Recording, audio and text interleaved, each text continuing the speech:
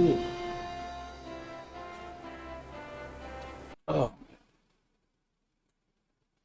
I'm still sick a little bit. My body's still aching right now. It's not as bad as it was last night. My body's still aching. Tomorrow I should feel a lot better. It's all plucked up though. Yeah, it feels like, you're getting over a cold. Yeah, I don't feel awful, but I don't feel great. 70%. Hopefully by tomorrow I feel like 90% and go back to work. I don't like being sick. But yeah, my body was aching really bad earlier. My arm still hurts though. It's not as bad yesterday. It was really just a lot of pain. But luckily it's not as bad. It's more the aches. The aches is what's bothering me. And I said my whole body aches.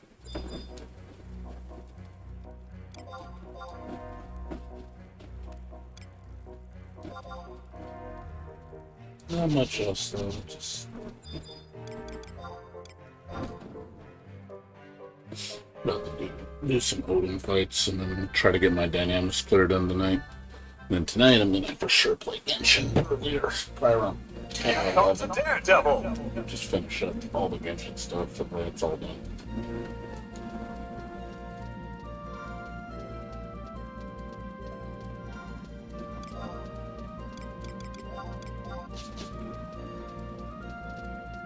Ooh.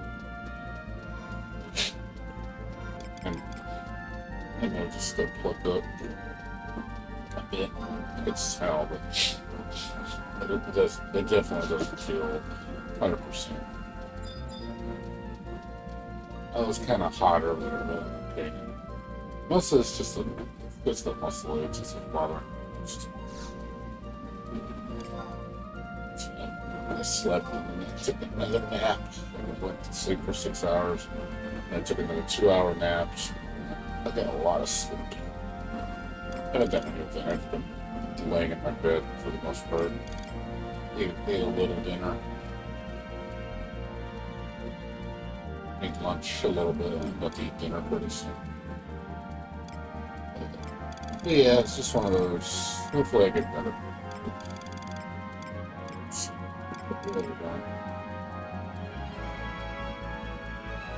I like feeling like $100, $1,000,000.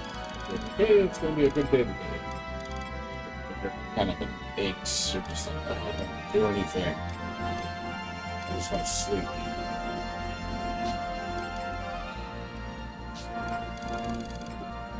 More sleep, please.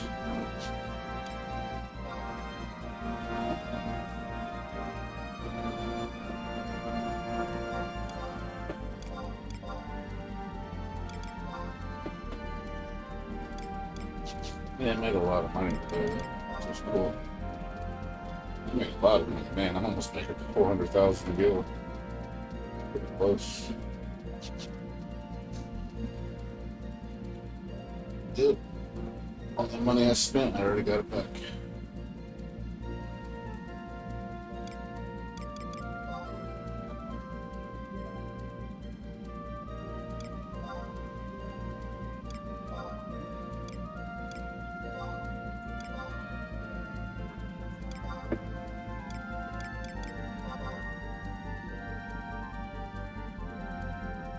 Yeah, so,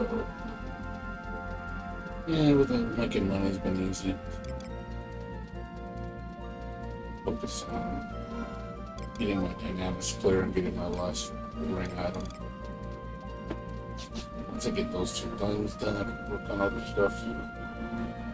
I think I'm done for the most part with high tier battlefields. Minus a couple minor things, but it's not really something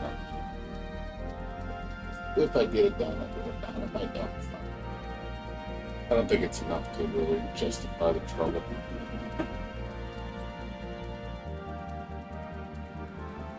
Getting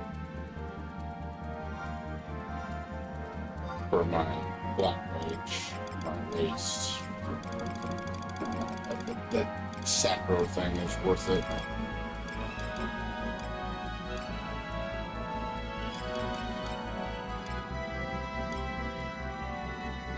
It's a Nara. The other one gives like 8 intelligence, 8 magic attack numbers, so not 8 magic accuracy, so it is a little better. Like slightly better. But I don't know if it's like worse. It is better. Would add a bit more damage, have a little more accuracy.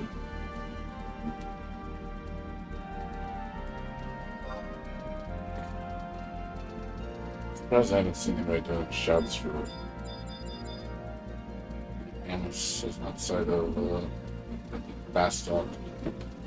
There was a way earlier run in Bastok, but I didn't want to do that one. I could have got Bastok and Gino done, but I don't need those. I'm never going to do it. I can never guarantee that'll never happen. And then I'll never try ever do an Ionic unless someone did it for me really cheap. And then I would do it, probably just for shits and giggles, but it's not like something I need.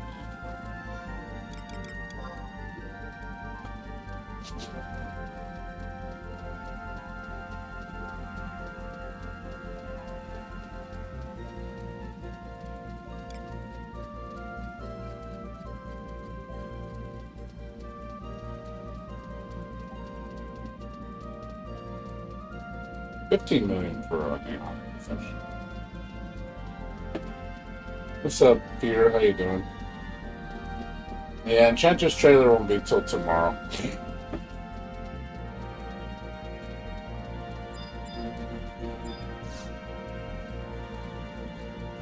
You're not going to see Enchantress till tomorrow. They're not going to release a trailer on the weekend.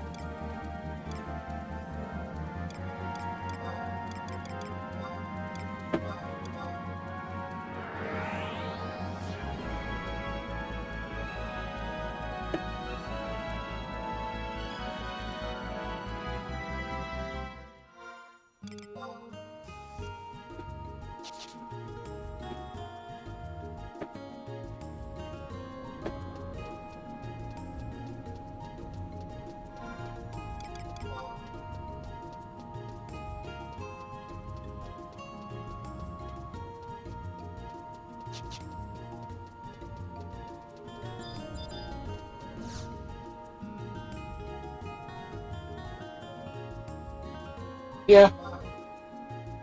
Well, we don't know if that's the last trailer. It could be another trailer. We don't know. We could see the boss trailer. We don't know if he's a playable character. He might be a secret. You don't know.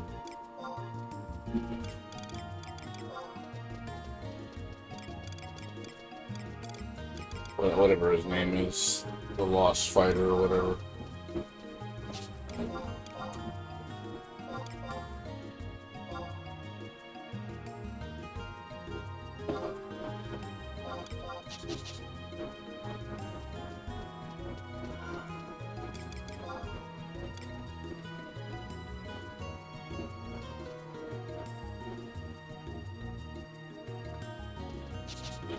Oh, people were pretty stoked about Swiftmaster, or was it? He was probably the most hyped character for a lot of people. His moveset's pretty interesting. He's like, the way he controls wind and how he moves around, it's a pretty interesting playstyle. I think he's going to be really strong. Especially with his mix-up game. Mix-up game is going to be really nasty. So, possibly a very unorthodox character.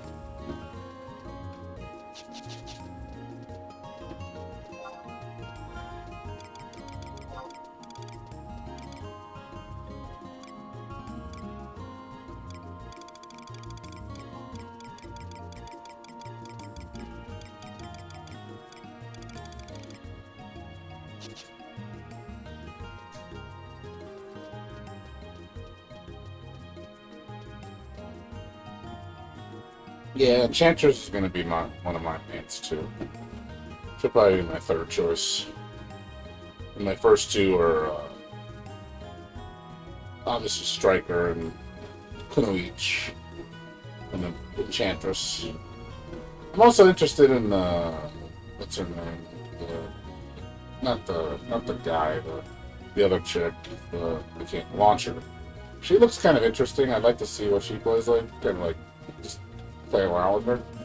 She looked kind of interesting. Kind of reminded me of Noelle, but I have to see because I do like Noelle's gun kata style. I have to see.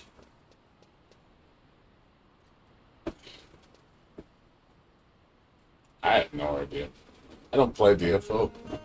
My friend, he's a DFO expert. Like, if you met my friend, that's his game. Like, he knows everything about DFO. This fucker he's played for like, I think going on 9-10 years, or something like that, ever since the game came out. So, yeah, he's like super hardcore DFO player. Like, he would teach you a lot about DFO. He knows the lore, he knows the characters, he knows a lot of shit. So, that's his game.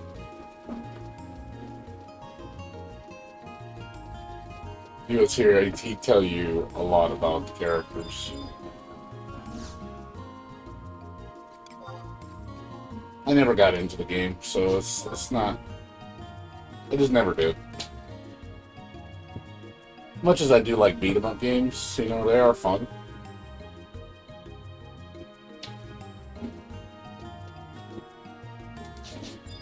But I would have to do a lot of work on that game to get ahead, just to get caught up.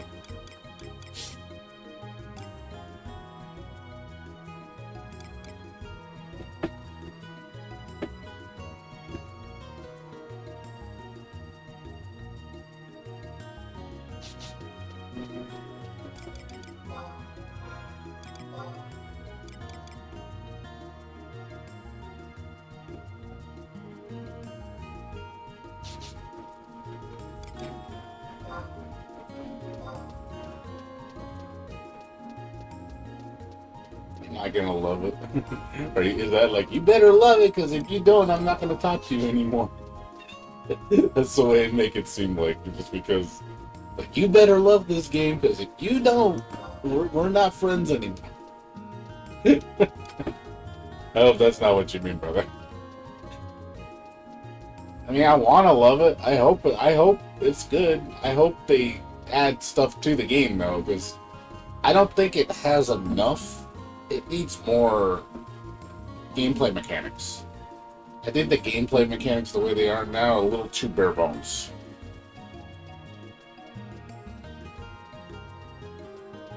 I think a lot of people can agree with that. They've played the beta, but it's a good game. It has a good foundation, but it's I feel it's lacking a little. Like, it needs more mechanics. There needs to be, I think the mobility needs to be a little better. I think there needs to be, like, air dashing, you know, maybe some type of deflect mechanic or something, you know. Again, mobility in the air doesn't feel very good. I will say that, because you jump in the air, you're just like, okay, you're committed to the air. There's only a couple characters that can move around in the air, like Kunoichi can because of her moves, and then characters like, what was her name? Dragon Knight can fly. But I feel that they need to add a little bit more in the air department. I think the air just feels a little lacking. Also, the alpha counter move, that move sucks. That's like universally. A lot of people think that move is just garbage, and I'm like, it is garbage. It's super garbage. Super expensive move that's not very useful. But it doesn't get people off you the way it should. And it costs too much. You know, the 100 meter for that move is just complete trash. You know, it should at most be like 75. 50 might be a little too low. But 75, I think, would be a better consumption meter. Or maybe make it like a separate bar or something, you know, so it doesn't integrate with the actual MP meter. something like that. There needs to be some change there. And I also think it needs a defensive role. Like, you can actually, be in block state and then you roll out of the block. So you can, like, get past somebody's bullshit. Like, if they're pressuring you really bad. So you're not just, sitting there and just in a block string pressure, you can't do anything. Or like a move like, Fire Wheel from Inquisitor. You're not sitting there where you're just locked down and you can't do anything. And I'm like, that sucks. There's instances where she can literally just lock you down forever. They've shown it. They've shown her have her infinite wheel pressure. Well, when I say infinite wheel pressure, I mean the wheel pressure that's so strong that literally it will keep you in pressure enough for her to break your guard. So that's really OP. The fact that you cannot get out of it. Like, there's no physical way to get out of it. You just have to sit there and take it. So she's already... Guess what? Here comes a fucking potential full life combo. Because there's nothing you can do. And they've shown that she can full life combo you from it. So, if you got that kind of... If that type of thing is in the game, you won the game. You literally... You can condition someone to get into that one block string, you're dead. They're dead. They literally just throw down the controller. Because it isn't even that hard what they were doing. You just do it at a range. You get it max poke range and just do the pressure. Because they cannot get out of it. So I think they need to have ways to deal with people's bullshit. I don't mind them having bullshit, but give me tools to deal with the bullshit. Like I said, you got to give me an option where I'm not just locked down and I cannot do anything. That's not fun. Because then it's going to be like, who can do the bullshit first? Some characters don't have that level of bullshit. They really don't. Some characters Grappler does not have that level of bullshit. He or even Striker, I don't think is that level of bullshit. Like, her dive kick's the only thing she can really spam. Because once she runs out of meter, she can't really maintain pressure with everything. She needs meter to maintain pressure. So, but yeah, the only thing is dive kick. And if you got a move that can deal with it, then sure, she's not much of a threat. I think people give Striker a little too much credit. Like, I think Striker's mid-tier at best. Like, she's solid, but she's got weaknesses. I don't think people think they think she's God tier. I'm like, no, she's not. Believe me, God tier is characters like Berserker. He's God tier, or upper tier. He can destroy you with because he's got access to one of the best tools in the game, which is sacrificing his life. Guess what? He gets free cancels because of that. He literally can just cancel whenever he wants to by just sacrificing his life, and then he gains life back. He's like Ragnar. So it's like, oh god, that's so fucking stupid broken good.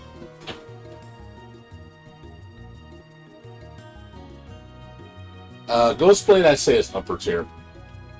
He's pretty solid. He's got a lot of range. His moves have a lot of range. Huge hitboxes. Fairly fast, fairly safe. The only thing that's killing him is he has no DP. He has no get the fuck off you move, which is kind of weird. Everybody else has one except him. So I think that hurts him a lot. He had a DP move, he'd be a lot better. Because then he wouldn't have to he could just get people off him when they pressure him. But yeah, he has no way to get people off him. Outside of, hell, supers don't have any iframes, which is kind of weird. I was kind of surprised, Dragon Knight, I'd say mid-tier. Maybe low. Mid-low. She's pretty honest. She just has that... Her fly triangle dash is probably her best gimmick. When she does her fly cancel and she dives down, that's just scary. Outside of that, though, she's kind of honest. She doesn't have a lot of other bullshit in her arsenal. I think it's just it's literally the pressure with the triangle dash. You know, it kind of reminds me of Magneto and like Eno and stuff, that kind of thing, where she could dive in on you really fast and maintain pressure. But outside of that, I don't think she's that strong. Kunoichi is deadly. I think Kunoichi in the hands of a master is upper tier. I think Kunoichi can really destroy you if you know what you're doing with her.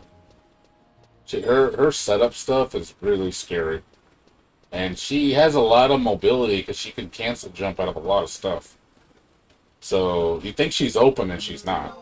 And then she's got moves that keep her safe if you try to retaliate. Like her jumping shurikens are really good, as long as you don't block them. If you block them, she's going to get in trouble. And her DP is really good because she could charge it. I was like, okay, that's really fucking good. So yeah, I think Kunoichi is definitely upper tier.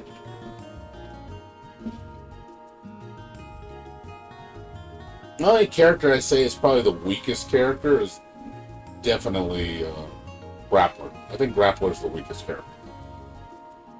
I think he has a lot of problems dealing with certain people's shit. Like, he has a reversal, but he can't deal with fireballs.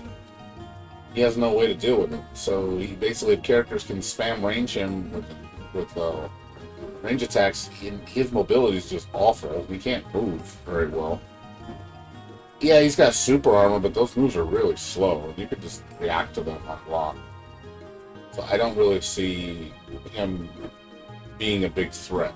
He has a really strong lockdown pressure move that you literally can't move. But outside of that, I don't see him being a big threat. I don't see him being like, oh god, you gotta watch out for Grappler. It's just like, that's really all he's got. And his super isn't really a reversal per se. It's not literally like, oh, if they jump in, I just do it and I grab them. It doesn't work that way. You have to be right next to him. So as long as you jump and you do moves, you can't do anything. Like his super is not very good. But yeah, if you're like, now if he blocks you and then you are open for a sec, yeah, he's gonna grab you.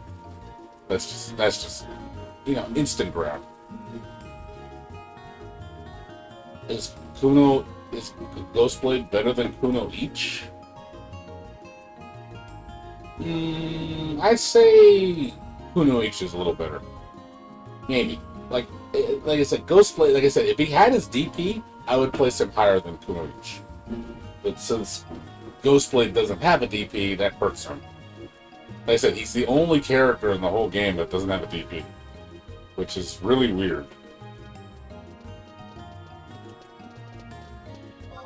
Sorry, I'm just waiting for my friend though.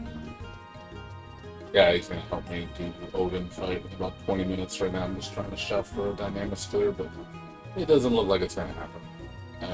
I've been shouting since 1 o'clock. I came on at 1, I shouted for about an hour, and then I took a nap because I was still recovering from being sick. And it was still nothing. I say top 5. Ghostblade is top 5. Easy top 5. See, the problem is we don't know the new characters, so I've only seen bits of the trailer. We don't know if anything is going to be changed when the game comes out. Are they going to change anything? Is there going to be like patch notes day one, like, hey, we've made some changes to the game that have changed since you played the beta?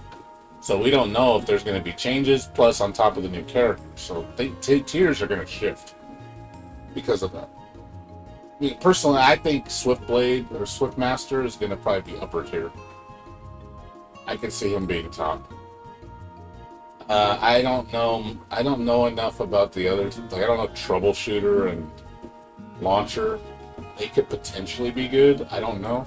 Enchantress, I haven't seen her video. I've only seen the small glimpse, the leak footage we saw of her, and she's in the latest trailer. It's basically confirming she's in the roster. But you don't see gameplay of her. I'm just curious what she plays like. I mean, she's gonna obviously be a pet. Usually a character that has pets can be really deadly because of them having, if you can master both controlling her and controlling the pet, there's a lot of control there. You can control the battlefield because the other character has to worry about, the pet in addition to you. So I could see potential like really nasty pressure with her, or like maybe sandwich games where she's like sandwiching you between you and the pet. So I don't know. Again, I need to see what she plays like. I've just seen her super. That's the only thing I've seen. I haven't seen any of her tools, so I don't know. I've never played her. I've seen my friend use her in DFO, but that's not. I mean, I can kind of get an idea what she might have. Yeah, I mean, they could have changed Ghostblade and say, hey, he's got a DP now. And I'm like, oh, well, that definitely changes the here. You just don't know. You don't know what they're going to do. They might add new mechanics. They might say, hey, we added we changed the alpha counter. We added a defensive role. You don't know what they're going to add. They might say, hey, there's an air blocking now or air pairing. You don't know. Because adding stuff like that will change the game significantly. You will have a completely different game. Then it's going to get really scary. Because now it's like, okay, all these new options you have makes each character's tools different and stronger, because now they have ways to deal with certain things. So certain characters might not be as big a threat, because now you have new tools. But it also might make those characters use those tools and make them more threatening that way. So obviously I think more is better. I don't think less is better. So I hope they add stuff. I really want to see them add more mechanics. I just think the mechanics. I think the mechanics are lacking. I'm just being honest. If you just gave me the game like this and say we're not changing anything, I would be like, yeah, this game is gonna have problems in the long run. Like I could see the game dying because people are gonna figure out the meta and realize there's no counteracting to the meta, and then they're just like, okay, well now everybody's gonna just do this, pick these characters. There's no way to deal with any of it because the mechanics are so lacking that there's no way to deal with bullshit. So that's where I think characters like Striker are weak, because they have no way to deal with people getting on them. Striker has I think the worst get the fuck off me move, get the fuck off me type scenario next to Ghostblade. Like her DP is garbage. It has no iframes for shit. I think it has one iframe in it, which is not worth it because you're gonna trade hits. And it launches her super high into the air, which just makes her she's just ass. She's her goose is cooked. It's like, oh, she DP'd. Yeah, I'm fucked. Because I can't do anything. She's got the worst DP in the game. By far. I think her DP is complete trash. Everybody else's DP, I think, is reasonably good.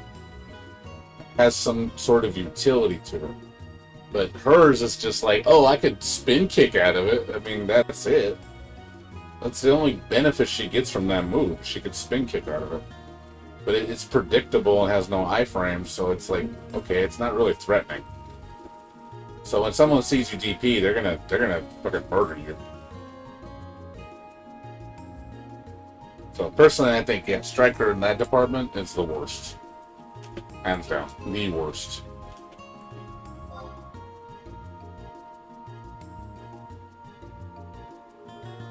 I hope they buff her DP. If you're gonna make it have that much vulnerability, you need to make that move have more invulnerability, more iframes. If you're gonna make her that vulnerable on recovery, you got to give it more iframes. I just think the iframes is really lacking for that move. Not saying it has to be ridiculous iframes, but way more than it has now. You should be able to use it as a retaliation if someone jumps in on you, or if somebody's pressuring you really hard. You can DP between block strings. You should be able to hit them, not you get hit. I mean, that's like Dan Hibiki levels of bad DP back in the day when Street Fighter 1. Street Fighter 1, Street Fighter 2, Alpha 2, you know, when his DP was like complete ass. Now it's actually a decent DP. But yeah, before it was like, oh man, that DP is garbage. Don't ever use it on somebody as a reversal because they're going to just trade hits with you. Trade hits or you'll lose the battle. And then he has a shining one where if he does the shining one, he has iframes for like 2 frames. I'm like, that's not very much. That's pretty crappy. Like, it's better than having no iframes, but that's pretty crappy.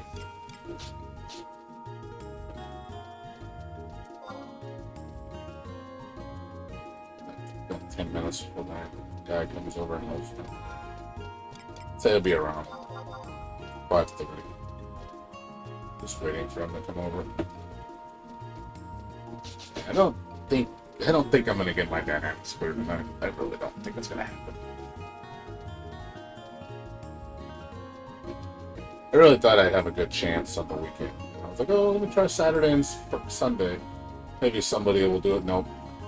Nobody's doing it. But fuck, man. I'm gonna have to get with this shit. I want to get this done, man. I want to get my fucking relic done. I got money to spend. I want to spend it. Got all this money ready to go for my Dragoon and my Thief. Got, like, what? 140 million ready to spend on both of them. So it's like, I'm ready to upgrade my relic, man, to max level. I really am. Want to do it, man. I want to get that leveled up all the way to max.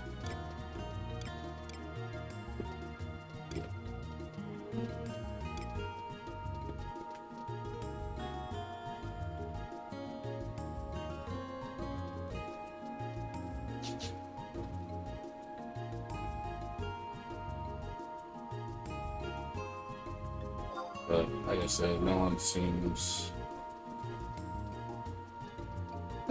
interested in doing it. They just want to do all the other zones because they can get like tons of buyers, I guess.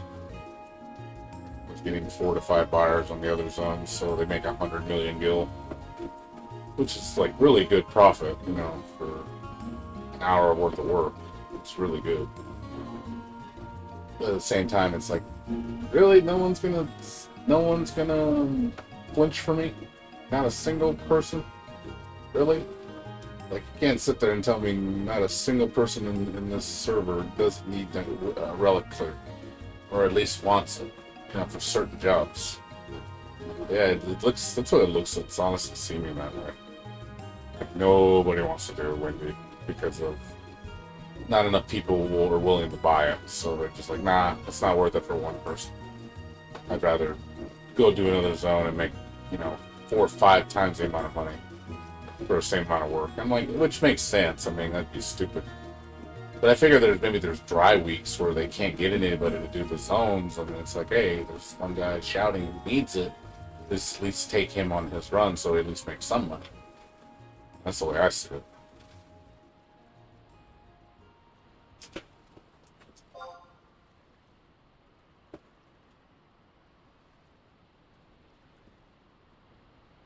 After we do my Odin runs, I'll see if we can shout again.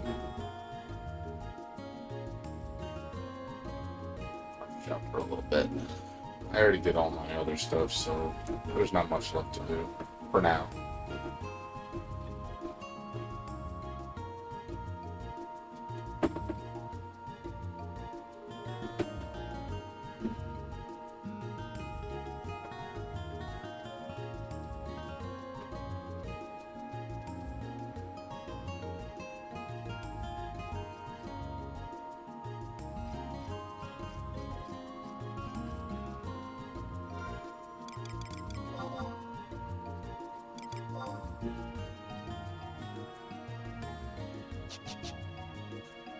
There's a lot of games coming out this week too. We got the Turtles fighting game, Turtles beat 'em up game, and the Overlord anime games coming out this week, so I'll have those. I'll be playing those this weekend. And the following weekend, we got I think Death Smiles comes out on the 26th. Some other game. Oh yeah, that horror game comes out too. Phobia. I think that comes out this month too. And then the next week is getting up to it. So I can't wait for my vacation starting not this weekend, the following weekend. A 4-day weekend off this coming weekend. And then I work 3 days and I'm off 12 days after that. So it's gonna be a nice vacation. I'm only working 3 days this week, prior to 3 days, off 4 days, work 3 days, off 12 days, work 3 days, off 2 days. I'm like,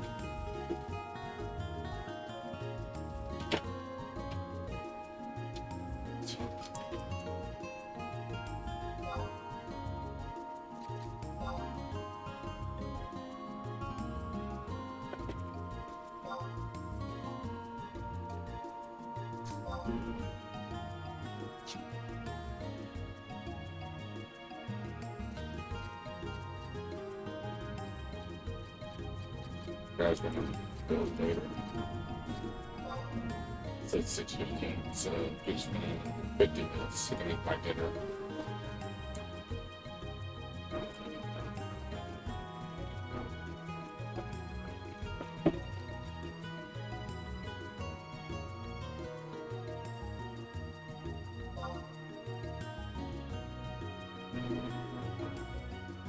This is gonna help me in like 50 minutes or an hour.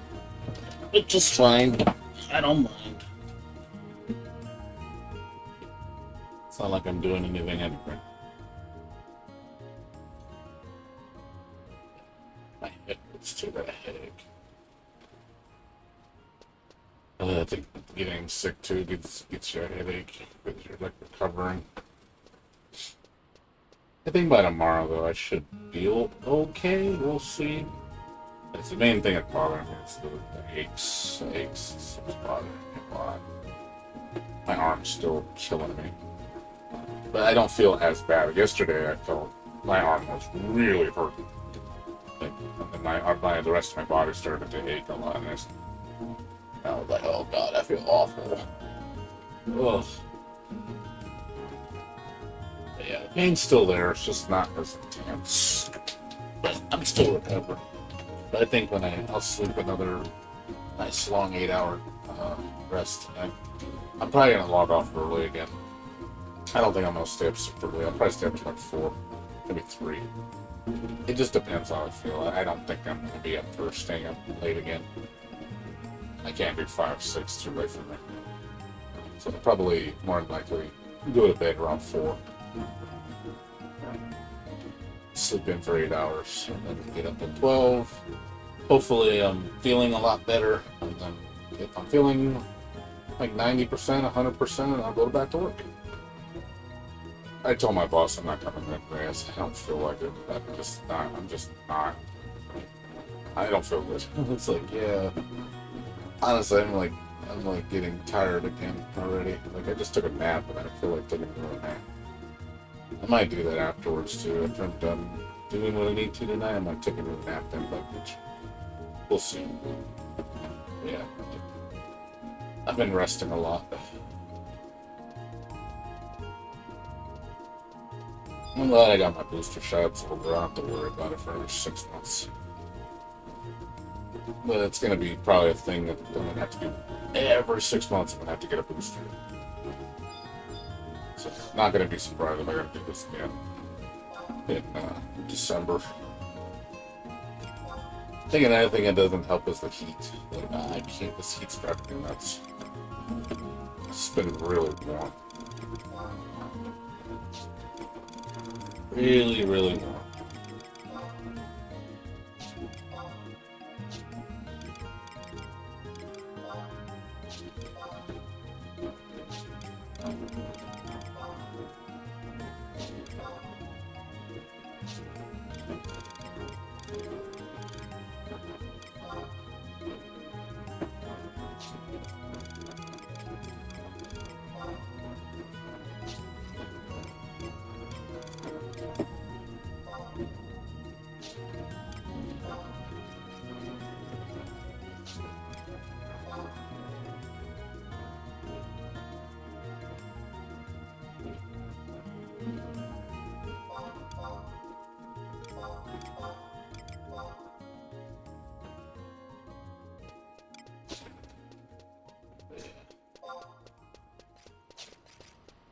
And then by the end of next week, I should have all my chores and everything done. I really don't have much left to do. I gotta go talk to my broker on Tuesday for investing my money.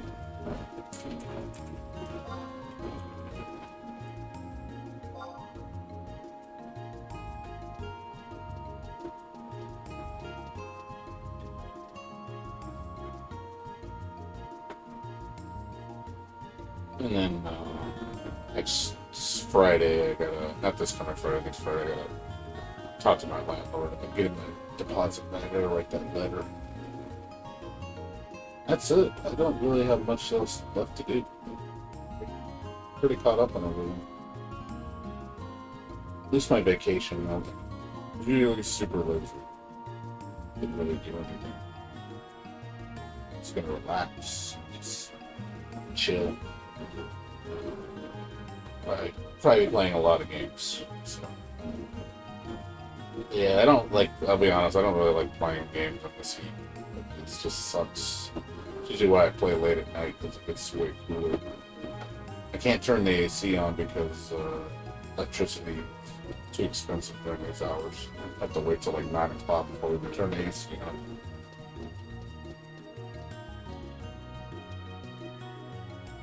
Between 4 and 9, we can't use AC because of the rates being too high. So usually, if we turn the AC on during the day, it'll be from like 10 to 4. Then we just close all the doors, keep the cold air in. And when it gets late at night, we just open all the doors so all the cold air gets in. And we shouldn't need to, but yeah. But in between 4 and 9, it's kind of miserable in there.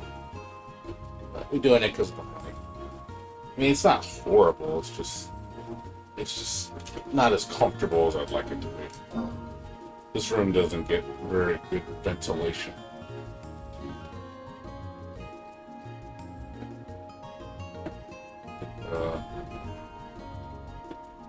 Ventilation in this room is by far the poorest.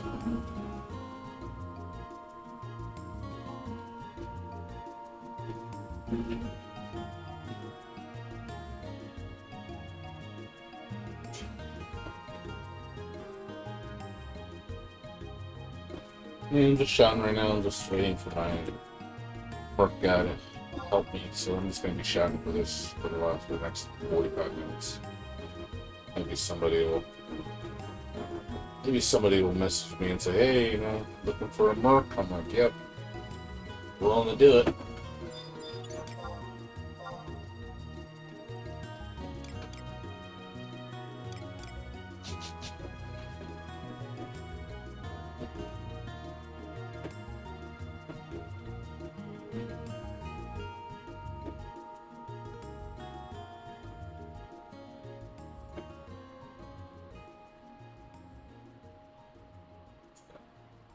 Not gonna be doing anything for a bit until my work guy just helps me with Odin.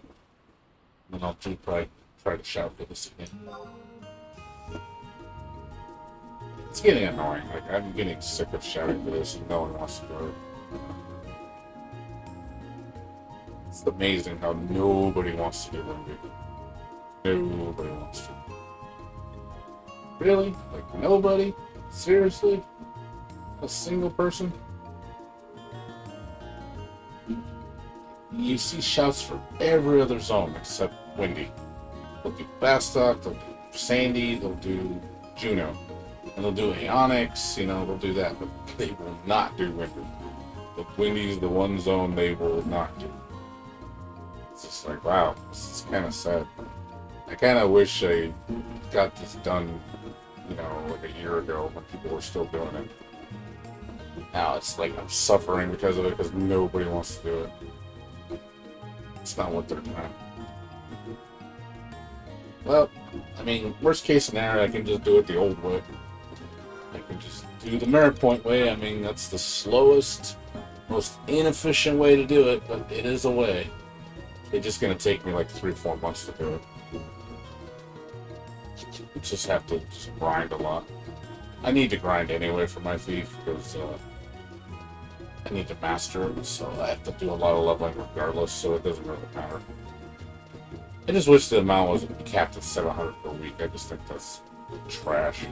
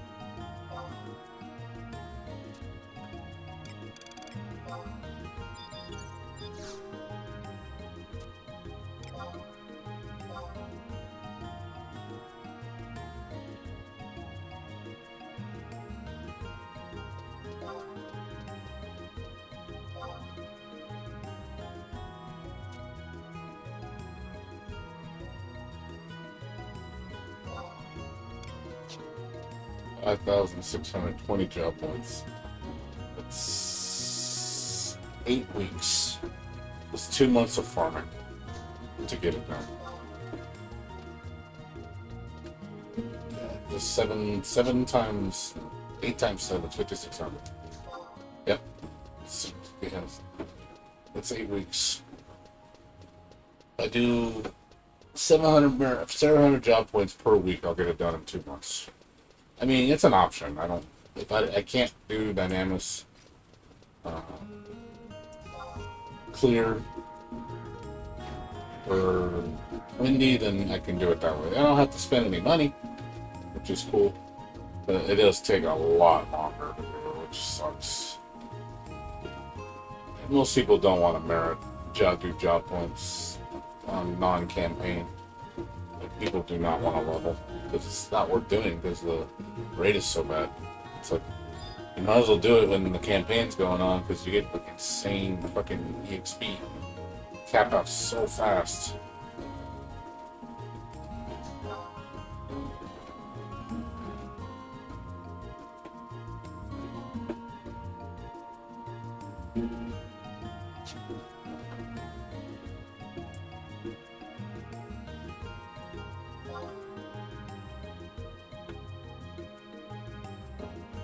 Oh.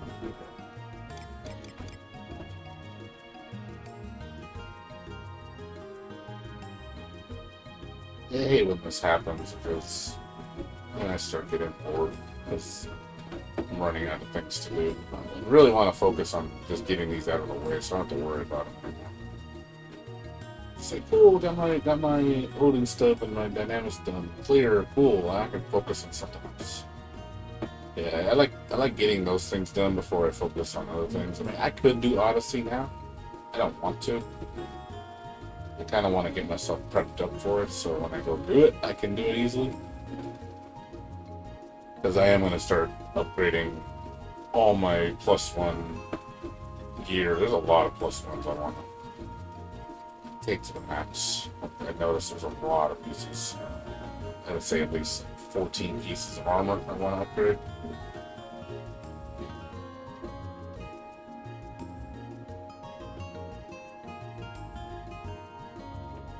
Yeah, I want to do like metamorph ring. I still got to farm that. I got to get the +1 so I can upgrade it. I want to get. I want to do the behemoth neck, which I already have that +1.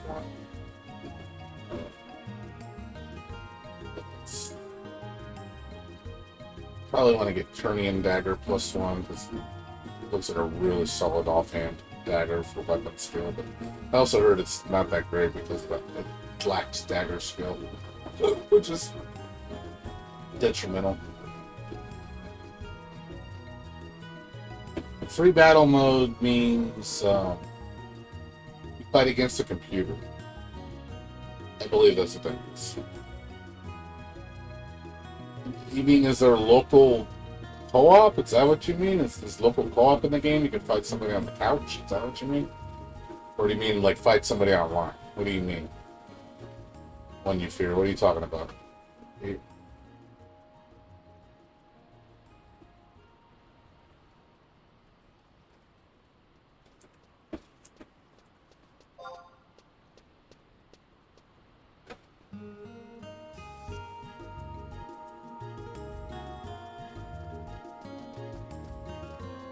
It should. I don't know why it wouldn't. It'd be kind of stupid if the player versus player was locked behind online only.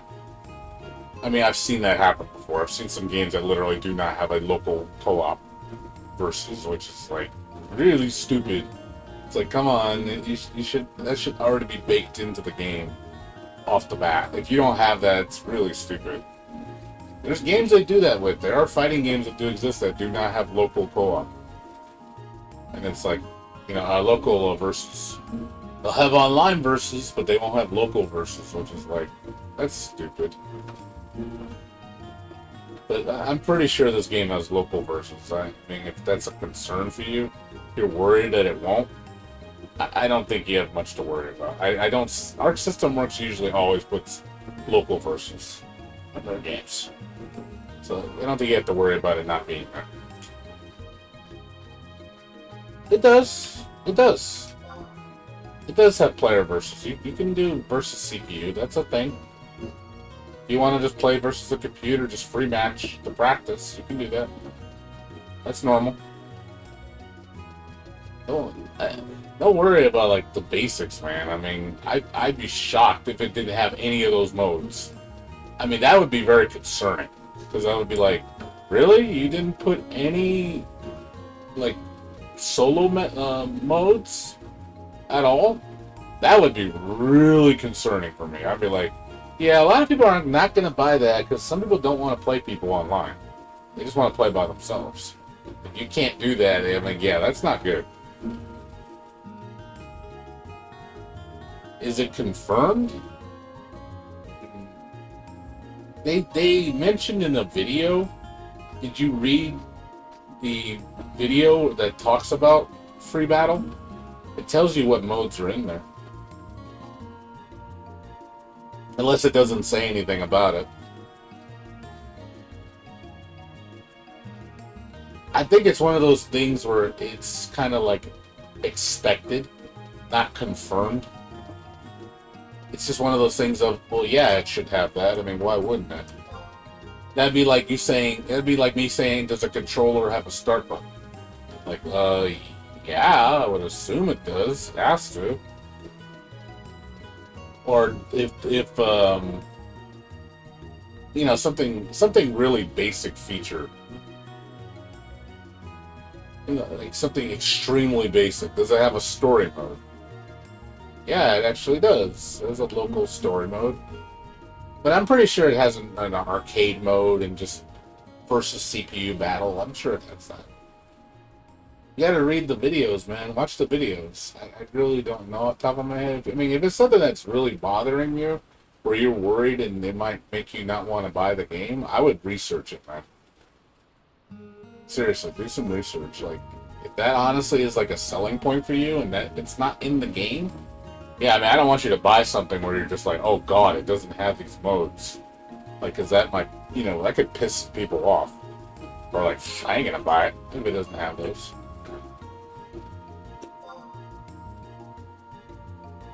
Check those videos, dude. I'm pretty sure the videos tell you. There's like 4 or 5 of them. Talk about online mode or, you know, local mode, you know, all that stuff. It tells you everything. The story mode.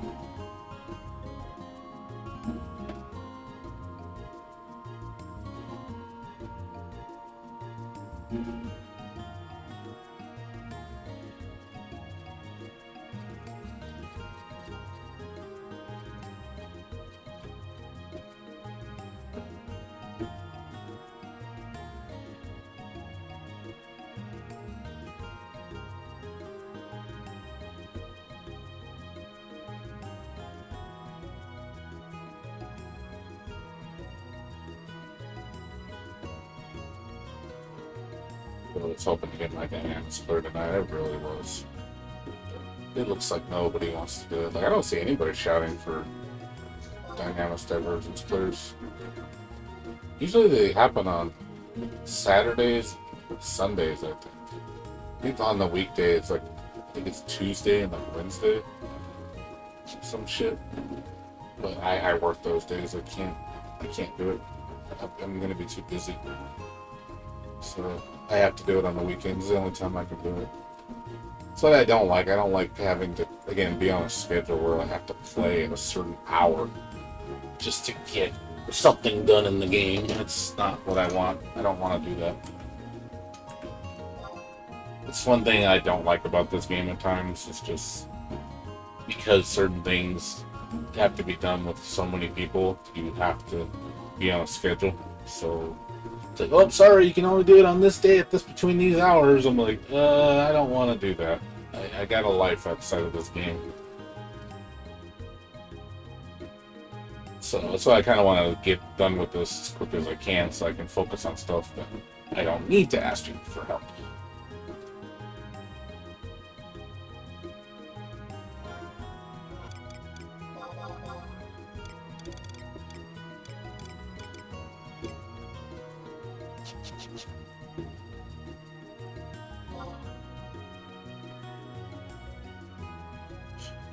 Sweating so much.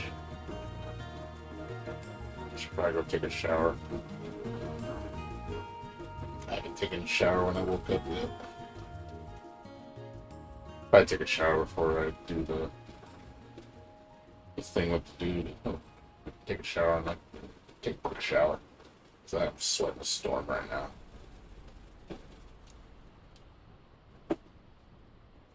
Yeah, I hope I feel good by tomorrow. Let's go back to work. Get the week done with.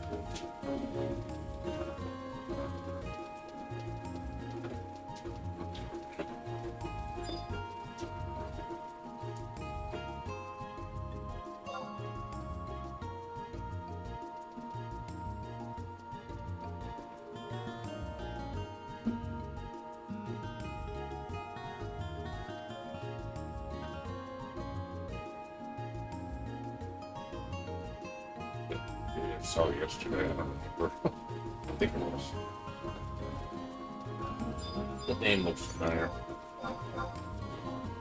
It's probably somebody in the chat that saw me before.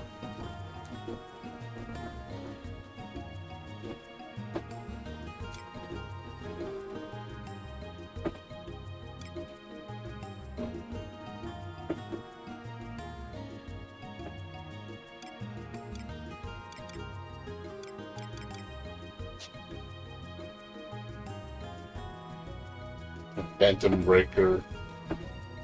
Yeah. The game was dead on arrival, dude. You knew it was. I mean, don't kid yourself, dude. That game was destined to fail. That game, when it came out, I think it had like what, a whopping like 30 people playing it, like at most. I'm not surprised it died already. Nobody cares about that game. That game was. I thought. I honestly, the way they overhyped that game and how much work they put into it, I'm just like, really, guys? You did all this thinking that this game's gonna sell? They must have lost so much money on that game. Like, seriously, you put a dub in it? Like, who the fuck cares about a dub for this old game? You know, I thought that was completely unnecessary. People would have been fine with Japanese on it. I would have been fine with it. So I don't understand why they put a dub on an old-ass game that nobody cares about.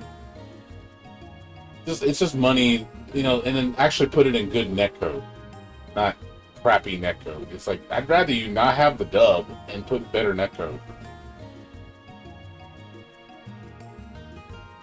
Seriously, I'll sacrifice a dub for netcode. Netcode is more important. Nope, they were so gung-ho about spending that budget on fucking English dubbing. So they were like, oh man, we're going to spend like tens of thousands of dollars to go put a dub in. Like, that's not going to pay off. So I really think they should have just not even bothered with that. They could have just actually put GGPO in it. Spend a little money, have someone program it for them. That would have cost them less money to do than to do a dub. Because voice acting isn't cheap, especially when you're hiring name voice talent. You know, I'm not saying they hired the cream of the crop, but they hired, you know, at least probably what, like 12 people or more for voice acting, the announcer, all that shit. So that's all that money they have to pay.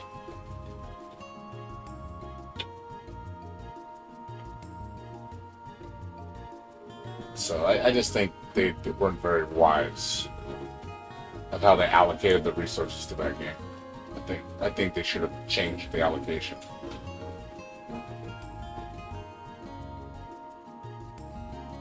What's up, Kotria? How you doing? What's going on?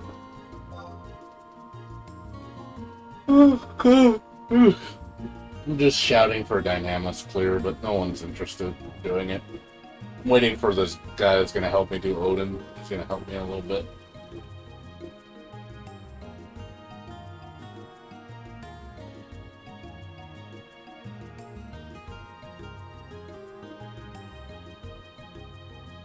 I'm trying to get Red Mage done.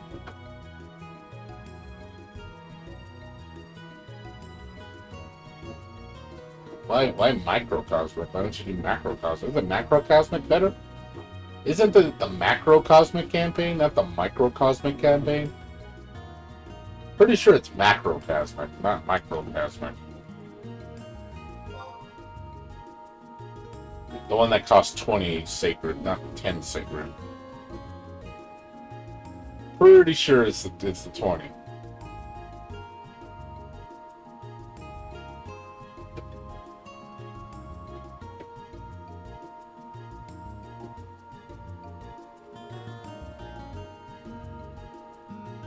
Oh, you need it from a micro? Oh, I see.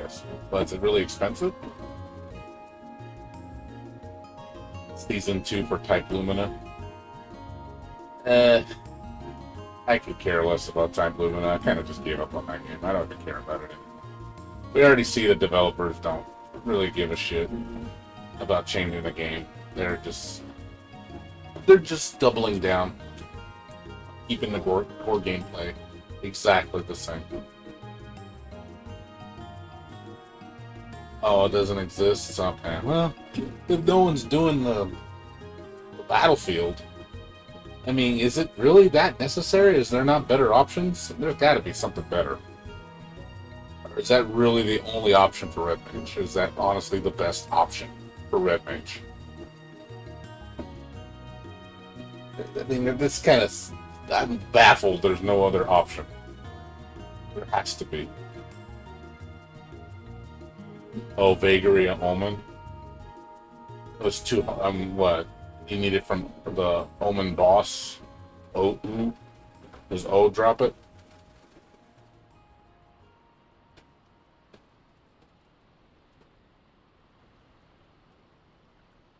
You're talking about the... What item are you talking about? Vagary, can't you buy with points? I'm thinking of something else.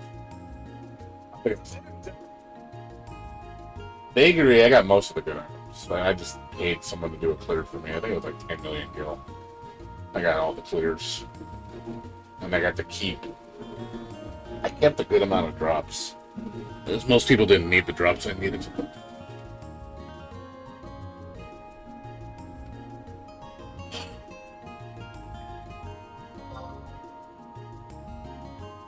Putraxia. Oh, Putraxia. I see.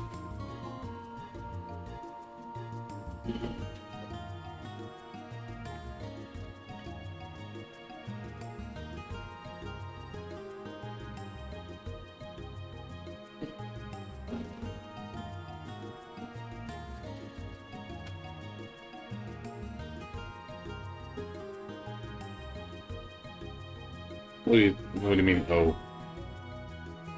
Oh, what?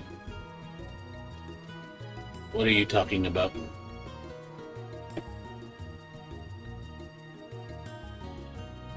There you go. Go get it from Unity then. What are you doing that BCNM for if you got a Unity Concord that's way better? Yeah, like always check your options, man. Like, trust me, there's a lot of options. You should never have to like do something stupid old to get the best in slot. It's rare that's the case. Rare. I mean, there's some exceptions to the rule, like obviously King Behemoth. You know, he's an exception. There's no ring that compares to his ring, like in the game. There's nothing that comes close to it. You know that's an exception to the rule. But yeah, as far as like most stuff though, it's like yeah, there's always something better, and sometimes it's easier to get it from the better thing. Is sometimes easier to get it than the older thing, just because of the accessibility, because everybody does it. So there might be a ton of the drop, or you could solo it now since you're so strong. Unity's pretty easy. Like Unity, unless you're doing the high level shit.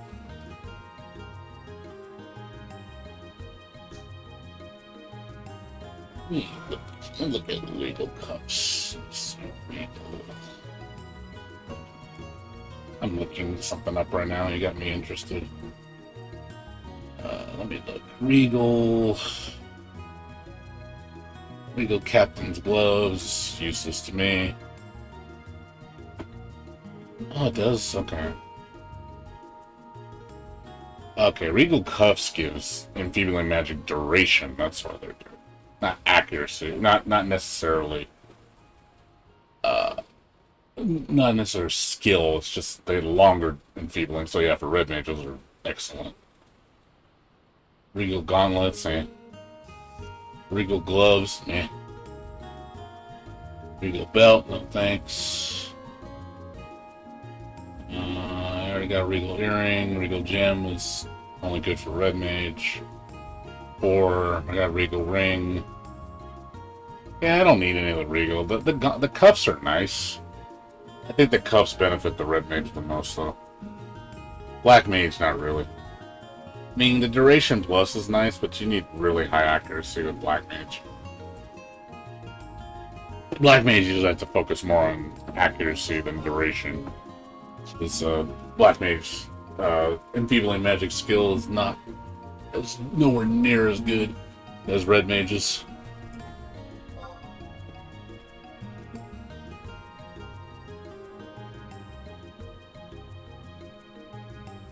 Level 122? Yeah, that's easy. What NM you have to fight? What item is it?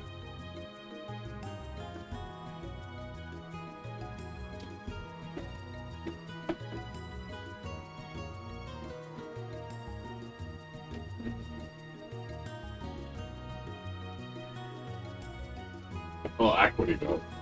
Isn't that the King Arthro NM? Am I thinking of the wrong one? Is that the King Arthro NM? Oh, the Joyous. Oh, you mean the one that spams 100 fists, right?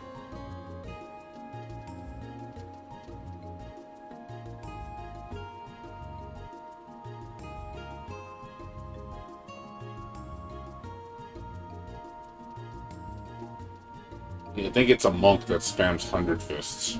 He hits pretty hard. So, you better make sure you have a good defense build. Or a damage taken build. Because he does hit pretty hard. Oh yeah, okay, so it was you. Okay. What's up, Ryoten? I remember seeing that guy, this shit, that's you. I thought I saw you yesterday, I was like, I think that's you? I was like, I wasn't 100% sure. I didn't know for a fact. Like, I didn't want to assume. So, okay, but that was you. Okay, so I wasn't wrong. It's all good, man. What's up with you? I'm just trying to shop for Dynamis Windy Clear right now, but I'm not getting any bites. Nobody wants to do it. I honestly thought I'd have a good chance today. I honestly thought somebody would have saw it and be like, "Hey, you interested? Like, we'll do a run if you're interested." I'm like, "Hell yeah, sign me up." But nope, not a single bite. Nobody wants to help me.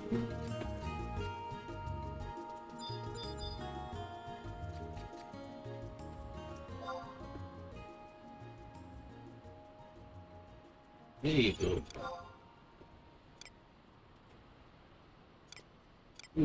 Okay, trying to get all the Yamamoto. Yeah, get your +2, man. Got a +2 this set, man. It's a pretty good set for Yamamoto's a good set for red mage and blue mage. Definitely get +2 on this. Then, of course, Estakur's cape. Get that maxed out. Waste you can get something better. These you can eventually get rid of. I don't use these anymore. Brutal's okay. Tal, that one's not that great. Staunch is cool, but not necessary. Yeah, I mean, you definitely need some upgrades, but they're working on it.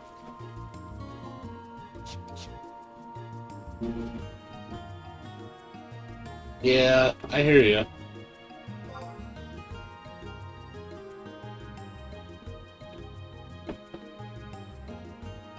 You'll get it done, Patria.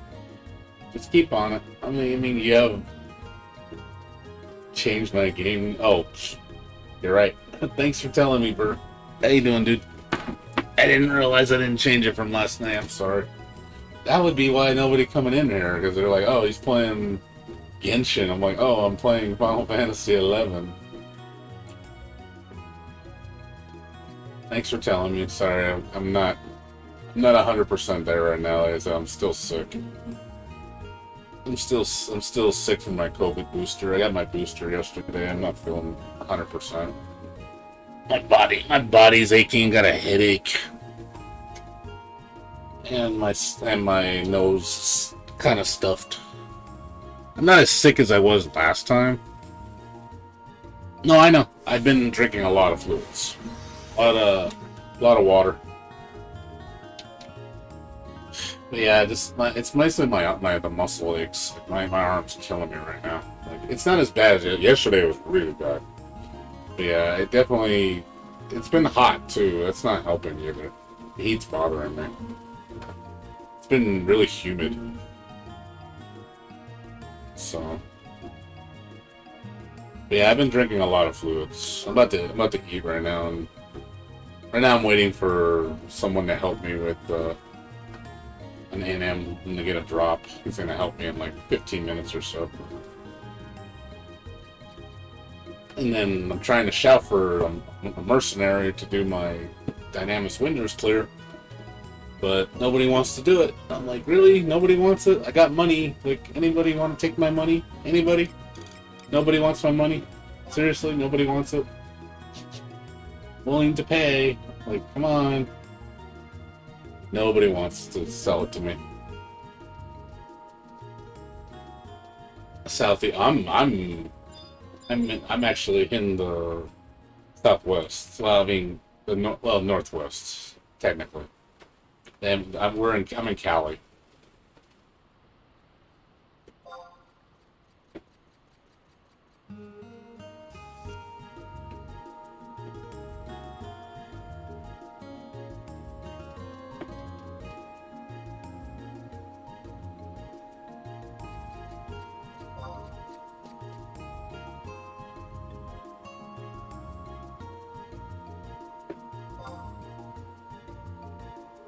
Yeah, it's been pretty warm lately. I mean, the summer's coming around. We're almost in July, so it's only going to get hotter. Yeah, and also I think the weather's fucking with me too. Like the change in weather. Usually, like, because you're changing from like extreme cold or extreme heat, and then vice versa. So your body kind of fucks with your body. Because it has to adjust. Yeah, before it was like, man, like a couple months ago, like it was nice and cool, you know, in the 70s, you know, the 60s, like it was beautiful weather. Now it's like 80s, 90s all the time, and it's humid, which sucks. Super humid. That's what makes it feel hotter than what it is.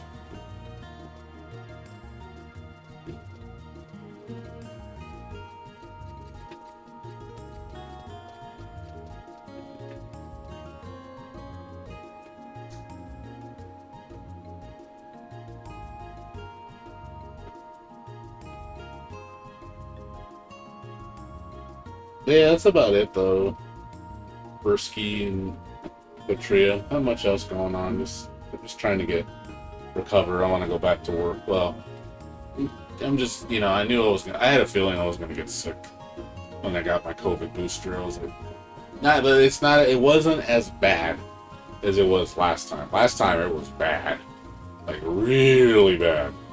Like it hit me hard, man. I was like, holy shit. I felt like I got the flu. Yeah, it does. It does. It feels like it's 90 degrees. Like you're not joking. I look at on my phone. It's like what, 75 degrees, and it don't feel like 75 degrees. It says right now it's 69 degrees. Bullshit. 69 degrees. That's a load of bullshit. There's no way it's 69 degrees. That is a lie. It feels like in the 80s, man, like high 80s. It feels warm, man. Yeah, humidity 79% humidity. That's really humid, and that's why I believe why it feels so much warmer than what it is. When the humidity is at zero, yeah, I'd probably feel fine. But since the humidity is so high, it feels like a swamp.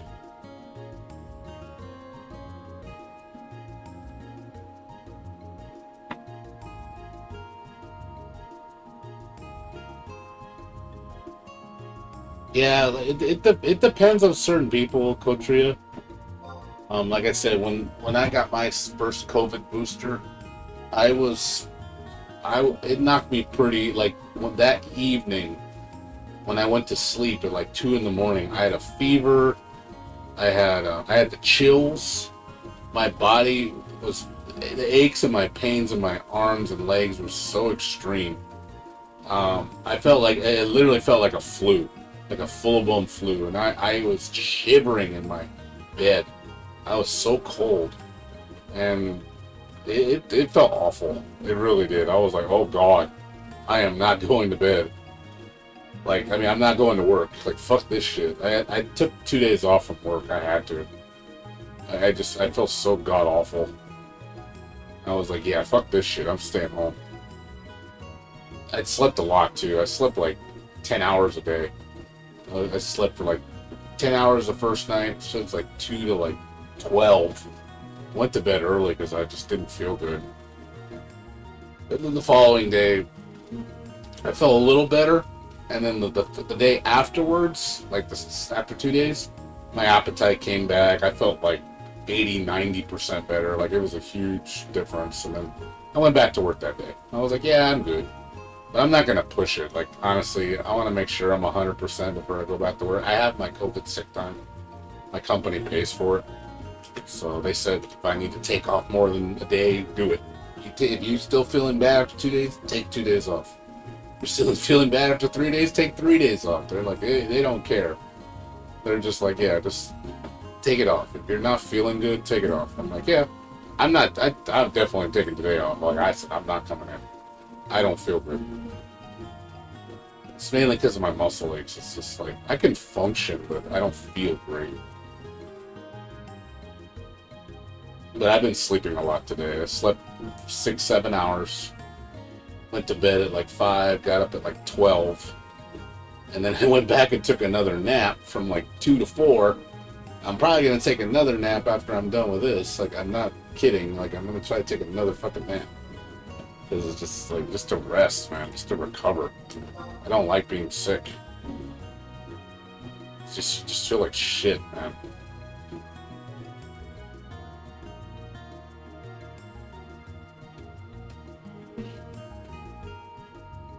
But yeah, it's not as bad. This booster was, I would say, nowhere near the severity. I still feel sick, but it's nowhere near as bad.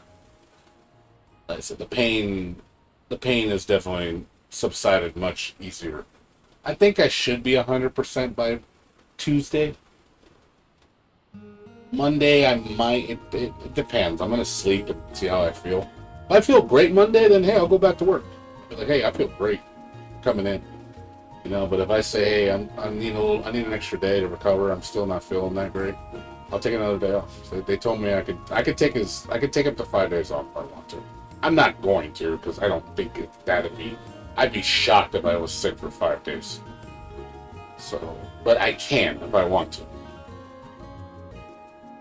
But I won't do that. I'm not going to do that.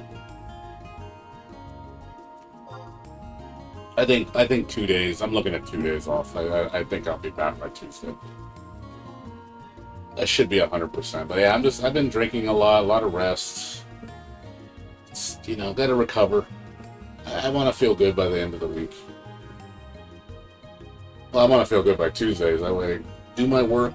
Because this next 3 weeks is gonna be great. Because, I come back to work probably on Tuesday, work 3 days. I'm off 4 days after that. I work 3 days, and then I'm off 12 days after that. And I work 3 days, and I'm off 2 days. Oh, man, that's going to be great. Like, that's going to be a nice vacation. Just like, oh, God, I don't have to hardly work. I'm going to be having so much time off.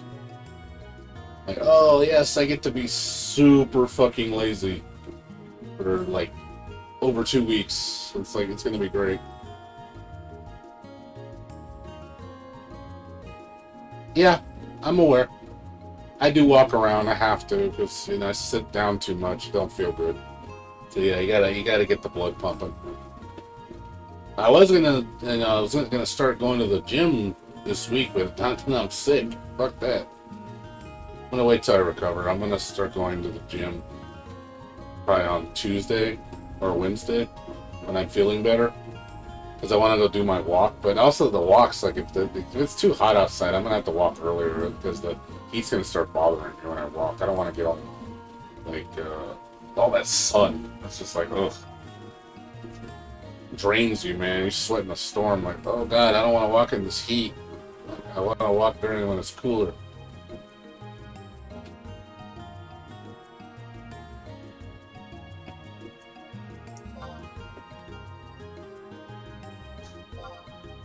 Yeah, no, it's cool, man. I'm okay, dude. I'll be okay. I'm not dying.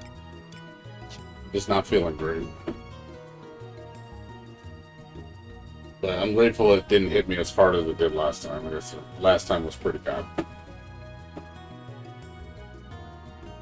This time it's definitely a fraction, but still not comfortable, I feel like I would say 60%, 70% around there. That's how I feel right about now.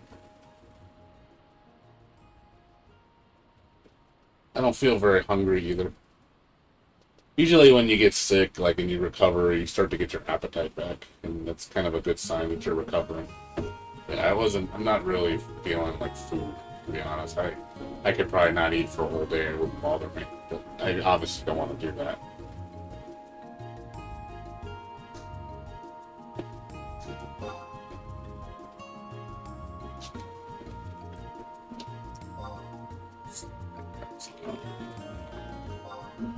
Where are you? Let's get ready.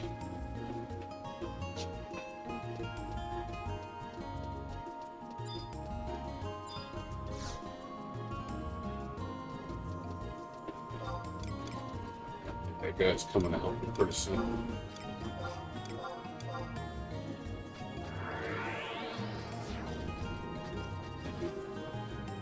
Yeah, not much else, dude.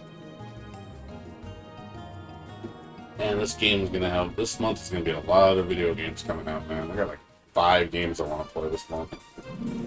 Got that Ninja Turtles game coming out at the end of the week. I got the Overlord anime game coming out the same day. Next week we got the Death Smiles game collection. And I got Phobia, that horror game, and that comes out the same day as DNF Duel. I'm just like, oh man, there's so many games coming out, I'm gonna have so much to play.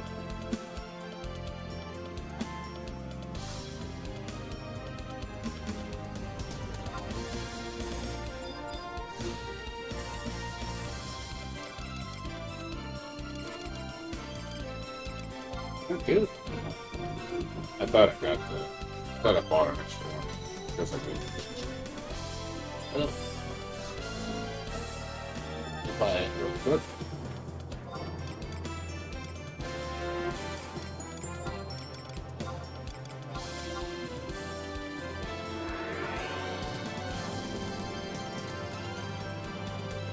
I heard there's a exemplar area in Crawler's Nest. I don't know where that thing is. I haven't been to Crawler's Nest in so long. Crawler's Nest? What the hell is this? Leveling an old ass area? What is this madness?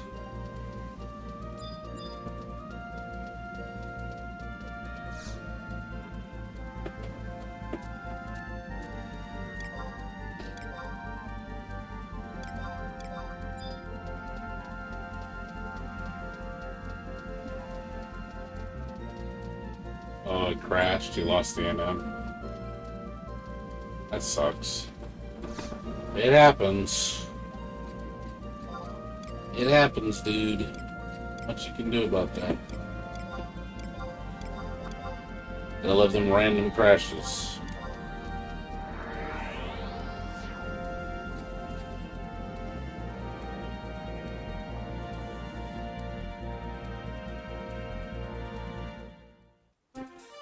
I mean, yeah, it's cheap. I just hope we get the drop, because obviously it's best to do those things on the Unity campaign, so you get double drops. Obviously it makes it a lot more... Like, there are already some Unity NMs I need still, because I need to do the upgrades for Odyssey, but I'm not going to do them until the campaign hits. When the double drop campaign hits for that, I'll do it. Because you obviously want to maximize your chances, so you don't have to spend as much time doing it. All customer support, they ain't gonna do shit.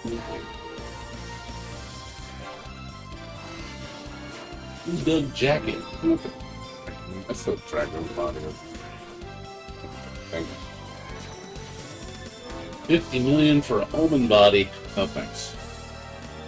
Maybe 20 million. Not even 20. Maybe 10.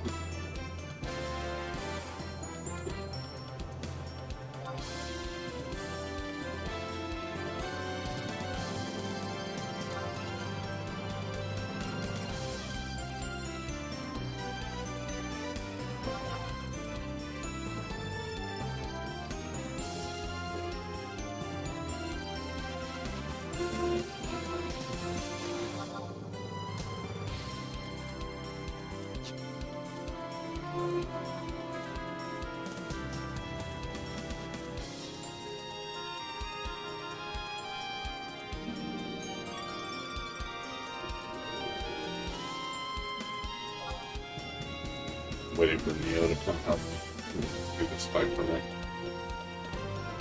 I hope it drops fast, so he can go home and go do what he needs to.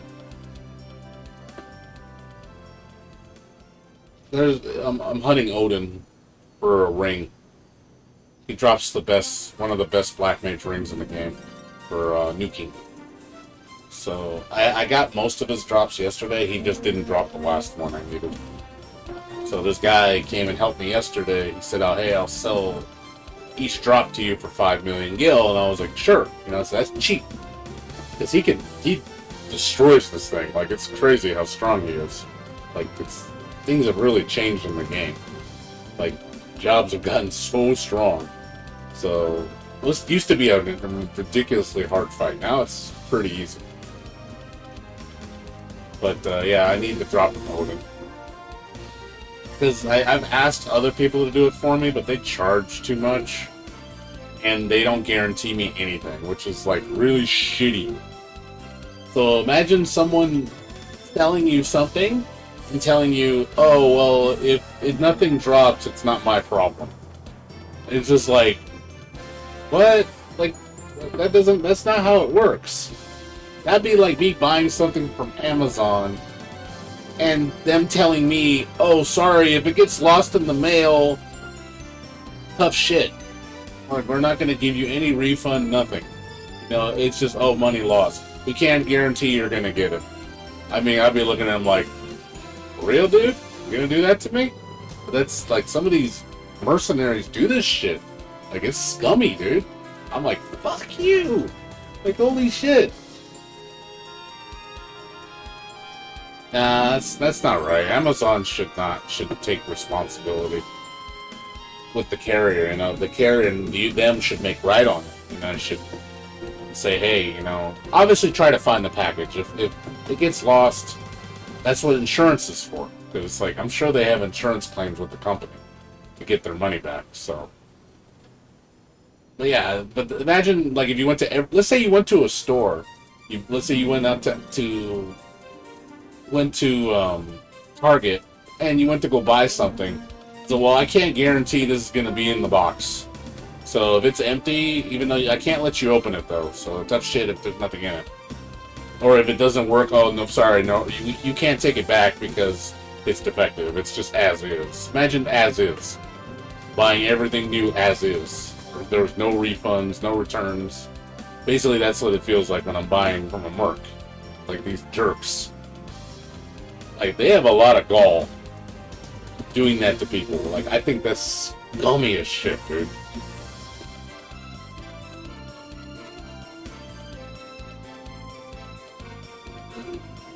So yeah, there's a couple people I've met that did the same thing. I told them, like, no, I will never give you money for you not guaranteeing me anything. Like, I'm sorry, that's just fucking awful. You should give me a guarantee I'm gonna get a drop. Like, you're paying for the drop, not for me to, not so you can say, oh look, I can do this fight for you. Like, that to me is like really shitty. So that'd be like, well, let's say you can't do it. So if you fail and wipe, oh well, no refund, sorry, because I couldn't do it, but I'm gonna keep your money. I'd be like looking at you like, for real, dude? Is this the kind of scam you're gonna run? You're not gonna guarantee me anything? I'm like, holy shit. Why would I hire you then? But yeah, there's people that do that. They'll tell you, oh yeah, we'll do it for you. We'll attempt it for you. What's up, Vic? How you doing? Literally, that's what I should say.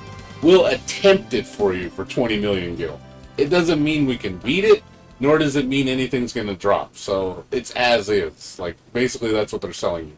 An attempt. So if the attempt fails, oh well, keep your money. Try again. It's like, so basically, it sounds like you're a con artist. You're conning me. So let's say this person is not capable of doing it. They just tell everybody that they'll do it for them, but they never win. So because they're not strong enough. But hey, I got your money. Whatever. Like, whoa.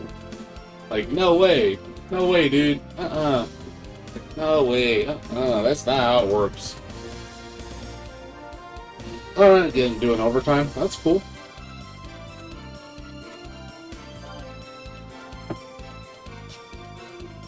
Like I said, I'm just waiting for Juggernaut to be ready.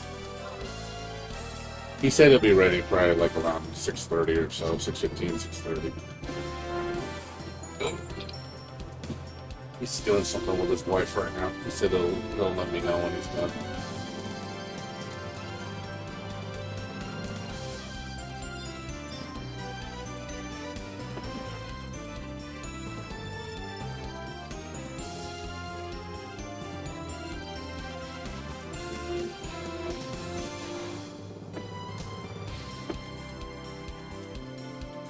That's cool. I hope you get some extra money.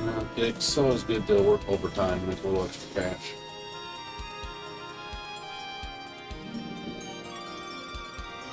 I will say, like I said, this month, man, I got a lot of extra money coming in from my job. And my next check is gonna be fat, dude. I'm gonna have a fat ass check. And then I also got a refund from my insurance company for my house insurance. They sent us like a $230 refund. Because our policy updated and we got a better policy for the price. Same coverage for like $200 less, so they sent us a refund. And then I got my deposit from the leasing office for my house was $1,500. We're getting that back too. I'll be getting that back next month. Yeah, come in. They already called me. Yeah, they said they're gonna give us $1,500 back, and then I got my bonus check, and then I got my retroactive check coming up too. So yeah, this month it's gonna be great on money. You're like, oh, it's gonna be so far ahead of money. I'm living the good life. This month was a blessing.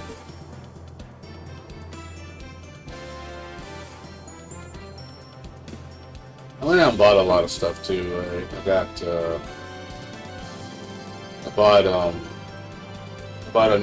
PS5, Midnight Black PS5 controller. I bought DNF Duel. I bought a couple new anime figures. I bought a Harley Quinn anime. It's like a shoujo version. She looks like anime style. I also got I bought a Hu Tao figure. I didn't know that they make bootlegs of them, and I saw them on eBay, and I was like, oh shit, $30 for that? It's pretty nice. Because I was like, damn, I didn't know they made those. I didn't even know Hu Tao was out already, and I was like, oh man, I want that. Waiting for them to make a bootleg Mona figure, so I can buy that too. Come in. You a little slow now? You're getting a lot of lag. Well, yeah, I was playing in Search to see Sandstorm, and the administrator kicked me out because my ping was too high. And things started unloading a little slow. I checked the speed run about 9 megs average. You try resetting your computer? Yeah. Still doing it? Yeah. I'm not seeing anything right now, but I noticed I couldn't watch my stream. It would keep loading. Yeah. So I basically stopped watching it, so it doesn't use up bandwidth. Okay. So it's probably, it could be lag. I guess I'm streaming right now. I know it's using up, the upload. Okay. So more than likely, that's probably something going on. Alright. So, but yeah, I mean, I don't know. I don't think anybody else is using them. Alright. Well, how long do you stream for? Most of the night. Most of the night. Okay, man. I might take a break later. I don't know. I might take a nap. Okay. How I feel. Yeah, I know, but it's been like this like the last couple of days. Okay. So it could be the heat. I don't know. I know they said like during the summer sometimes the speeds go slow. Really, 74 degrees outside, but it's warm. Humidity is like 90. Yeah. So it feels a lot hotter than what it is. It does not feel like, no, it says it's 69. Bullshit, it is 69. It feels like it's like 80 something. Yeah. So, but it's the humidity, that's what. Yeah. But I wouldn't be surprised if there was some interference going on. It definitely isn't running at full speed with it. Yeah. So, Or it's not like next weekend or something like that. okay. Well, it does though. I mean, that's not true. It actually does affect it. Upload does affect download.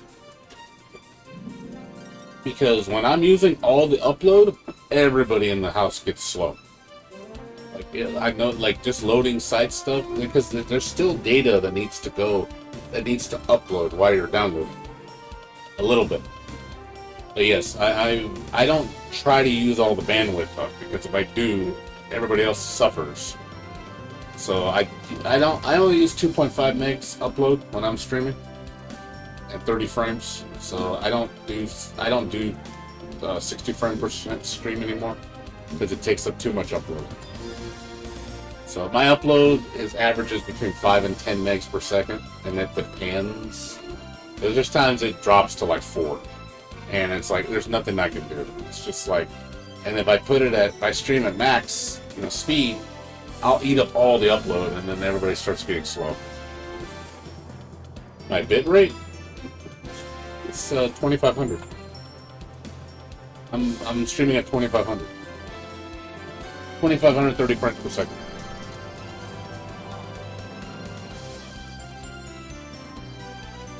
720p. No, I do that. I do that to be mindful to the rest of the people in the house. I want to fuck their speed though.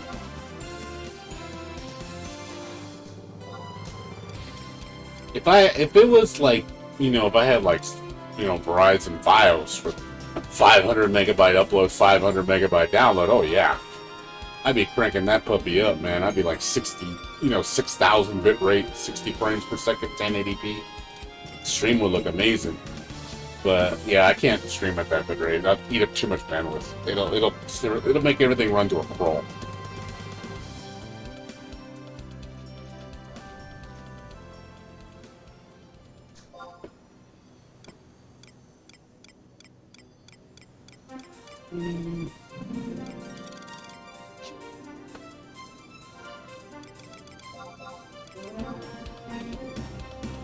Yeah, I noticed when I'm doing a search, it's kind of slow.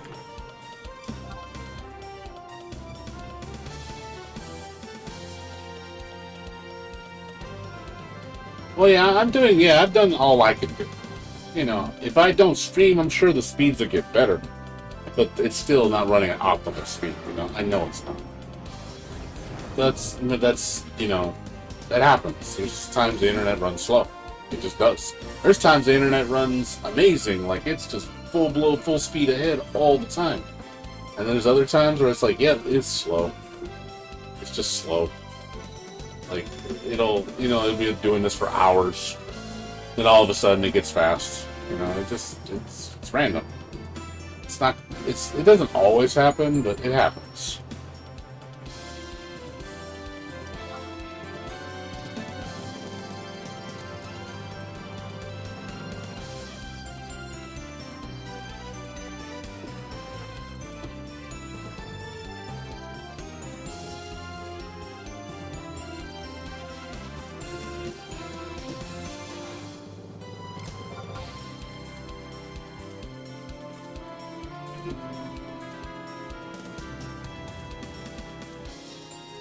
Max upload here.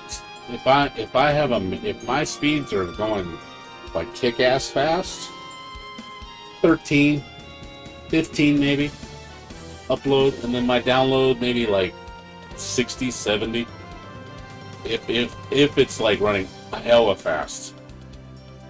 But my projected speeds that I'm supposed to get on average are 50 meg download and 5 to 10 meg upload. So, which it usually is. It usually is. Not always, but usually. Most of the time it hovers in that area. It's rare it gets to the 70, and it's rare it gets up to like 15 megs upload.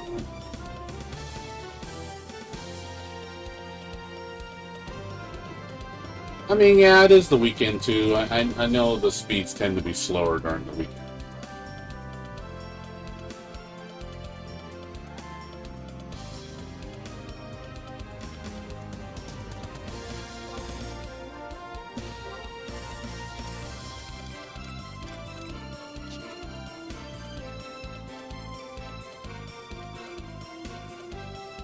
Waiting for this guy to show up. I don't know when he's going to show up. He's probably spending time with his wife, so he might be a little late. Say he's going to watch some show with his girl, with his woman. So I'll message you when I'm done. Yeah, must be nice to have gigabit internet with gigabit upload and gigabit download. Must be nice. I don't get that here. I never will. I wish I had internet that fast. We'll never get that here. It's impossible where I'm at because the situation that where I live, the landowner basically got the whole infrastructure of our internet. We have no internet in this park. So there's no wiring at all. So there's no way to use fiber optic or nothing because it's not in the park. The whole infrastructure's gone. So we have no option for internet outside of wireless. That's all we have. And where I'm at, the wireless is not the greatest for most providers. So I have to stick to one company, which is like the only company that provides a decent solution. So I have no choice but to use this one company where I live. It sucks. I'm in an area where it should totally have, fiber optic internet, or at least high-speed internet.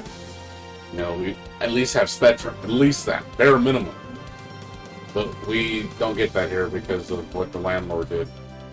I'm like, good job. You pissed everybody off in the park because you were on your PMS and you didn't like the fact that, I don't want your stuff in my park. You get it out of here. I'm like, you're an idiot. Like, that to me is like, wow. Like, you're a real piece of shit for doing that. Just because she could. Really messed up. So now I have to use the one solution. I mean, thank God this solution was in the park, because if I didn't have the solution, I wouldn't have internet. It would be miserable. I'd literally have to be going over people's houses to use their internet.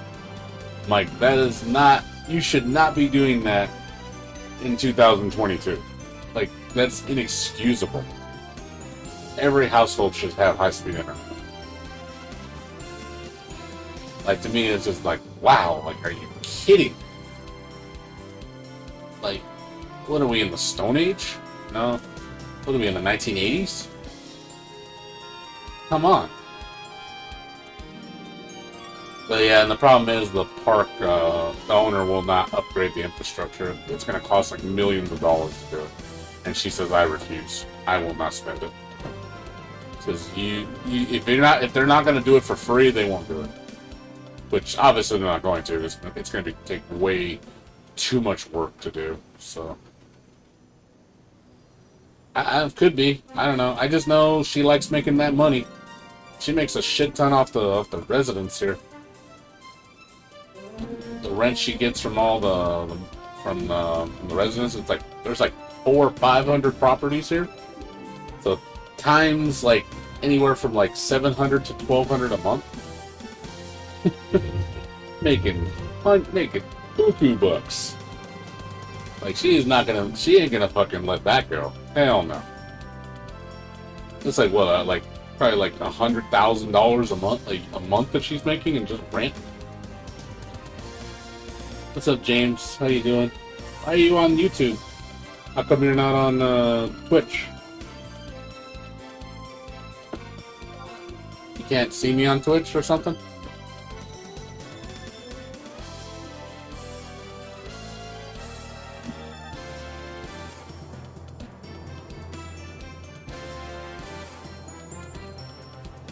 Oh, you're on both? Oh, okay, I'm just wondering. I mean, the park is nice. Don't get me wrong, it's a nice park. I mean, they maintain it. They do all the, they clean it. They fix it. They do all the, the yard work. And, it's taken care of, like the bare minimum. Not like it's expensive. But yeah, as far as upgrading the infrastructure of the park so it's more modern, because it's going to cost millions of dollars, they won't spend that. The owner's too cheap. Basically the owner's like, well, what do I get out of it? Well, how much money am I going to make by doing it? It's just not worth their investment. That's why, from a business standpoint, yeah, it makes sense because her upgrading the infrastructure would do nothing for the park's value. Especially when there's wireless solutions coming in. So, wireless solutions don't cost anything. So, of course, she'd rather take a wireless solution. I just hope the wireless solutions get better, because if they do get better, then hey, cool, I'll have, 5G internet, in this area that'll be like 2 to 3 times faster than what I have now, and I'll be completely happy with that.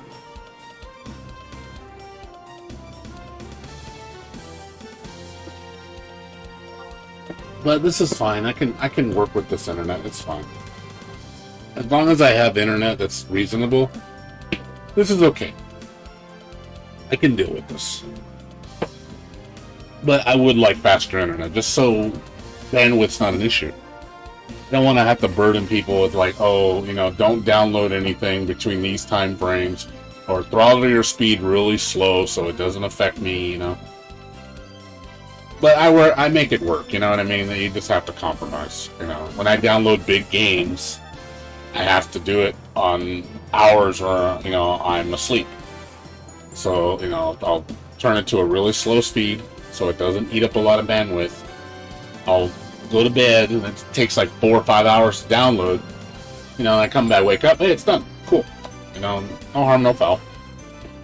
It just sucks when you want to play something right away, you won't be able to because you have to wait for it to download, and that could take hours. Like, oh, look, this game's, 15 gigs. Well, that's going to take 3 hours. Like, there's nothing I can do. I have to wait.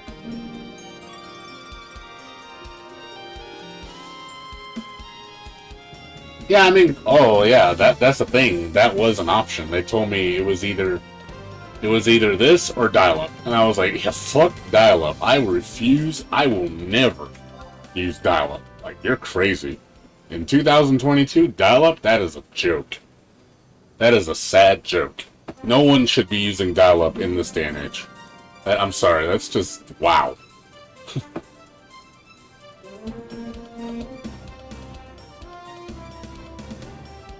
Some people have dial-up in this park because they can't get the fast internet because they don't have the sure harness. I don't want that shit. I'm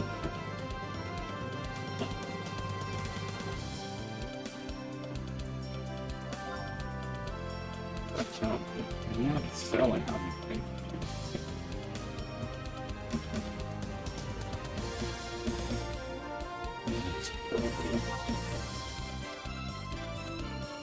Like you're selling it, right? I'm not selling. I want to buy, you dork.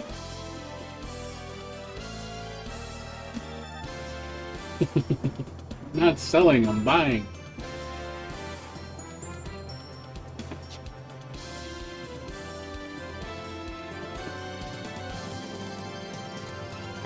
But yeah, some people in the park do have dial-up. Sad, you know, because they can't get the high-speed internet because of the line of sight with the receiver. It's blocked by trees. So there are certain houses in this park that cannot get service. So they have to use dial-up, which is just sad. Usually it's older couples, they don't really care. You know, they just use the internet for, like, you know, going on eBay or something, which is fine. They could use it for that. But, you know, for people like me who work from home and play games, can't use dial-up. I'll lose my job. They even said if I had dial-up internet, I'd have to quit my job. I'm like, yeah, that ain't happening. Nope. No way. That is not an option for me. I can't afford to lose my job. So, until hopefully a solutions, they're supposedly new solutions by the end of the year. Maybe they'll increase the speeds of this current company. Maybe they'll for a better solution. I hope they add something. I think you need competition so people improve service.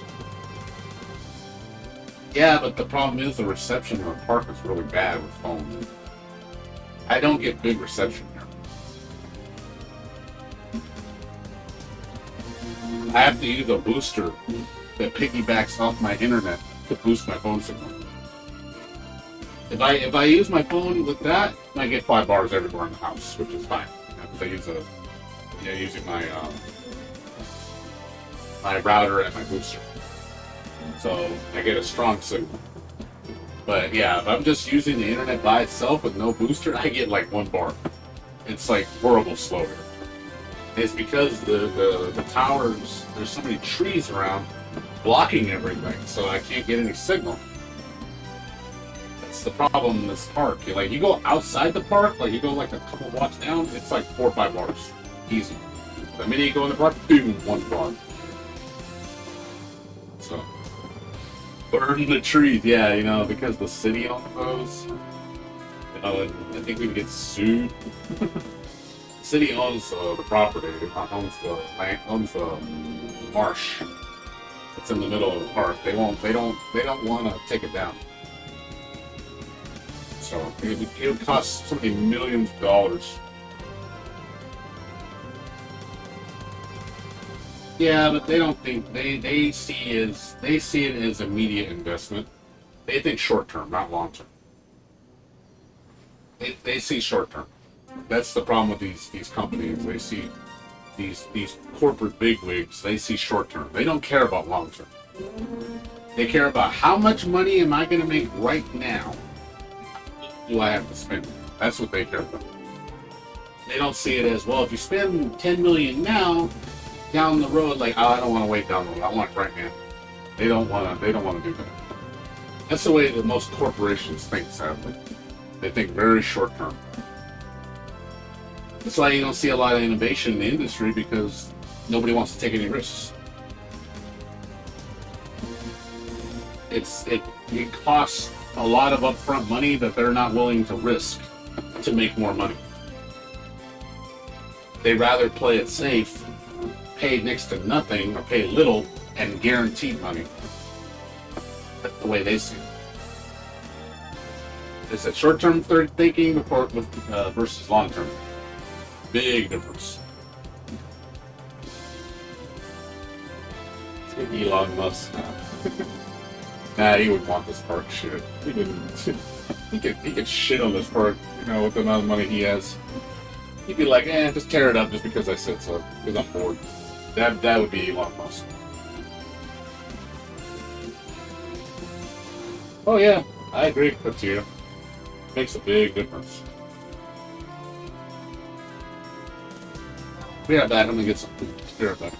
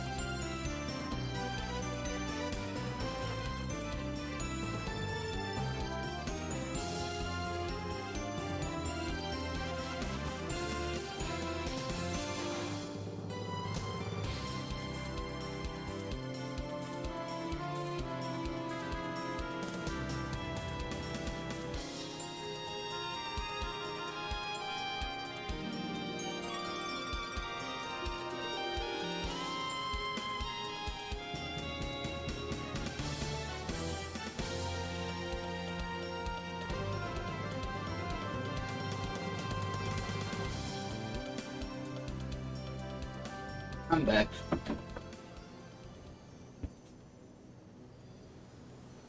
Starlink? Yeah, I heard about that. Meeting with you today. What's the food issue? Food issue. Things are not looking good for the summer. Okay. I looked at the economist report and shit, and things are going to be remaining higher, going up at least another couple percent over the summertime. Okay. And we're not going to be looking at relief maybe until September, October-ish. Okay. So we're not looking at any food shortages, but it's just Just gonna be more expensive. I just think we need to stock up before shit starts swinging up. Oh, yeah, I agree. I mean, our fridge is pretty full. I mean, Yeah, I saw the lasagnas. Those lasagnas have gone up $4 in the last 6 months. Oh yeah. It's crazy. Those lasagnas used to be like $10.99 just a couple of years back. Mm-hmm. Now they're almost $10. Mm-hmm. Freaking ridiculous, dude. Okay, so I think whatever we need for we need to stock up on it for at least before August. Yeah, I know. Like I said, my dad keeps an eye on the ads. Okay. We see stuff on sale, and we buy a bunch of it. Okay. I always do. I know better, because I know stuff's going to get more expensive. Okay. Well, yeah, I'm not surprised. As I said, I mean, at least there's no shortage, but yeah, it's just going to cost more. Yeah. Because it's as long as fuel prices are high, and obviously as long as the oil companies continue to pretty much price gouges to death, and they are the price gouging. I know. It's not going to stop. Price gouging, and politicians continue to blame one man, for raising gas prices, which I still don't understand. So This is called deflecting the yeah, so Make themselves look good. Yeah, so that's one thing. And thank you for your advice the other day. I talked to Lynn yesterday. She actually hugged me, dude. I was like, okay. That's cool. You know, I was like, hey, you know, if I sounded like a jerk, I'm sorry. And she goes, oh, no, you weren't. You know, I just felt bad because I kind of felt bad because, you know, that was like, you know, if I'd blown up at you, I'm sorry. She goes, no, you didn't. You know, it was something I always have stuff like that lying around the house, and I'm just like, I have that lying around the house. You know? So I was like, okay. So, you know, she got like $6 off. So I was like, okay. You know, it's like, you know, but thank you for your gesture. She's a very, I just thought you were just a kind of sweet girl. She was, oh, no. I was like, okay. It should make you feel better. Yeah, it did. It did. So then, you have her approval. And another woman at work opened up, you know, to me, and I was like, okay, that's kind of what I wanted. I want to be approachable. I don't want to sound like, you know, in the past, you know, or be mean, you know. Well, that's why you gotta say something. You can't just bottle it up because you're never gonna know. Exactly. Thanks, man. No problem.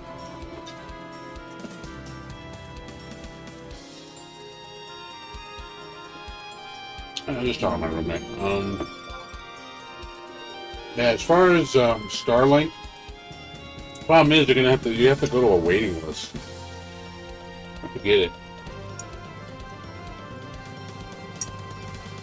There's a waiting list for it. I think it's like, isn't it like $500 copay? You gotta put down. And you gotta put up the equipment. And I heard the service is spotty. There's times it'll work good, like it works blazing fast. But there's times where it's like you get no signal whatsoever. It depends on location too. I might be in a bad area where I can't get a clean line of sight to the satellite.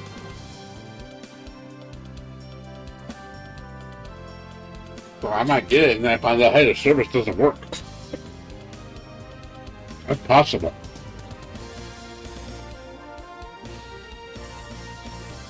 It really depends where you're at.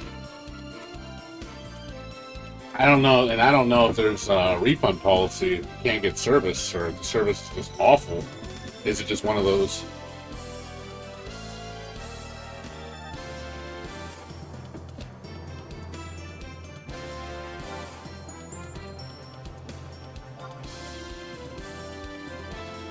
You had to do some errands, some chores.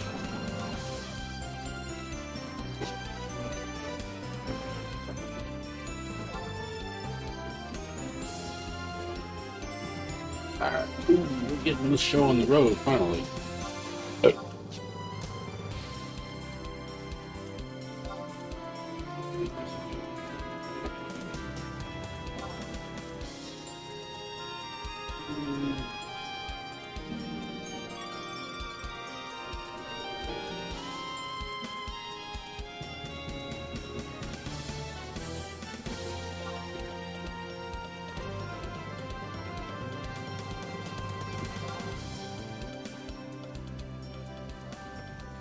Yeah, it's one of those, I always make sure I don't just jump in.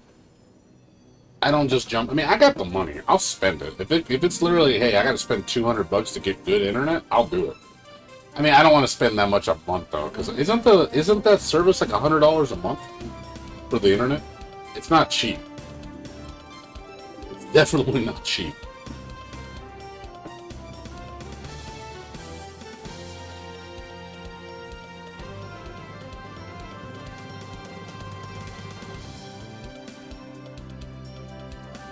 Probably one of the most expensive internet you're going to be spending money on.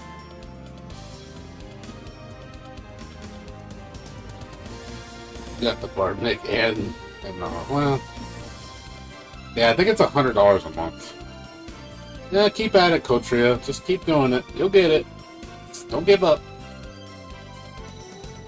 Don't give up. I mean, if you want, you can come do Lilith if you want. If you want to experience depression, come do Lilith with me, and I swear you'll regret life. Come get your Lilith set. Be here for fucking 300 times. Still not have all the armor. I don't think you'll go that bad with it. You'll get it. Don't worry. You just need one of them, you know? If you get the +1, cool. Save you some money. If you don't, hey, you can upgrade it. At least you can just buy the upgrades.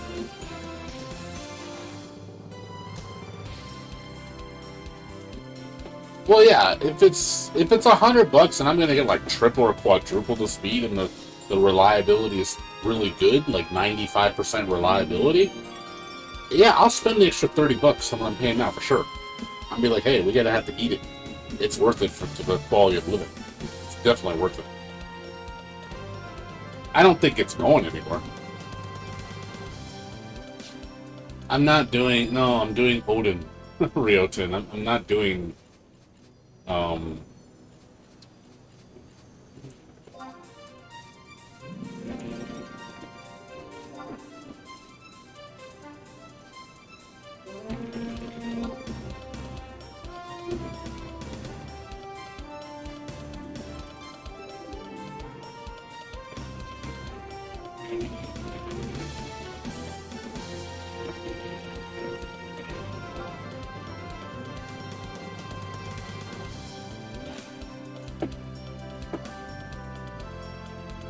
just get one of them.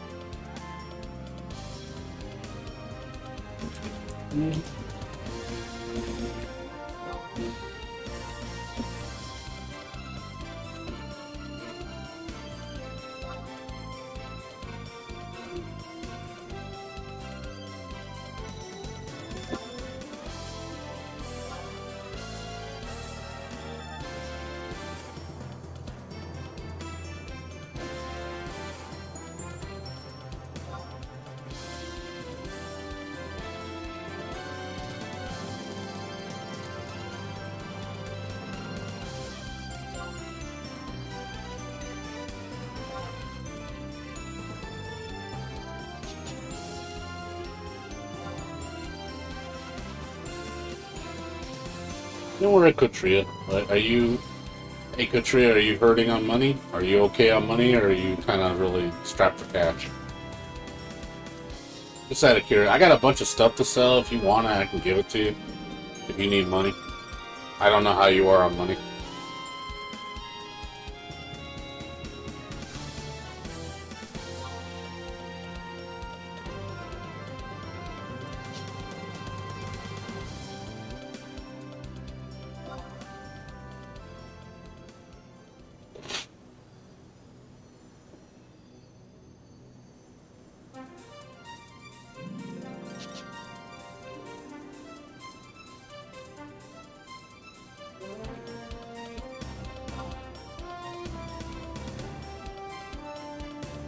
Okay, no problem. Just asking.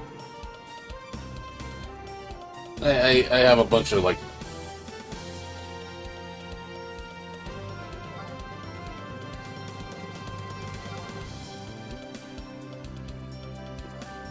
The titties. The titties. Casper hugs the titties. But I love the titties. Titties. Does somebody have that name, Titties? Seriously? Wow, there's somebody named Titties. It's a Galka, of course. That just makes it even funnier. Oh my god, it's Galka Titties. I'm surprised somebody hasn't ever got reported for that. It's like, I see what you did there.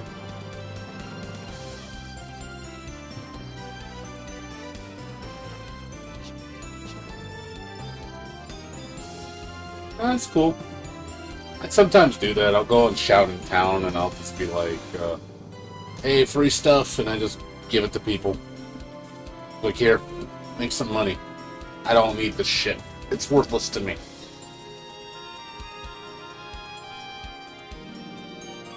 Do I need money? I don't need money. I'm fucking rich. I need space. That's what I need.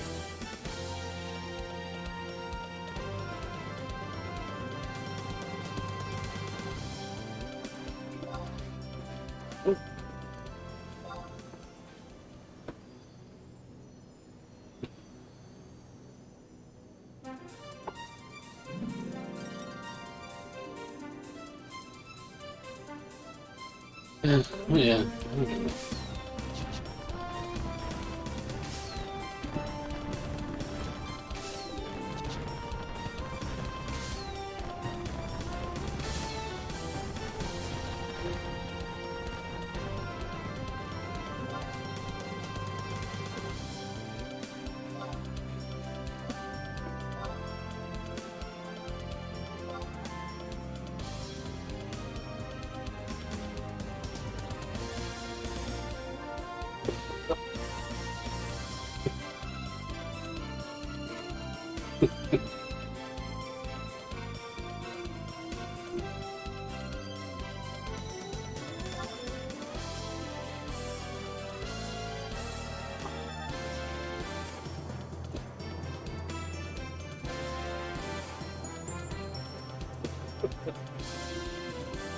It's you hurt the car's feeling. He put the. He thought I was making fun of his fireworks. I'm like, no, that's not what I meant. That's not. That wasn't what I was talking about. Poor Taro. He's like, you don't like my shitty fireworks. Like, I did not what I meant. I was talking about something else.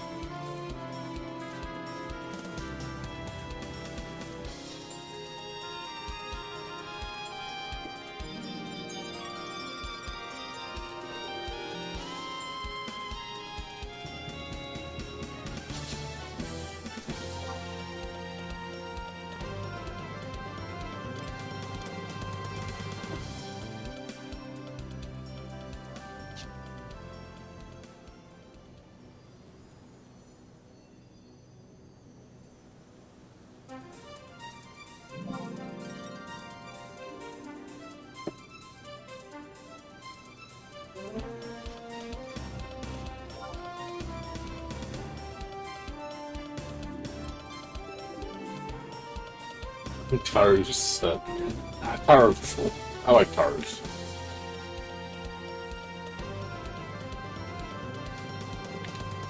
Taro's are alright. And I'm like, kick the baby! Don't kick the baby.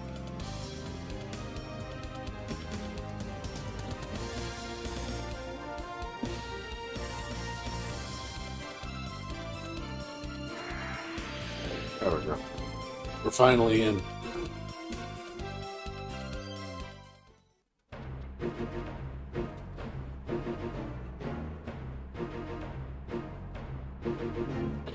Let's see if I get it this time. Got 7 tries.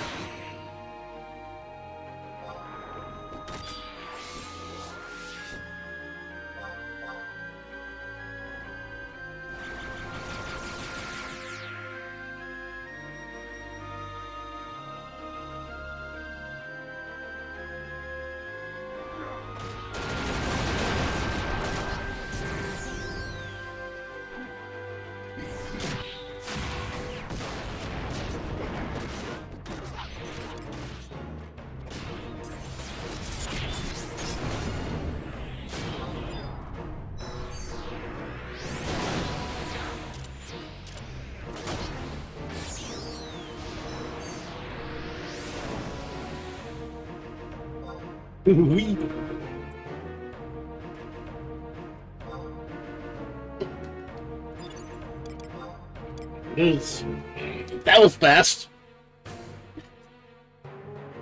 That's Black Man's ring in the game.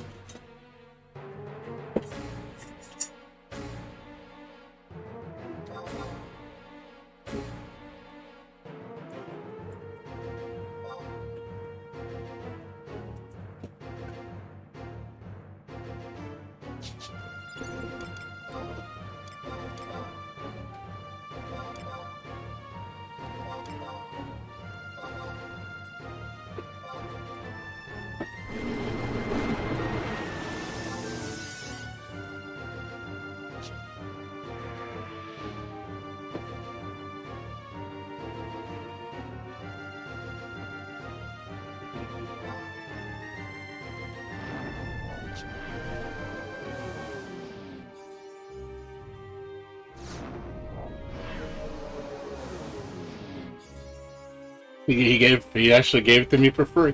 I didn't have to pay for it.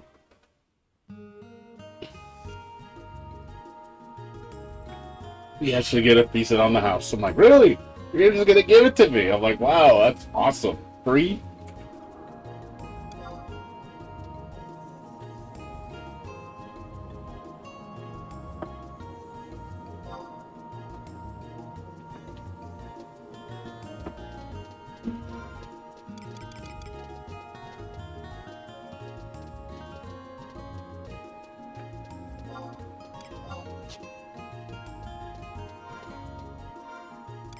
It was really nice of him. He didn't even charge me.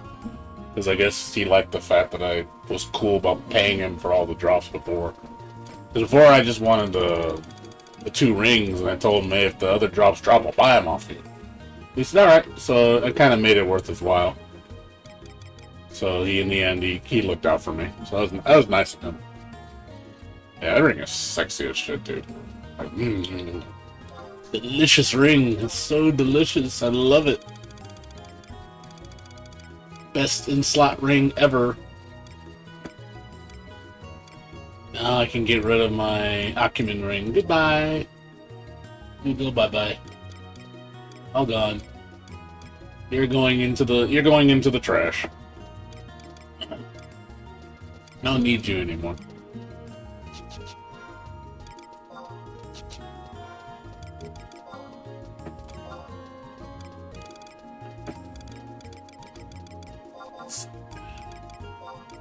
Hallelujah. Boom. 2 sexy rings.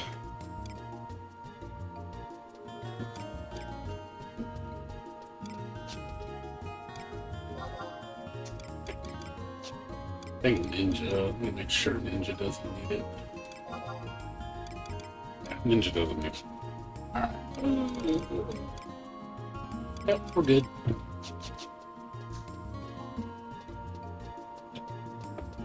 How much was the gear ring? 5 mil. He sold to me for 5 mil. When I bought it yesterday, he said I'll give it to you for 5. I'm like, 5? Really? I was expecting to pay 10. And he told me 5. I'll do it for 5. I was like, all right. I said if the armor and the body and the helm drop, I'll buy those for 5 each too. And he said okay. And they did. So I ended up buying 3 drops off him, as opposed to 2. So he made a little extra money off me, but I was surprised when he offered it that cheap. I was like, 5 million is cheap, man.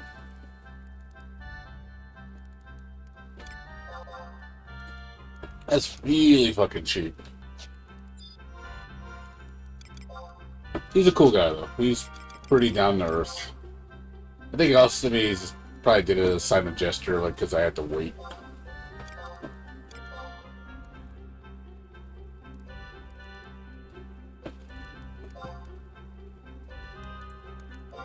Some of my old friends, Oxbridge, one of my OG members from my link show back in 2000, like 2008, 2009, around there. Oof, a while ago. OG, baby. Real OG.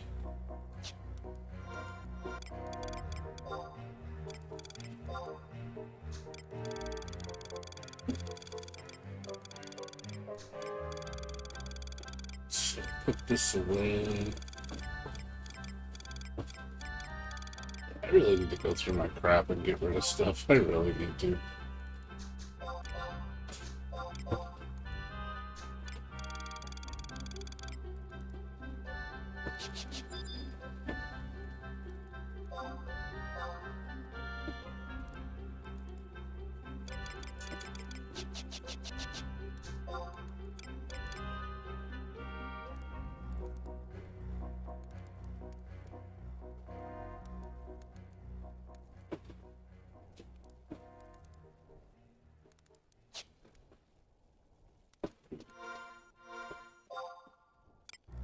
Yeah, I notice it's fairly laggy right now.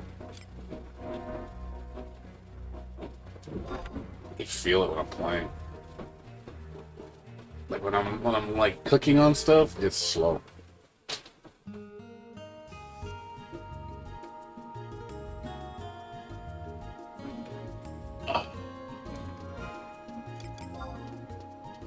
The internet's not running optimal right now.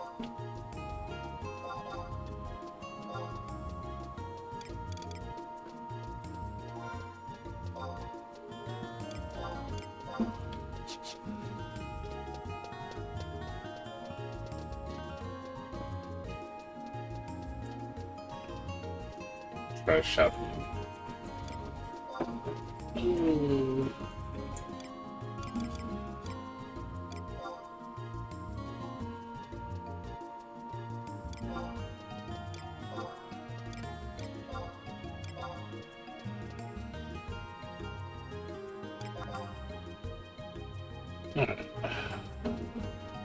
I do a little bit of shouting. I really don't have much left to do right now.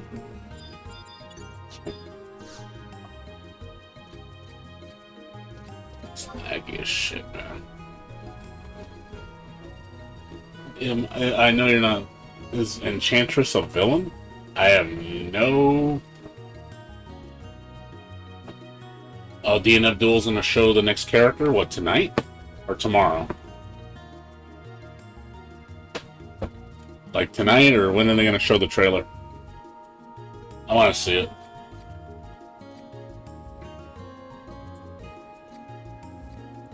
Do you know, here? When did they say they're gonna show it?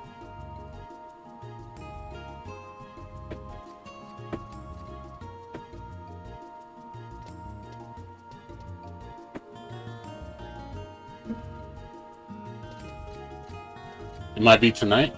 Oh, you're right. It is gonna be tonight. Yeah, they just showed, yeah, they just showed the... It's gonna be tonight, later on. They're actually gonna show it on the weekend. So yeah, they showed, yeah, right here. Yeah, it's Enchantress. So they're gonna show her tonight. We're finally gonna see her. So yeah, usually what they do is they always show like a preview picture of the character, and then they show the character, trailer, and then they show the moves list. Yeah, see, they did the same thing. Yeah, see, they did Swift Master. They showed him, and then they showed the trailer right after, like within like an hour or two. So yeah, I'm not gonna be surprised when they show her. Yeah, that's pretty confirmed that she's gonna be showed tonight. Cool, get to see what she plays like.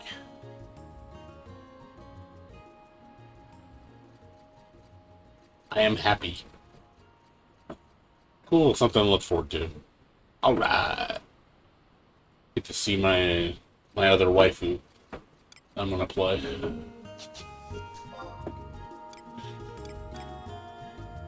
Alright. Let me know if the trailer launches. I'll show it on stream. Watch it together. And hear that kick-ass music. Because DNF music is bitchin' awesome. You like hard rock. Lots of hard rock. I love hard rock.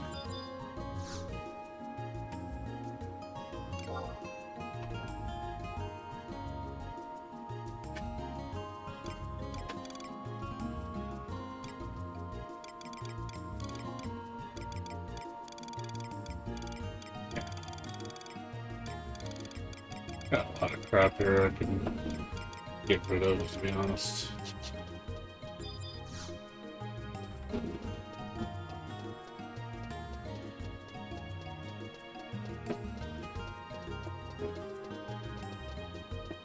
Let's see if anybody wants it. Got like another 500,000 worth of drops. I don't really need them. I'd rather have the space. My space is killing me, dude. You're killing me, Smalls. You're killing me.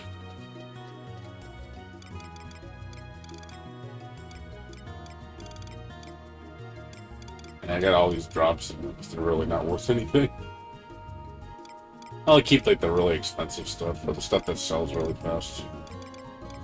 Oh, this stuff is garbage.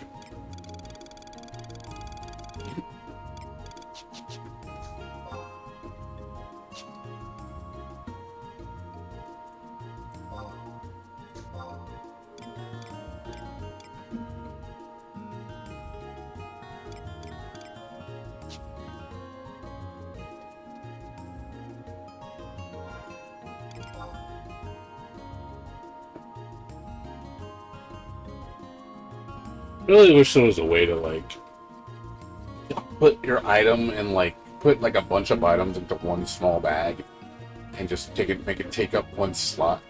Just put like garbage items. That would be so cool. Like, why can't that be like a universal item though? To condense like a bunch of your crap, like your synth materials, like make it one slot. Put up to like 100 items in this bag. You know, just to free up some space. I would like that a lot. I'd pay for an item like that. Just to limit your space. Just so you can have more space.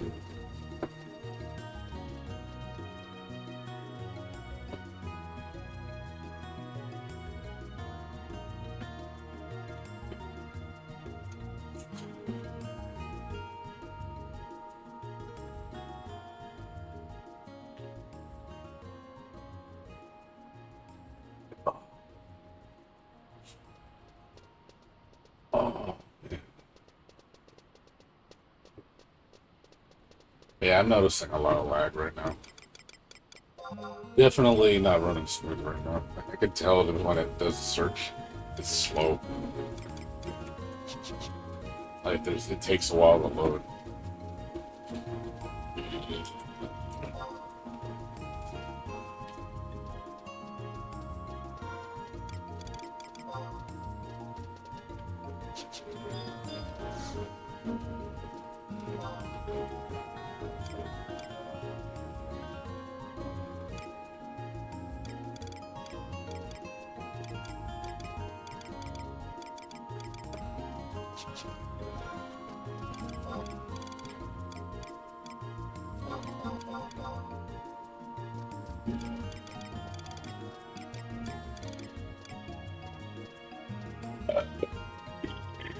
Excuse me.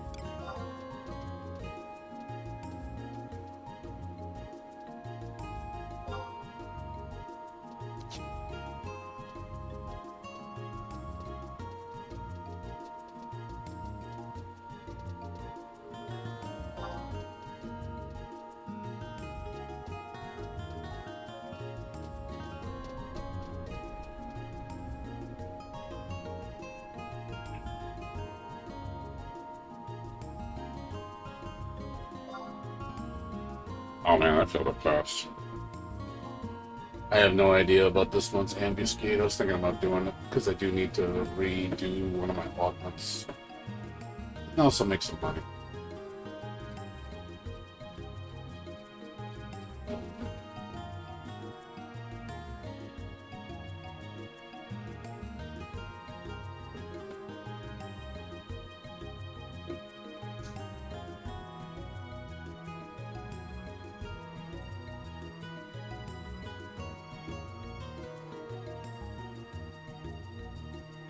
That was fast. You filled that shit up fast.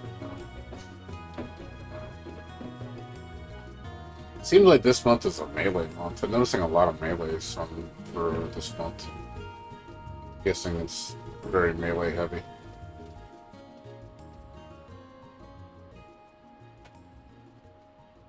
If that's the case, then that should be real easy then. That should be real easy.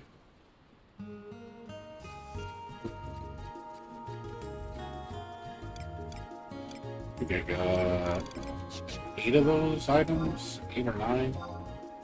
Triple point items. I think.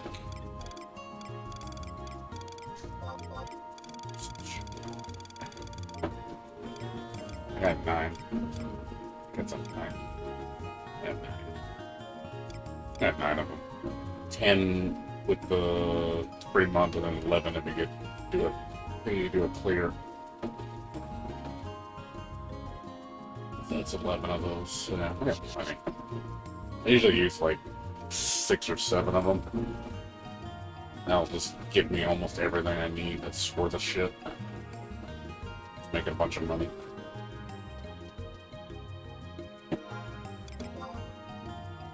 I'd rather do content than make money, to be honest. I don't really need to make money right now. I'm pretty strapped. I'm pretty set for cash right now. Until I spend on my Dynamis clears and my Odyssey gear. Now I gotta get the zones done. And then maybe after that I'll probably be down to like maybe 100 mil. And it's like I got 100 mil still. It's not like I need money. I don't know what the next thing I'm gonna buy or I need to pay a merc for.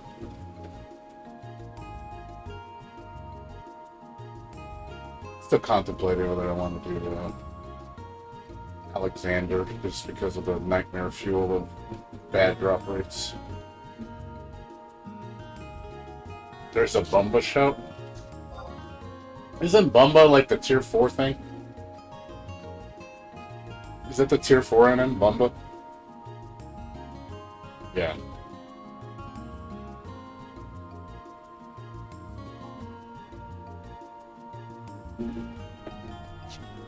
Doesn't he sell for like 100 million gil or some shit? Isn't he like stupid expensive?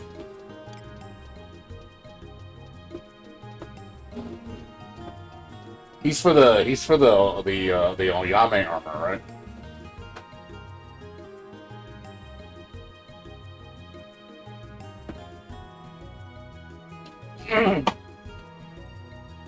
Yeah, I've seen some people shout for him, and I think they charge like 100 million gil for the clear.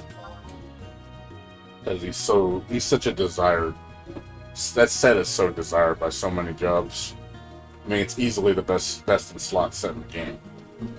So it's like,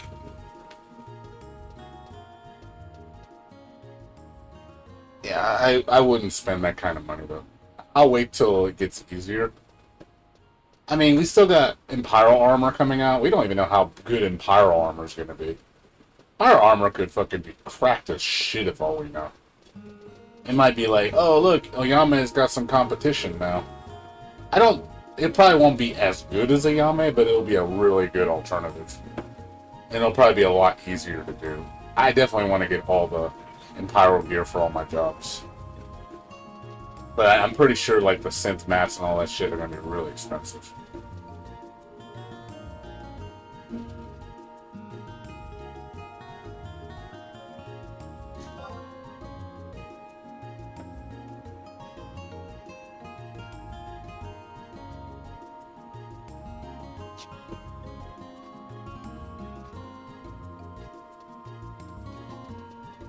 Spare Stinger? Stinger? What do you mean by Stinger? I'm not sure what you mean. What do you mean Stinger?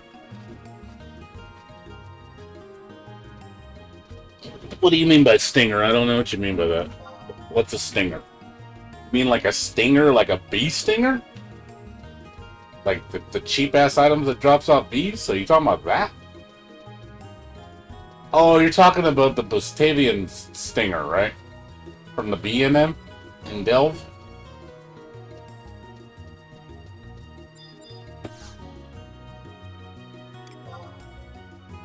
Is that what you're talking about?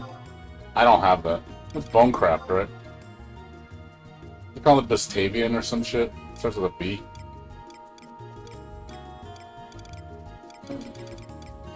What's it called? Is it alchemy? What is it?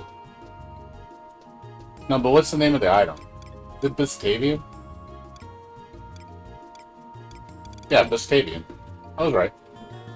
Bustavian. Well, they're up there. There's some stacks. Man, not cheap. Yeah, you're gonna have to buy a stack, man, if you want a stinger. It's 14 stacks. You'll have to buy stacks if you really want it. There's plenty up there.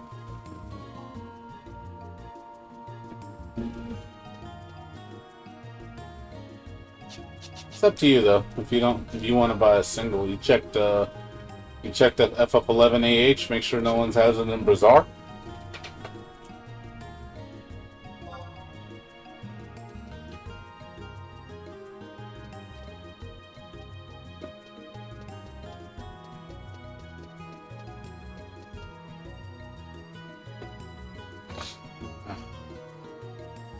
Check there. See if there's anybody.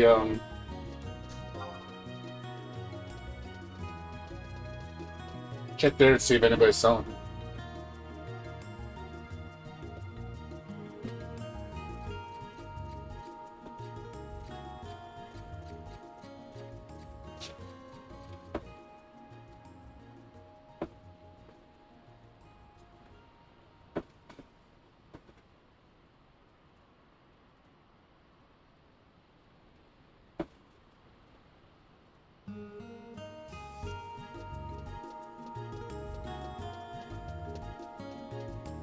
Maybe you'll find somebody has them in their Bazaar. Sometimes, usually a lot of times when people sell it on the Bazaar, you might find it cheaper. Yeah, if that's the case, then yeah, you're gonna have to probably bite the bullet and buy it from buy the stack. I mean, you could sell the singles back if you only need one. You'll probably actually you'd make a profit because the stack goes for 3.6 million. That's 12. The individual ones go for 350,000. So if you sold 10 of those back, you would basically get almost all your money back. So in a sense, you would get like a free stinger. Think about it that way, you'd have to sit and wait for them to sell individually. There's probably a lot of people like you that only want to buy singles. So if you're willing to bite the bullet, buy a stack and then split it up. I mean, that way you'll get all your money back. You'll just have to wait for it, that's all. But in a sense, you get it for free. Just saying. It's an option you have. It's the only option you have. The only other place to really farm it directly is doing the NM or doing Sinister Rain. It's a potential draw. I've gotten a lot of those from that. I remember I used to do Sinister Rain just for money because they would drop those big items, and they were still worth a lot of money. I mean, they're actually still worth a lot now. So I could see why people still do Sinister Rain because, especially if you need a drop, you could make some extra money because you might get one of the boss drops or 300k plasma if you got the plasma. I mean, not like if you have that much plasma, it's not like you're gonna spend it anyway. You've beaten them before, so I'm assuming you have. So you'd have access to the drop.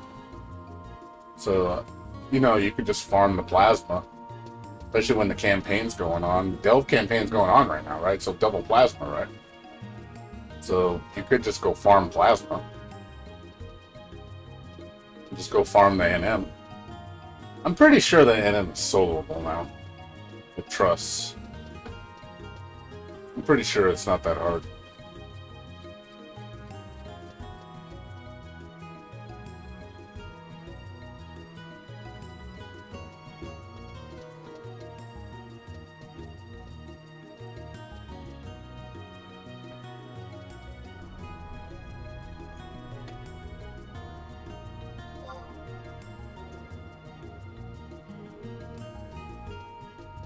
Oh, cool. You got you one. Nice. Okay, well, that worked out. Your friend bought one for you?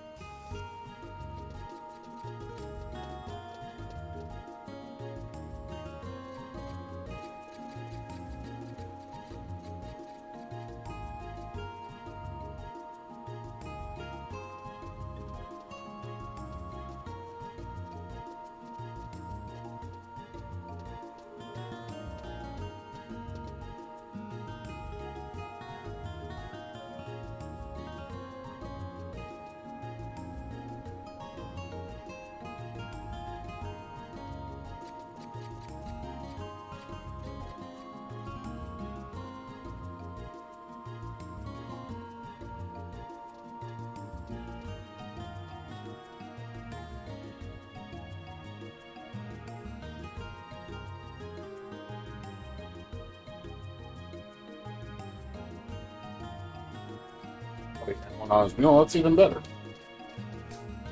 Nice. That's cool, dude. Yeah, it worked out then.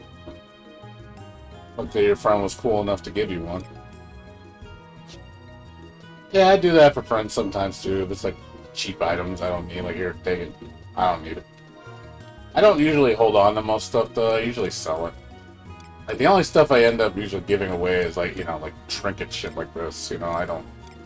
I could sell it, but it's 20K here, 20K there. The space obviously is not worth keeping them.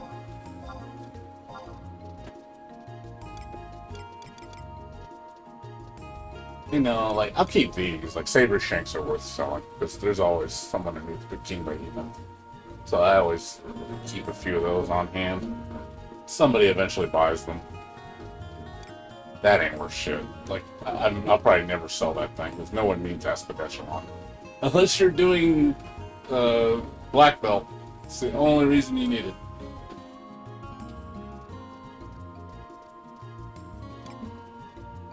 These are worthless.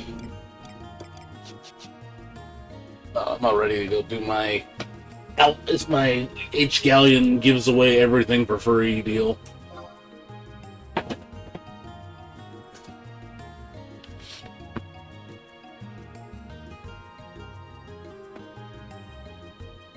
Yeah, I'm gonna do it right now.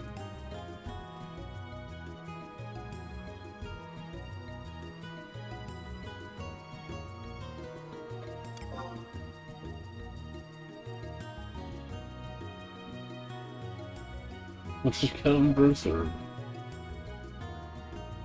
My bad. There you go. There we go. That's what I'm gonna do right now. It's time for my bizarre bonanza. Get everything for a gill. It's a gill. It's a deal of a lifetime. Everything is one gill.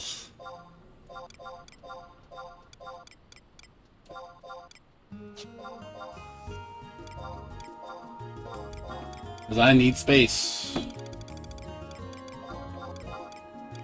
I do this every so often.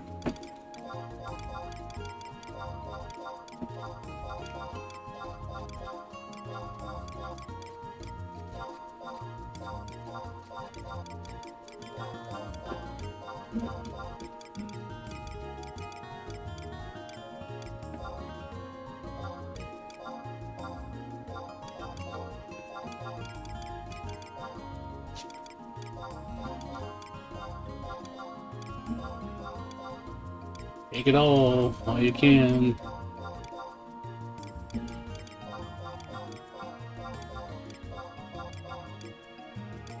I just don't want to deal with this shit. It's gonna take me too long to sell all this shit. This is not for sale. So this I could care less about. Most of this stuff's 20K, 30K, 40K, 50K. It's an extravaganza. Here we go. We're going for it.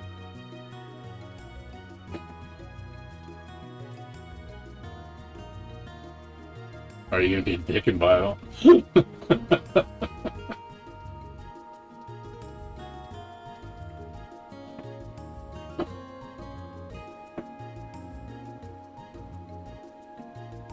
post, right? Is it post? Is that how you do it?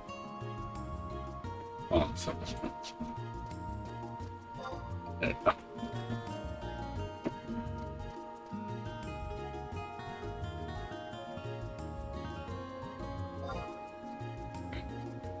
There you go.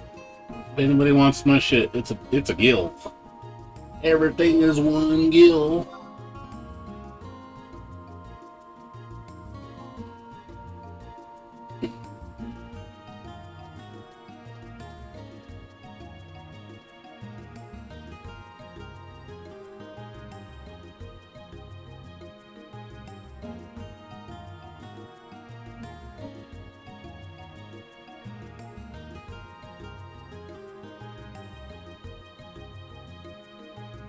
So there's some decent stuff in there.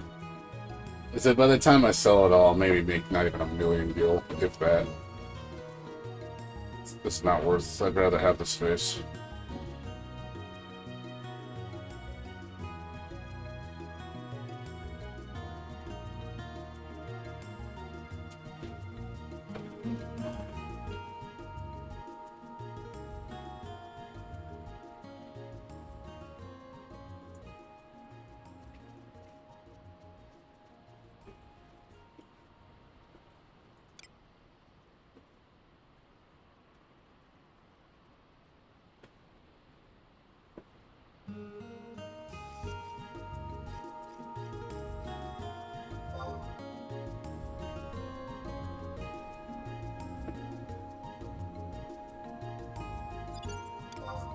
Goes for it.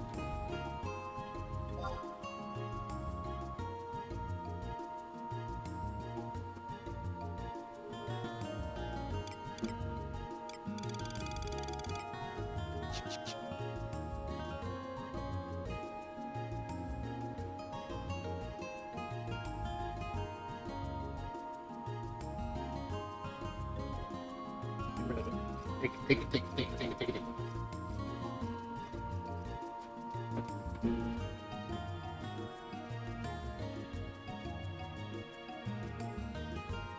Take it all. It's all gotta go.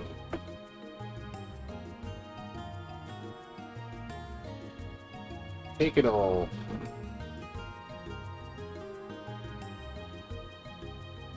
That's gonna buy everything. He knows. So it's good for people that need money. I mean, there's a nice little million gil fortune right there. For people that don't have gil. Kind of helps somebody out. And it's all gone. And it's gone.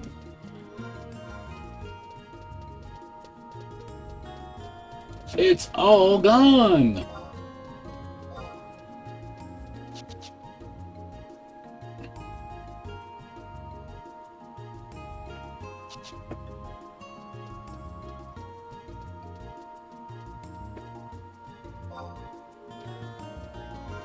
All gone for now.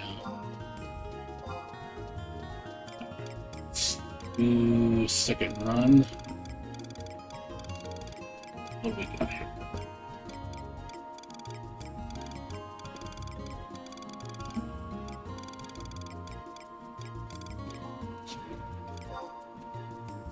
And I don't need these. These are worthless. Keep these. These are worthless. Like I got like 4 million worth of these. That I can get rid of, that I can get rid of, that I can get rid of, that I can get rid of. I'll keep. These keep, that keep. Yeah, these can go. I think the +2s are worth money. Let's see, that's ink or something? Or something. These are these. These.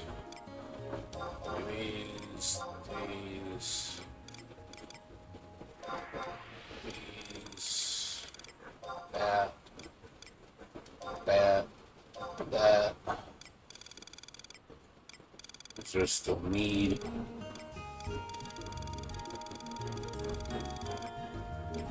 Keep that. I can take the stuff off the AH. I don't need it.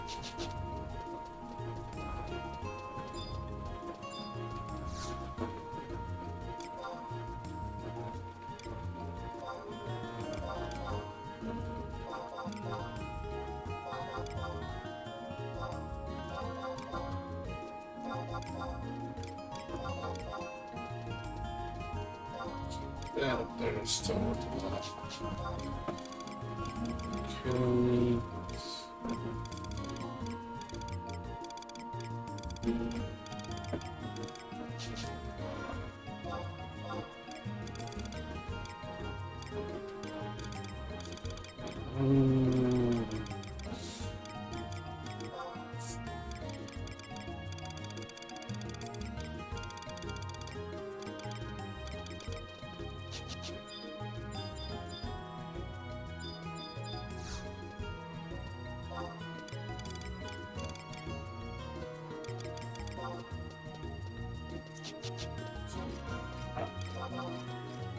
There we go. Here comes load number 2.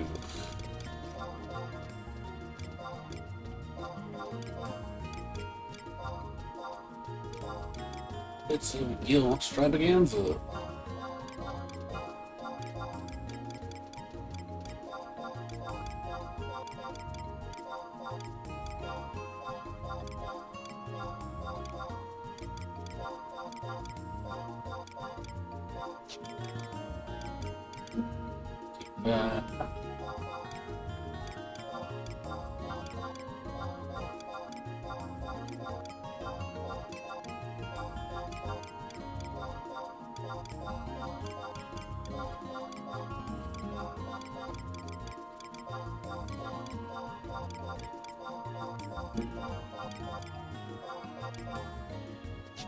There we go. Oh, more stuff.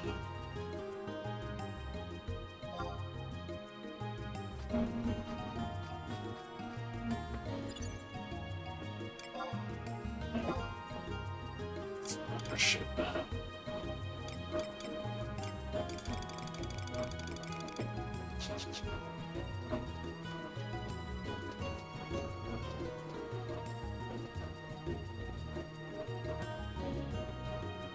There we go. Come on, take it. Take it all. Take it all.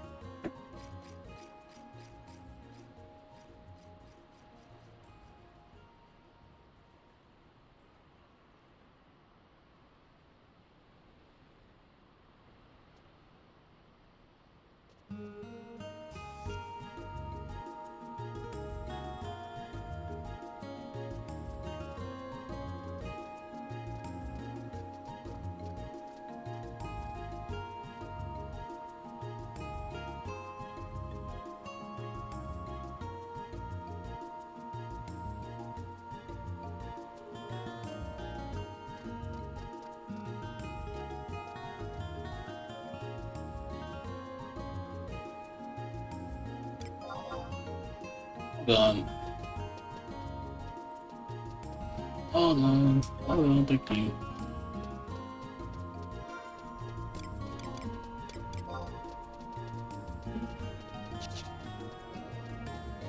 There, freed up a lot of space. Cool, got a lot of stuff out of inventory.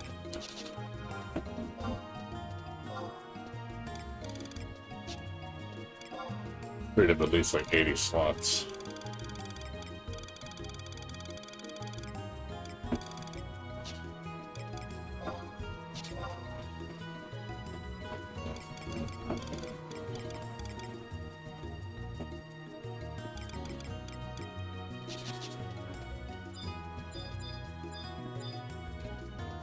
What else?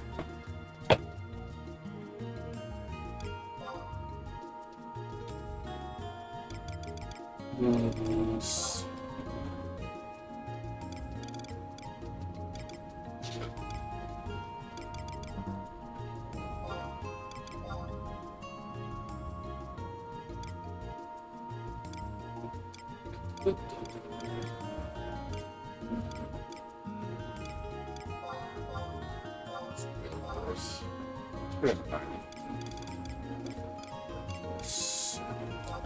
Still 5 million. Still 0.6.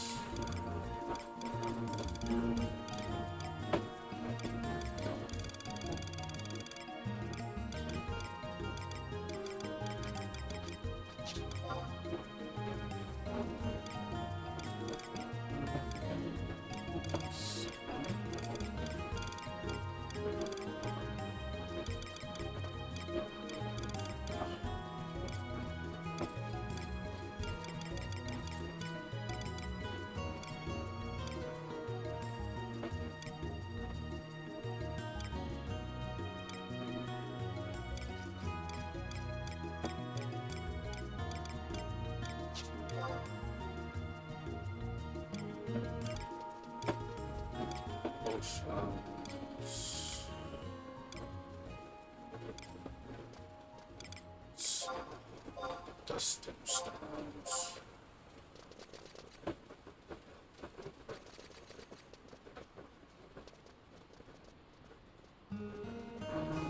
$47.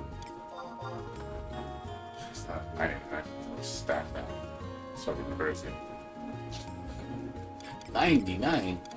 Gotta get 99 of these things.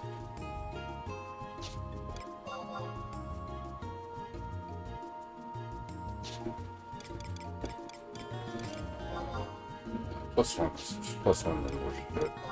It's all on the plus two. Plus two is where the money's at. Farm stones. Got a bunch of those. Got like 15 stacks of those.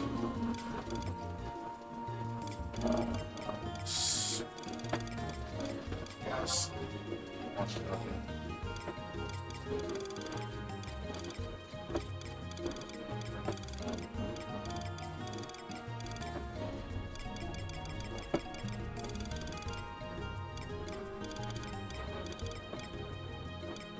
Yeah, I gotta buy a bunch of these. God, they're so cheap. They're so cheap. Why are they so cheap? I'm a dozen, man.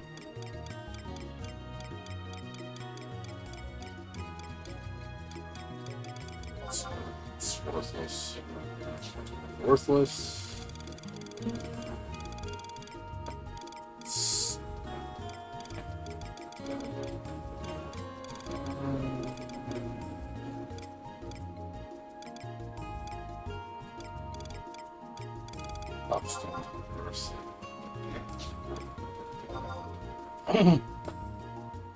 Okay, it's two.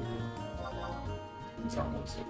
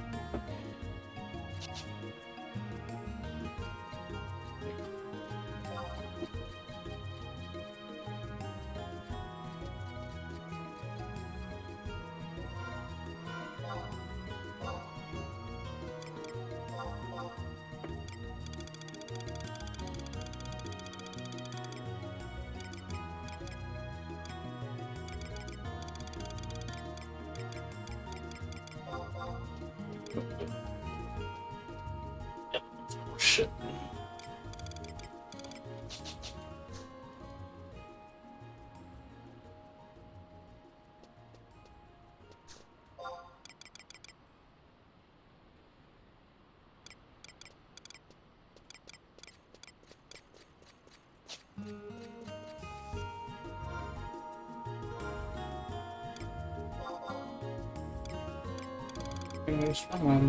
What's up?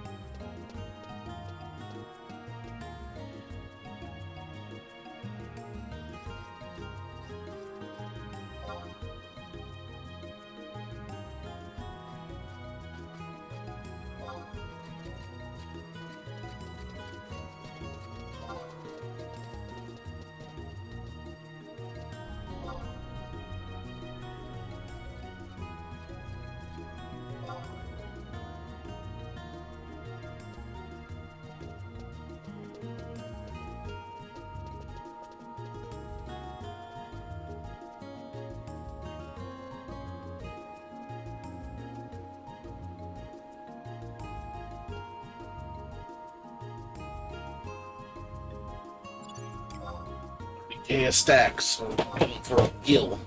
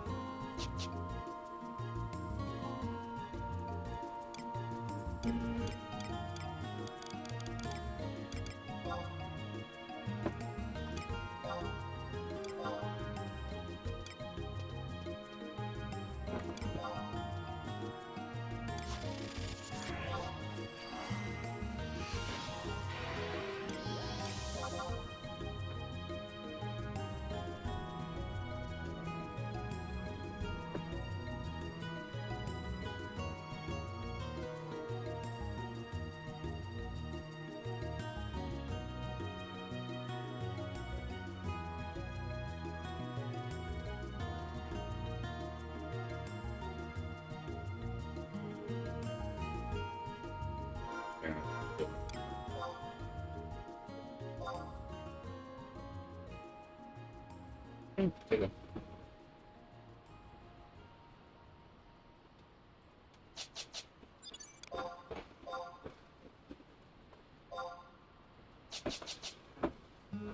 Hey, come soon, buddy. That the deal of a lifetime.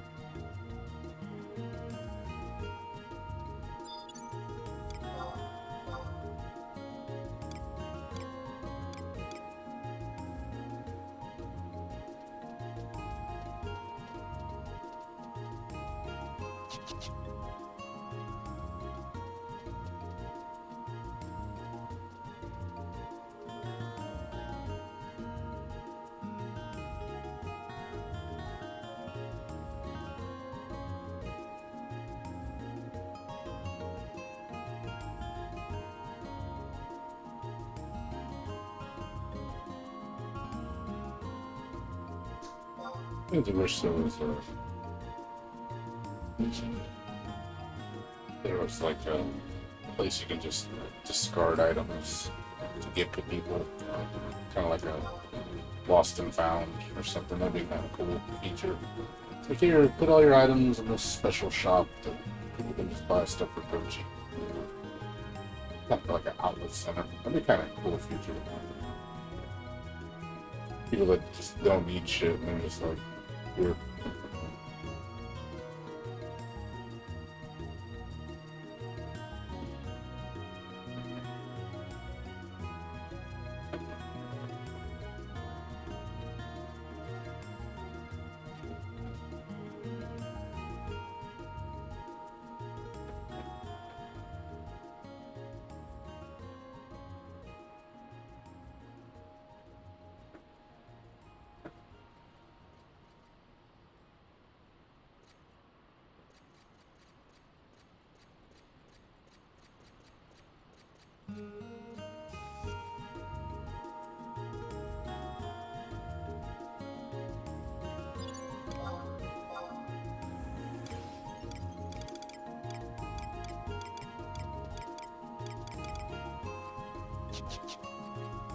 Use some tools. Most people use the endorsement tools. Just take up so much less space. That's good. They need to just make one ultimate tool, like to worry about anything. Pay like double the price, just use it for all just those. Just to save you time, space. There's one for enfeebling, one for nuking, and I think one for enhancing. So you need one for each type. And I know those are all with demand.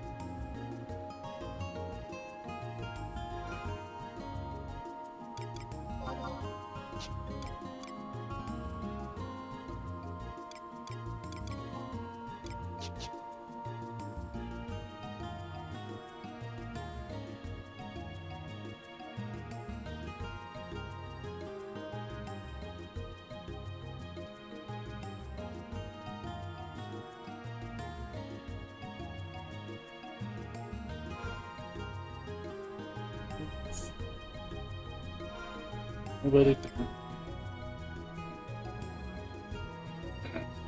Let's throw it all away.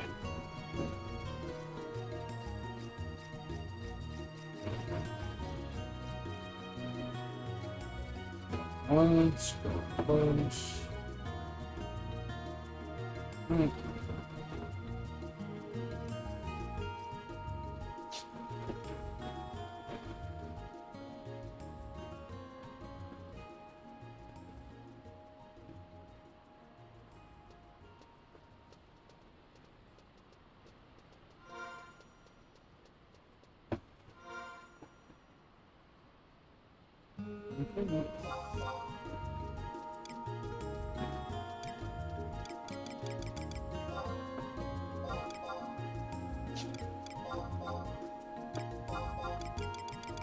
In the trash.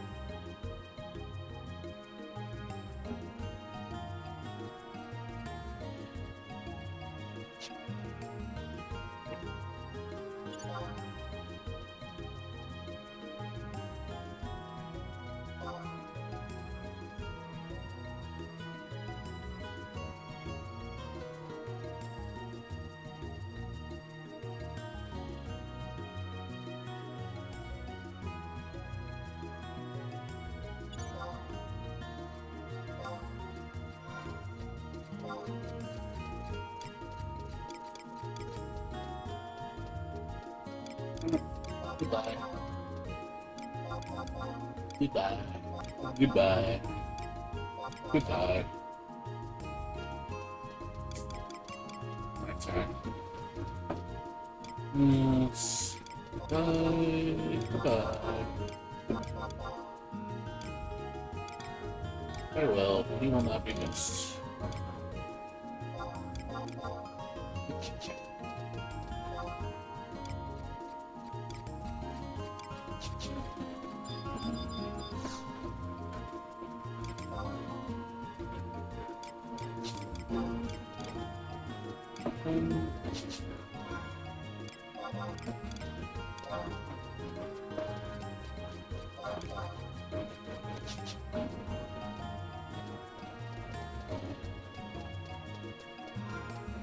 So we made a lot of rooms.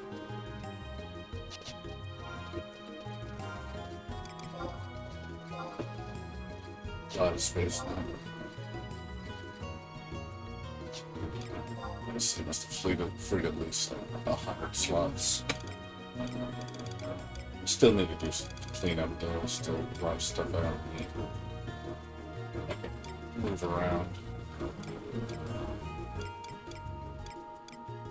Get rid of.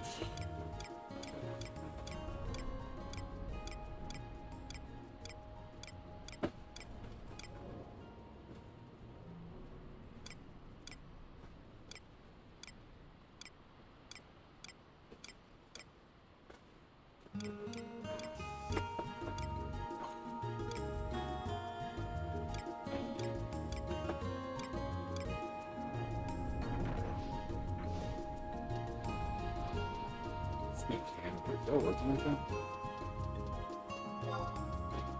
It's a nice snack. Is it worth a lot? It's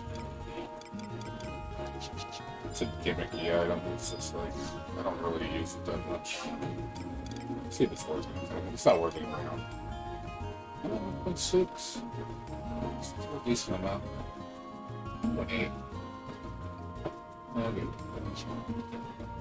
I don't really need it.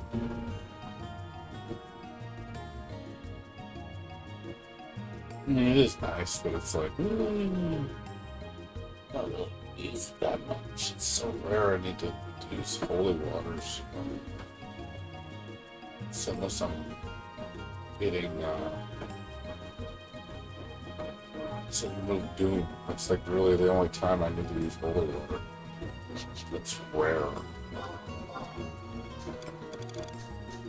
It's very, very rare piece. I'll have to think about it. I don't need the money, it's just more of a trying to be efficient. Stuff I don't really use. There's things in my inventory I'm sure I could do without.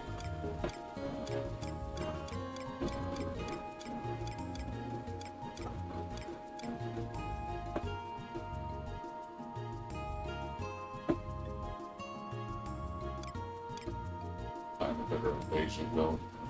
Got a better evasion belt than this. What's up, Vix? Welcome back. We're just chilling right now. Not much going on.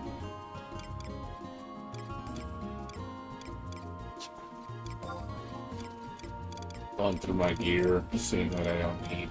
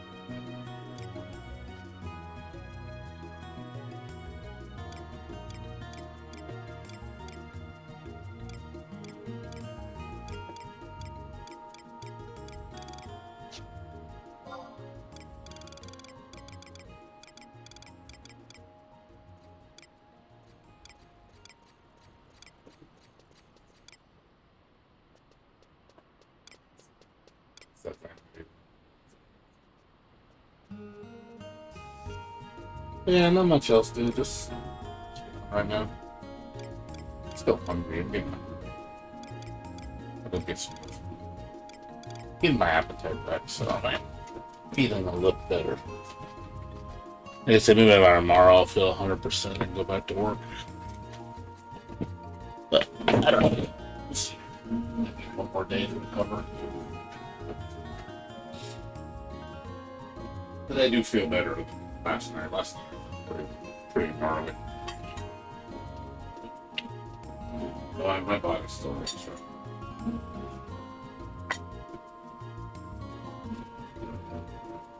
Be right back and you get my kids.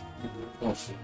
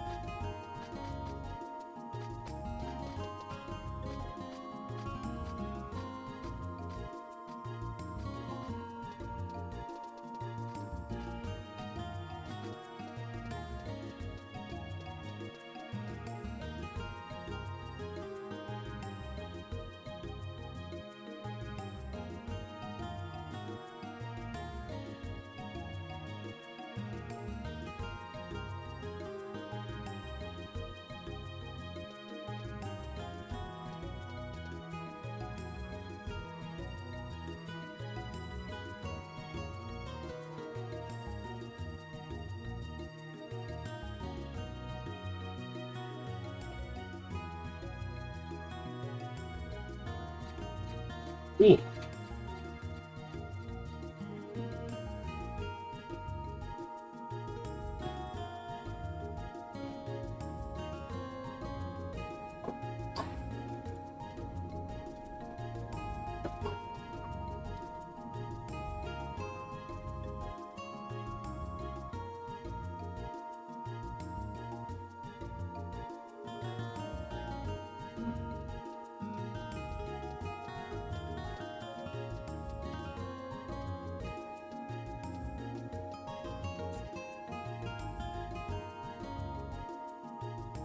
Seven p.m. and then this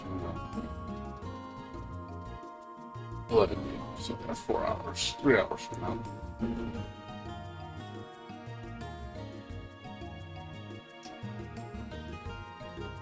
Yeah, it's not gonna. They're not gonna upload the video for another couple hours at least.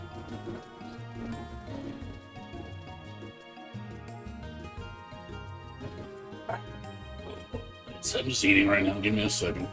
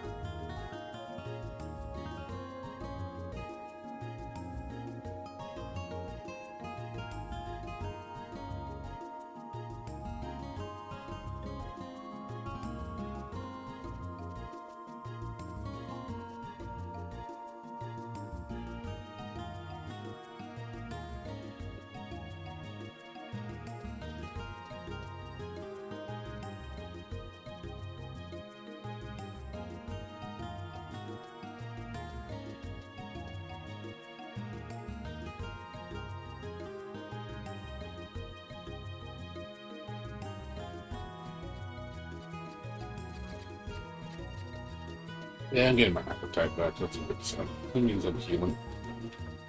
Really, I didn't feel like eating. I just want to put it in my mouth. Actually, getting hungry now. But that's a good thing. That's a good sign. Oh, the sign that you're getting better.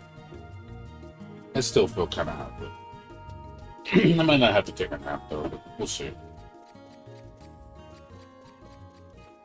Probably gonna switch to Genshin a little bit though. There's really not much going on right now.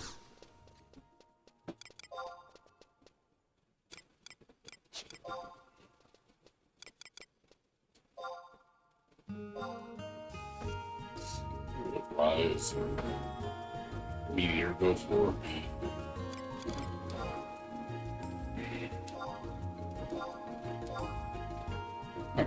Usually those are what I'm doing. I think no supply. Meteor.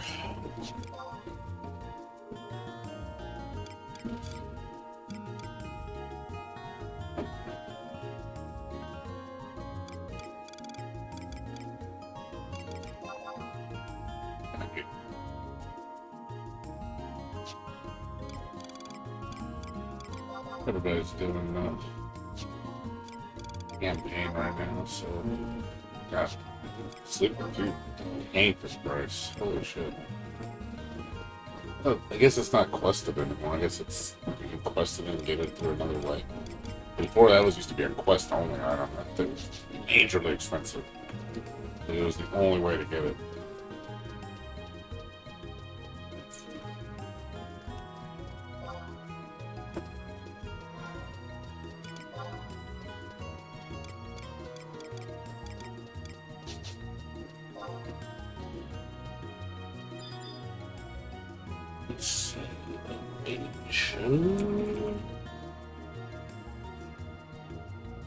Checking some stuff online.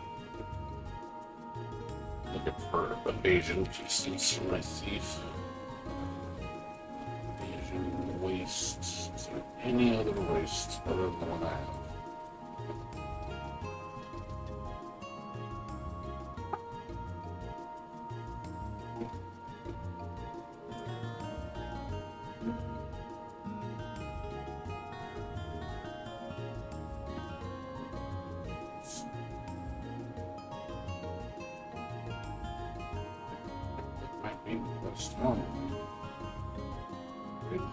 Oh.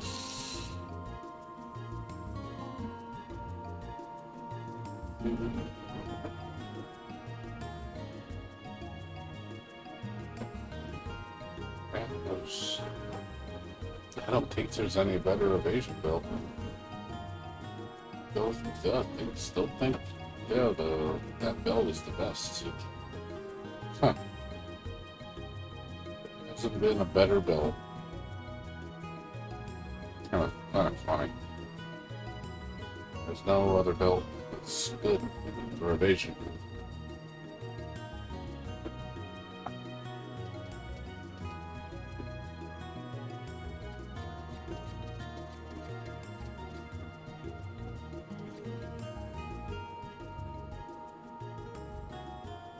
Evasion skill.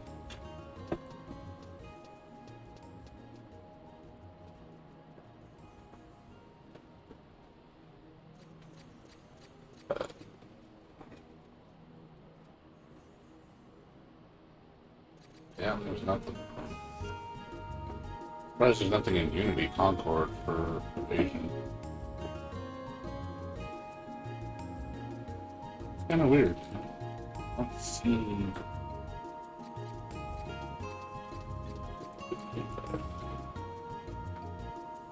Just looking through here right now. Let's see waste pieces.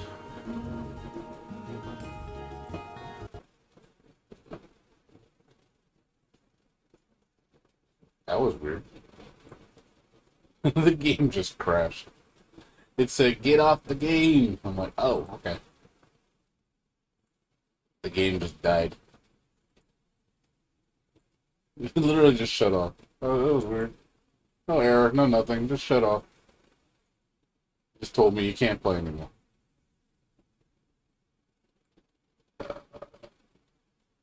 Maybe that's a sign to switch over to Genshin now. Give me 1 second. I'm just looking through. Legs, feet, waist.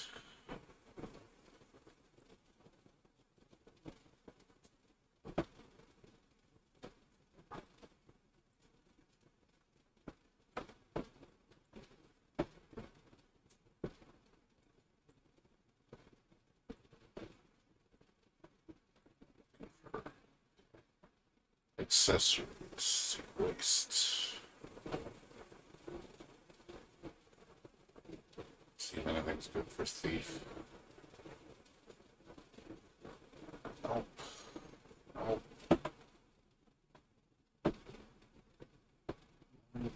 No. Nope. Nothing. I think I have the best evasion piece for thief. Such an old piece too.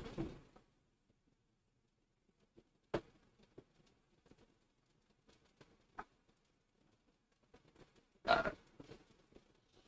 We're gonna switch to Genshin since there's nothing going on in Final Fantasy right now. I was hoping to get my dynamics clear, but nobody's doing it, so really no point.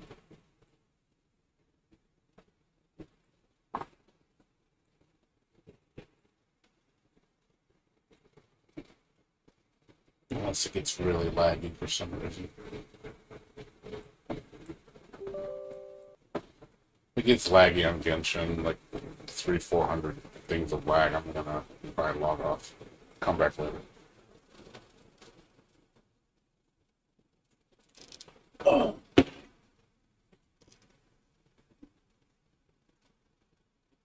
Yeah, I got my black mage ring. I still want my dynamics ring, so I'm gonna have to shout for it either tomorrow or next weekend. We'll see. I'll get it eventually.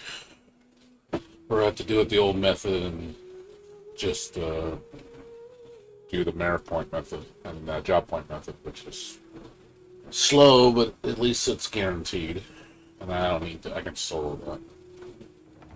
I'd just rather do it the fast way. I don't really want to wait 2 months to get my relic done. And I can get it done in like a day. I'd rather pay the money and get it done in a day than wait 2 months.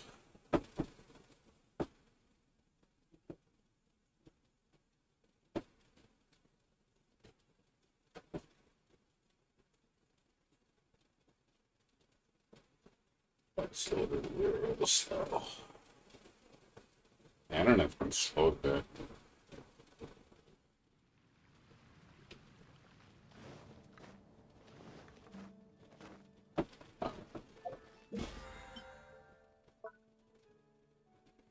Oh shit, I forgot to use my resin. God damn it. God damn it. Forgot to use my resin. My fault.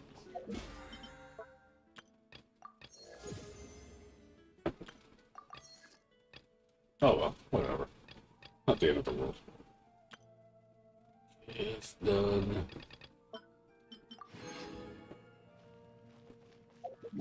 Okay, let's see. Let's reset it in 3 days. Gotta do that tonight.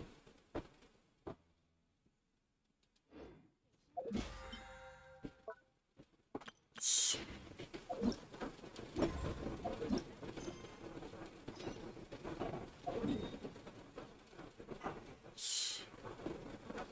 This.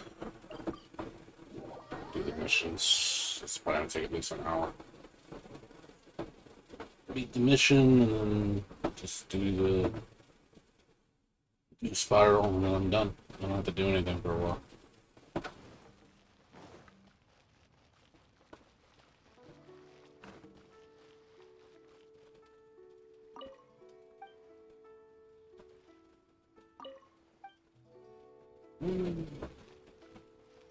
Second. Oh.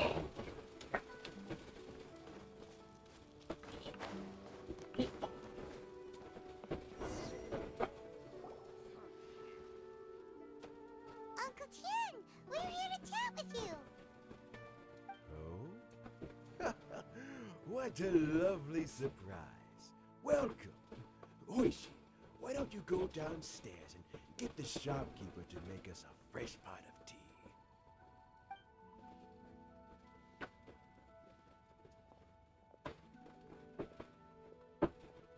I heard that you've been traveling all over the place recently.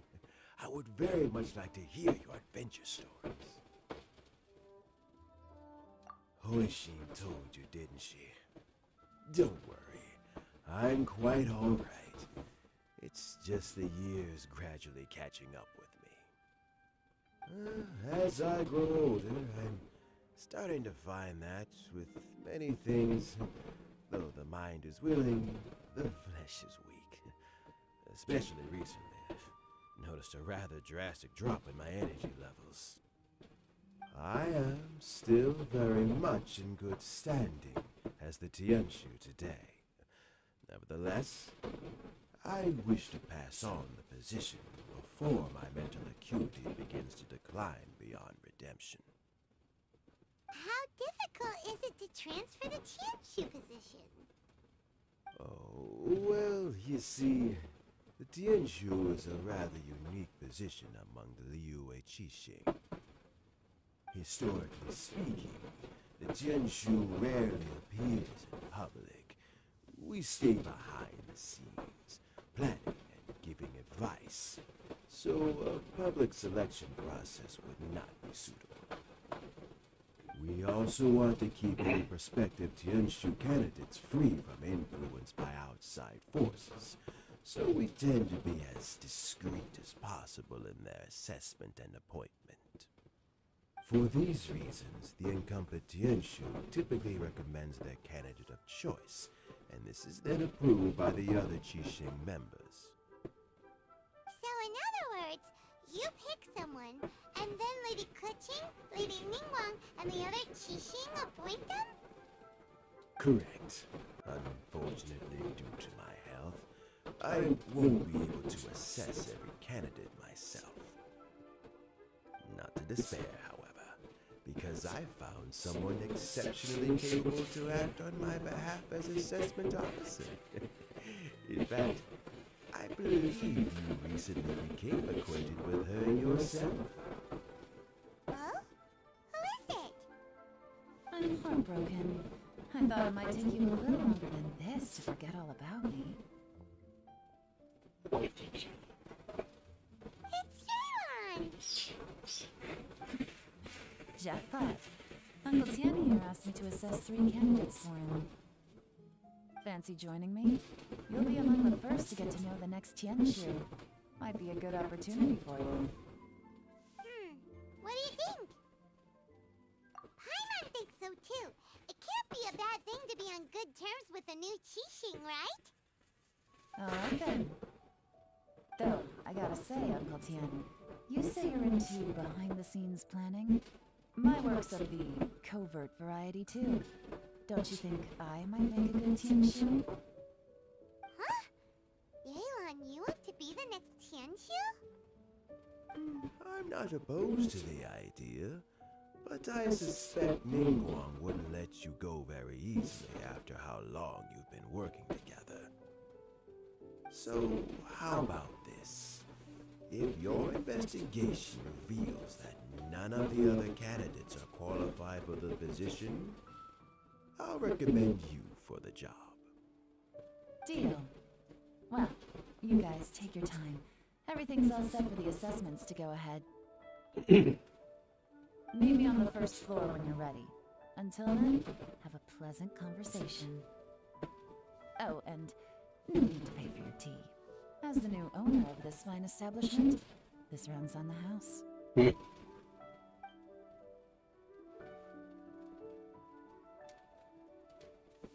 You're all set?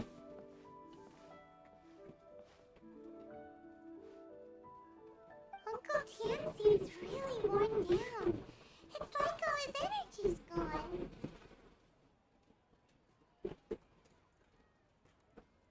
Yeah, it may sound harsh, but Uncle Tian is past his prime. He's not cut out for this anymore. Yeah. It's called getting old. So he's recommended 3 candidates. Their names are Qianwei, Mingguo, and Zhi. Qianwei is a wealthy entrepreneur. Mingguo works at the Liyue Ministry of Civil Affairs, and Zhi is focused on study and travel. Try to keep all that in mind. Of course, it doesn't really matter if you forget, since we'll be assessing them at Yuehai Pavilion in a short while. Qianwei, Mingguo, Zhi. Paimon should be able to remember their names, but what does the assessment involve exactly? Let's leave that until we get to Yuehai Pavilion. Alright, heads in the game, people. The stakes don't get much higher than a change in Qixing. We can't afford to miss anything, no matter how soon. Got it. We'll keep our eyes wide open.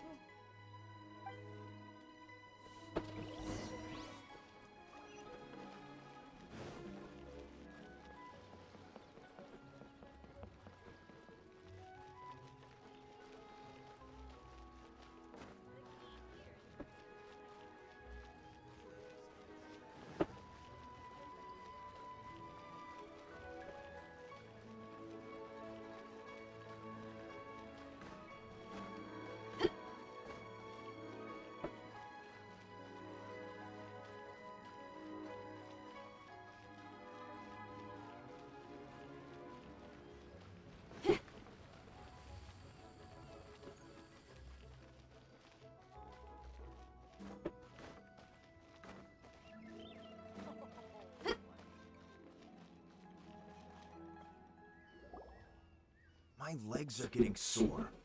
What is wrong with this assessment officer? This is a huge occasion and I don't even get a chair. I've dealt with all kinds of people in my time, but never have I been made to stand while I'm waiting for an appointment.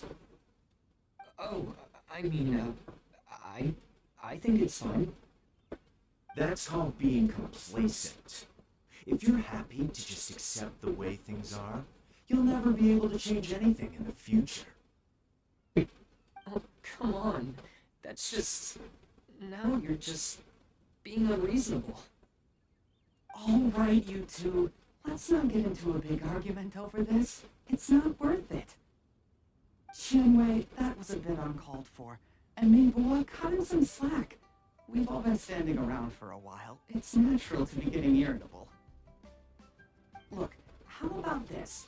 There's no rule saying we're obliged to stand up while we wait, so why don't we borrow some chairs from the guild nearby? Fine. They're not the best quality chairs, to be sure. But under the circumstances, it would be better than nothing. Just stick up snob. It looks like all three candidates have arrived. We'll meet them formally soon. Before that, let me run you through the assessment process. I've split it into 2 stages: current affairs and planning, and face-to-face interview. In the first stage, candidates are required to submit a manifesto for Liyue's development. In the second stage, we will ask them some questions in person. Writing a manifesto takes time, so I informed them of this requirement in advance. These are the reports they submitted. Wow, one of them is really thick.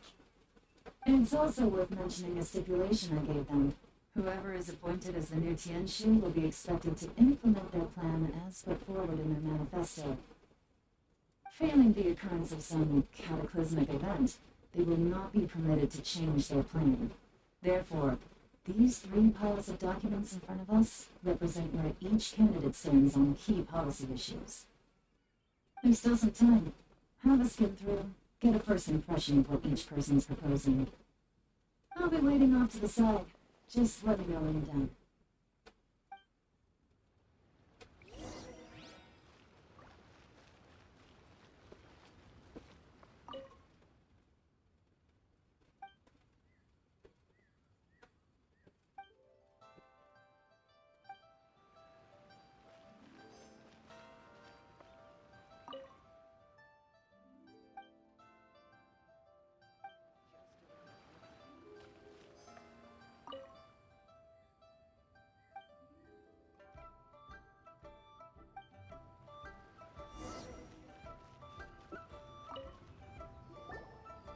Finished, huh? What did you think? Everyone took it very seriously. Of course they did. They have the chance to be picked as the new Tianshu, so you can bet they're putting their best foot forward. And keep in mind, whoever gets in has to execute their plan as written. Nobody wants to have any regrets. That's for me to know and you to find out. We can talk more after the interviews. We'll see the candidates now. Let's do one at a time. Start with Chenwei. Yes, ma'am.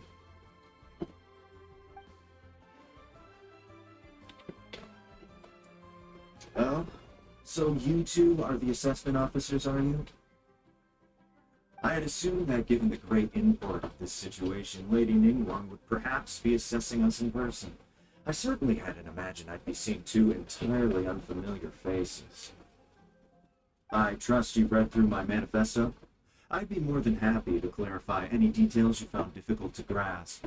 It was written with an expert audience in mind, after all. Mind your tongue, mister!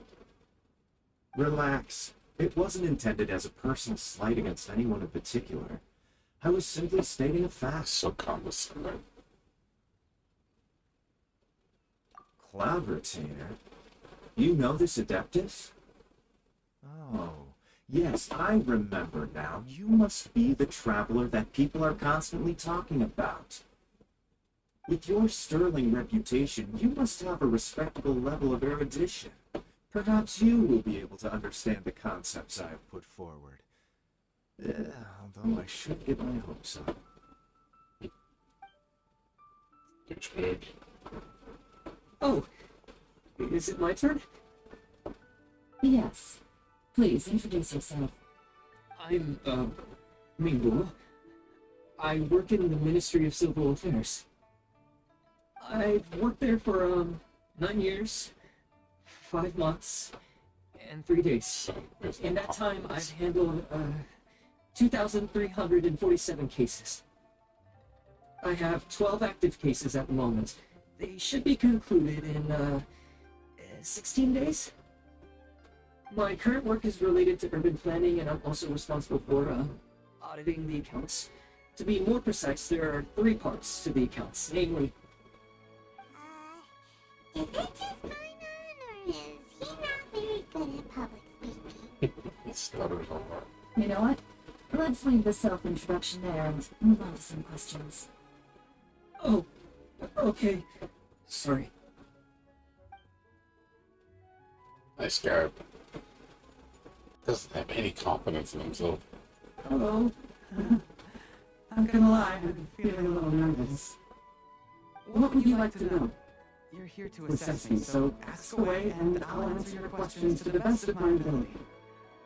Your manifesto is very wide in its scope, but you don't seem to be personally involved in many of the specific fields. How can you be sure that you have the ability to put your plan into action? It is. I am on Genshin.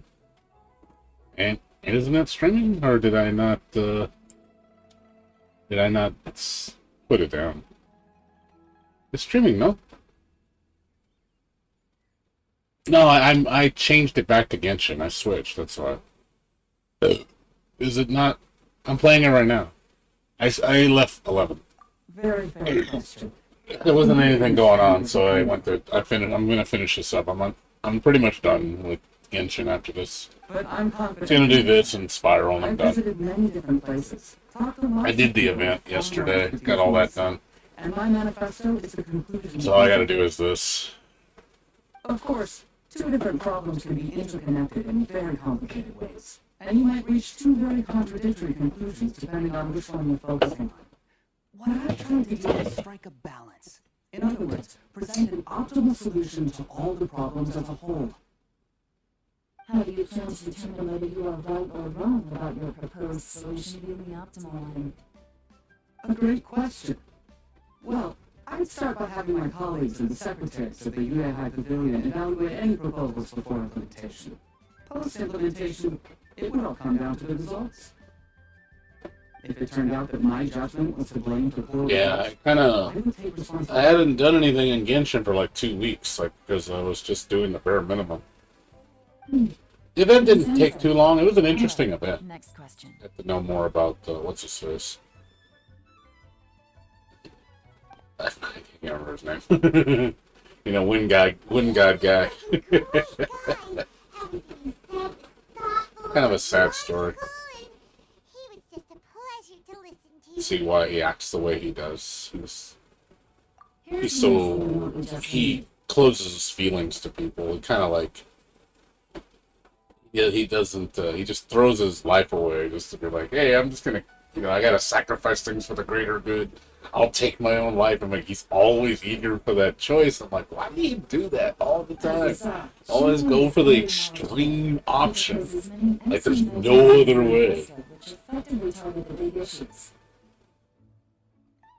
But he is very proud and incredibly stubborn.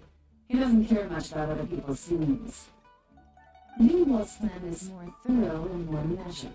You can tell he's meticulous in his work, very detail-oriented. But he and Shinwei are otherwise polar opposites. Minghua is not very articulate and comes across as very timid in conversation. Perfect summary. Paimon couldn't agree more. You're good at this, Yulon. Last but not least, Zhi. His manifesto is full of pertinent details, his methodology is sound, and his proposals cover a broad range of fields, which is quite a rare feat.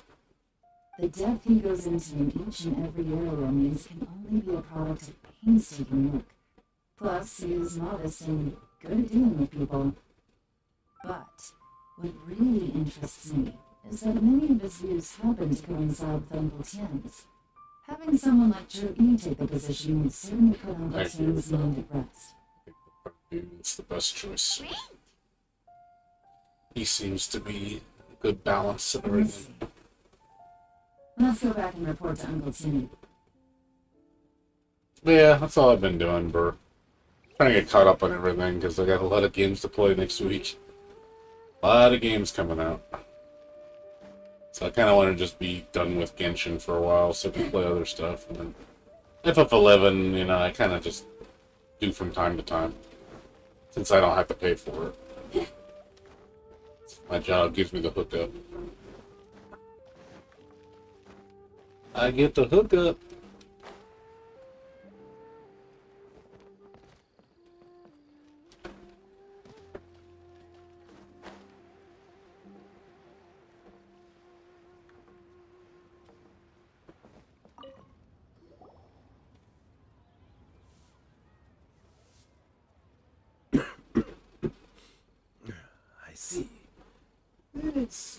or less as I anticipated. Alright, then let me ask this. The ideas in Juri's manifesto are very similar to your own. Is there any particular reason behind this? Oh, I didn't want to say anything when I gave you the list of candidates, for fear of affecting your judgment. But I can tell you now. Those three candidates have all studied under me in the past. It's only natural that they share some similarities with me. But Xin Wei went on to focus on his business, and Ming Guo has always been occupied with his work at the Ministry of Civil Affairs. Of all of them, Juri was with me for the longest duration. Whoa! So how did you get to know them all, Uncle Tian? Chen Wei was referred to me by an old friend. Ming Guo came to my attention in the course of my work. As for Juri, I was pure happenstance. We first met while fishing. Gradually, as we got to know each other, we started discussing all sorts of topics. Juri came from a poor family, and his parents died when he was very young. But he was a gifted student and a fast learner. He reminded me of a younger version of myself, so I started out giving him a few words of advice when we were out fishing and noticed how quickly he got on. Quite. And now, all of a sudden, he's grown into a mature young man. It's a joy to see, but it also gets one thinking. The young are growing up, and I am growing old. How time flies. No one can escape the cycle of life. I don't know, Uncle Tian. You still seem in pretty good shape to me. You might have another few years of work left in you, don't you think? Oh, you. There's really no need to console me.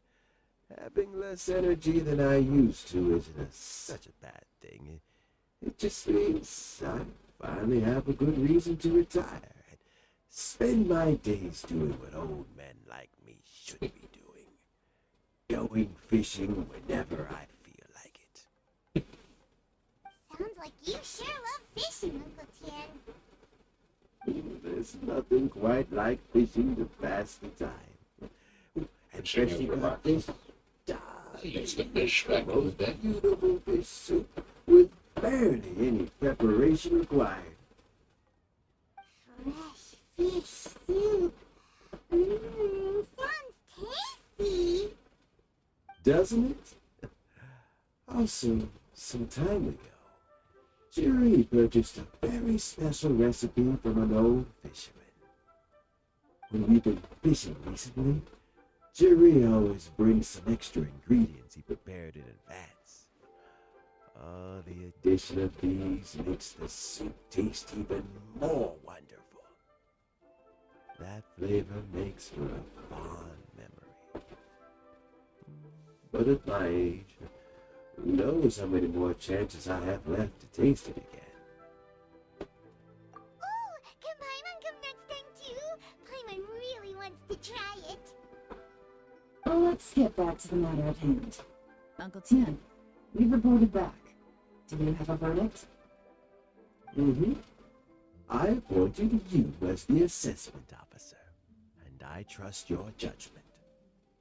Had you not asked me why Juri's ideas were so similar to mine, I was not going to mention my history with any of them.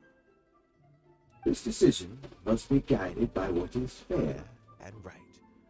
Please disregard all other considerations and make your final decision only after a thorough review of each candidate's talents and capabilities. Remember, you must be thorough. Understood. Come on, let's go talk somewhere else. Bye-bye, Uncle Tian. Look after yourself.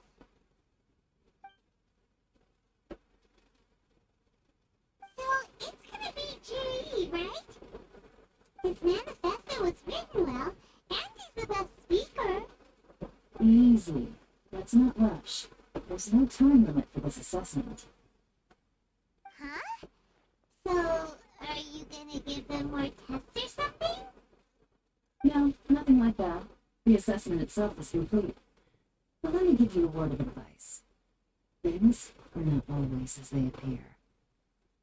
The biggest no-no in intelligence work is to only get information from the person of interest themselves. The truth is almost always hidden beneath many layers of deception. You have to get information through many different channels. For example, Women, Shanma. Yes? Lady Galen, what are your orders? Who are they? Where She did they got come ninjas. from? Did they scare you? These two are Lingyan and Shanma. They work for me. As my trusted assistants, they are always standing guard nearby. They also perform various assignments as required. Shanma is a business expert who gets his information by training. Lingyan relies on word of mouth. And there's also Pei, who's not here right now. That meathead must have been out there on sea surveillance for some time now. Is he alright? I seem to remember that he can't swim. Nothing can take that guy down. Certainly not a little wind and waves. Shanma, visit all the commerce guilds and look into Qianwei's background. Lingyan, go to the Ministry of Civil Affairs and look through Ningguo's word files. Yes, ma'am. So what about Jury? Zhi, well, obviously as the most promising candidate, we will be investigating him ourselves. Let's go to the docks first. Lots of people passing through there. You can find out all kinds of things. If we're looking for information, why don't we try talking to Bulai, the owner of Wanyu Boutique? He does business up the North Wharf. Maybe he has some news for us. That's actually not a bad idea. Let's go and ask him.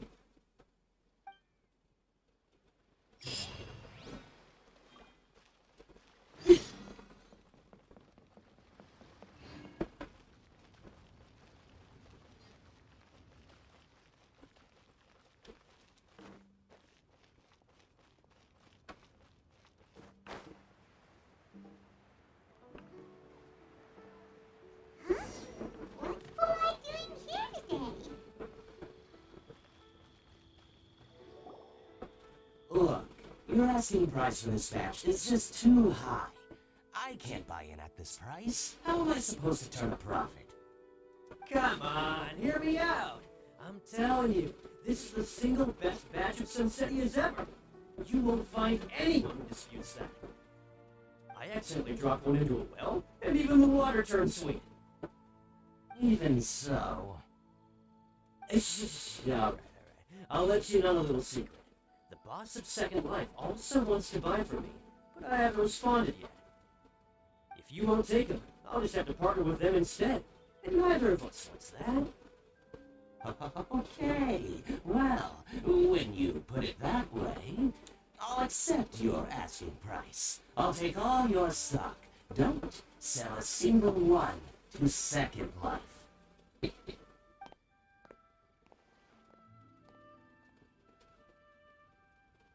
Oh, what are you doing here? And to be clear, these Sunsetians are mine. I got to them first. Don't get any ideas. Actually, we wanted to ask you about a guy called Jury. Have you heard of him before? Jury? Yes, he's quite well known. I've heard a story about him. They say he was born into poverty. His parents died when he was young, and he was treated cruelly by the local community. One of his neighbors was terribly rude to him all the time, but Jury never retaliated. And when his neighbor went bankrupt, he even helped support the family. He returned cruelty with kindness, injustice with peace offerings. A gentleman of talent and character, and... oh, how did I not notice him sooner? In fact, maybe I'm not too late. If I could hire him to be the brand ambassador for Wanyo Boutique. Oh, he sounds like a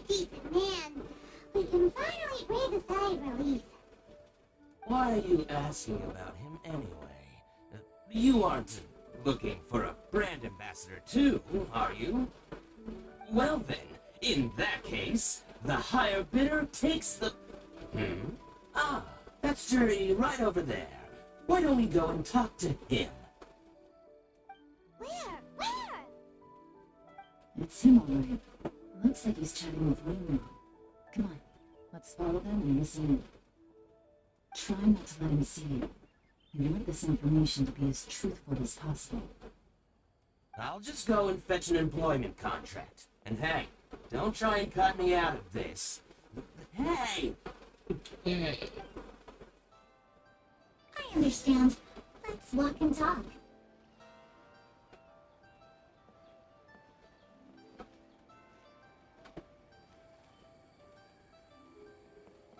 So, you were looking to buy a wineware set?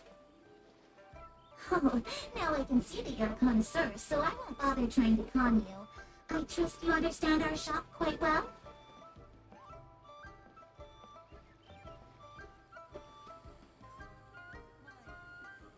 The truth is, an old friend of mine who likes to have a drink now and then, he fancies himself as a man of culture, but doesn't care for needless extravagance. So I thought I might buy him a set of high-quality fakes. How very thoughtful of you. Leave it to me then. Come and collect it at Shibu Antiques whenever is convenient.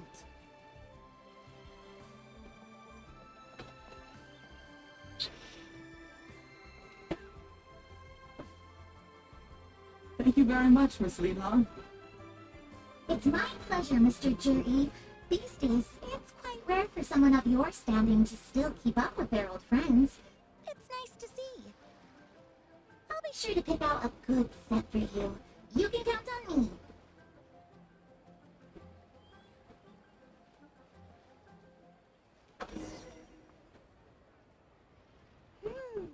Jury seems to get along really well with everyone.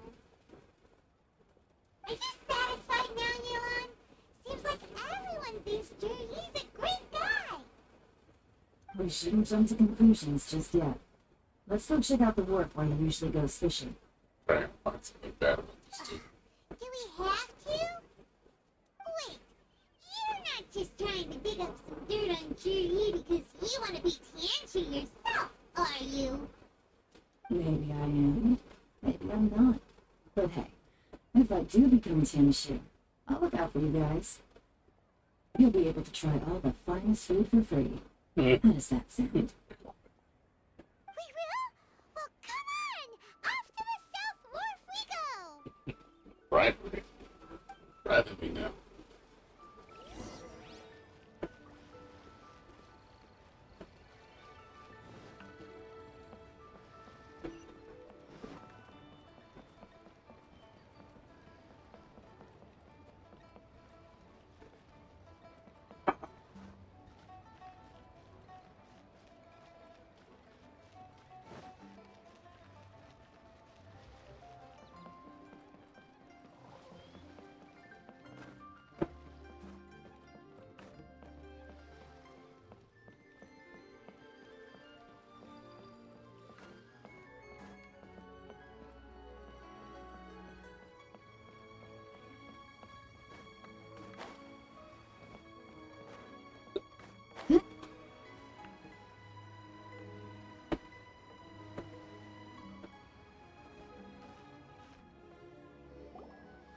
The wharf is as busy as ever. We hear the anglers here sometimes sell their fish to the nearby fishmongers. Let's see what Uncle Soon has to say.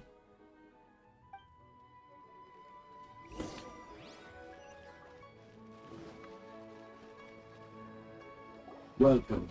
What would you like to buy today?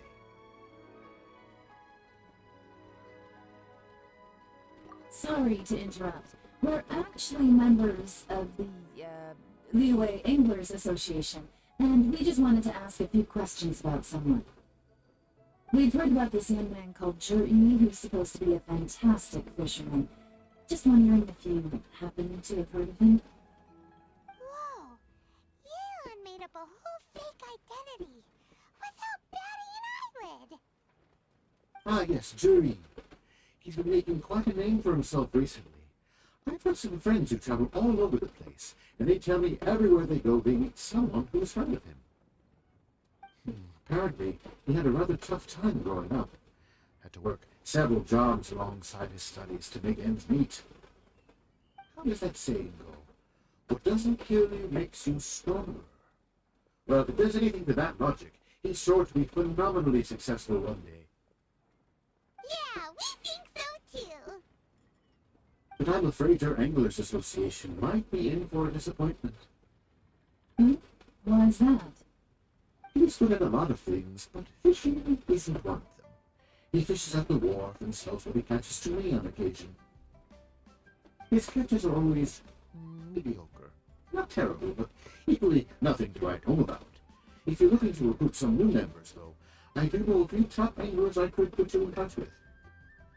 That sounds fantastic. I've got a couple of other things to attend to right now, though, so why don't I come back some other time and we can chat over a drink?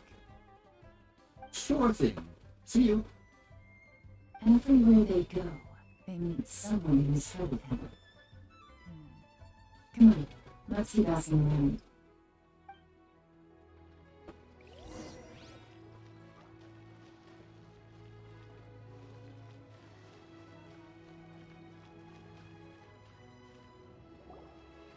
Here to buy some fish? It's 300 for one or 3 for 1,000. That is not a deal. You do know it costs more when you buy 3 of them. It should be 3 for 900, not 3 for 1,000. That doesn't make any sense. Why buy more when it costs more? Might as well buy them in singles. Never understood when people do that. Like, they sell something and they charge you more for the bundle. It's like, that doesn't make any sense. Like, why would you want to buy more? You might as well buy less. Boy, it's like, people don't pay attention, man. You better hurry. When they're gone, they're gone. Hello, we're from the Society for Fish Price Research. We'd just like to ask a few questions. Wow, she switched identity again. Society for Fish Price Research? I haven't done anything illegal. Stay out of my business. Please, don't worry. We're just here to conduct a simple survey. We've heard about a certain Zhe who's been selling fresh fish at low prices in this area recently. Do you know anything about this? So this isn't about me. You should have said something, you know. I know the guy. I can tell you what I know. I haven't heard anything about him selling fresh fish at low prices, but it wouldn't surprise me if it was him. Oh? Why is that? Because he's so poor. His parents died when he was very young, and his alcoholic father still owed a huge amount of debt. No one wanted anything to do with him. He was still a kid when he first came to the wharf. His clothes were ragged, and he had a bandage wrapped around his head. And he managed to survive, thanks to Uncle Tien, who gave him some food. But still to this day, he doesn't have a lot of mora to his name. I mean, he can afford to eat and everything, but you'll often see him haggling with others over just a few mora. So, I wouldn't be surprised to find out he's been selling a few fish. It's not like he catches much anyway, so it's not going to affect my business. Don't tell him I said that. You'd rather he didn't know? Well, I spoke to him once, briefly, and I just had a feeling that he really cares what other people think of him. I think he has pretty low self-esteem, but hey, it's hardly my place to say anything. What he's achieved already puts most people to shame. And nobody's perfect. I just wouldn't want to upset him, that's all. I see. Well, thank you for sharing that with us. Not a problem. And just for the record, there's absolutely nothing wrong with the price of my fish. The more times you say it, the less convincing it becomes. Doesn't have a lot of mora to his name. Okay, let's keep going.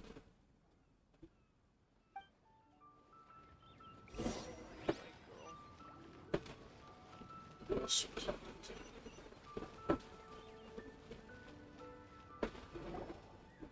Hey, it's you guys. Wait, freeze. Oh yeah, honored to meet you. What brings you to me? The truth is, we are but newcomers to this territory. We heard tell of a great martial artist, Master Dugu, who knows everything there is to know. Hence, we sought you out to ask for your guidance. Really? People said I know everything there is to know? But of course, we also heard that Master Dugu is a kind and virtuous swordsman who never turns away anyone who comes with questions. Great! So what do you wish to know? Nothing happens on this street that I don't know about. Now she's lying to a kid. So, Master Dugu, have you heard of one by the name of Jur-E? Sure have. You mean that guy that all the grown-ups are talking about these days? I've heard many tales of jury. For example, I can't remember. Oh, God. I've heard of so many things that I can't remember what it is. Probably because it's nothing that important. I prefer stories about sword-fighting heroes. Oh, I can completely understand that. Then let me ask you this. Do you remember roughly when the grown-ups started talking about Jur-E? Oh yeah, I know that. It was about 2 or 3 months ago. Before that, people always used to talk about jury in a kind of nasty tone of voice. But 2 or 3 months ago, suddenly everyone started to like him. Sometimes he gives me candies, so I'm glad that people are starting to like him now. Just as I thought. Huh? What do you mean? I mean, just as I thought, Master Dugu is indeed as kind and virtuous as the legends claim. I'm not that great. Oh yeah, one other thing. These days, there's a lot of people I've never seen before talking about jury stories in the street. They seem like nice people. Oh, definitely. Great! So next time I see them, I'll say hi. And I guess I can share some of my candies with them too. Certainly. You can also tell my friend in Genshin Tea House about what they're up to. I'm sure my friend would also like to say hi to them. Thank you, ma'am. You're welcome. Well then, fare thee well, Master Dugu. Until we meet again.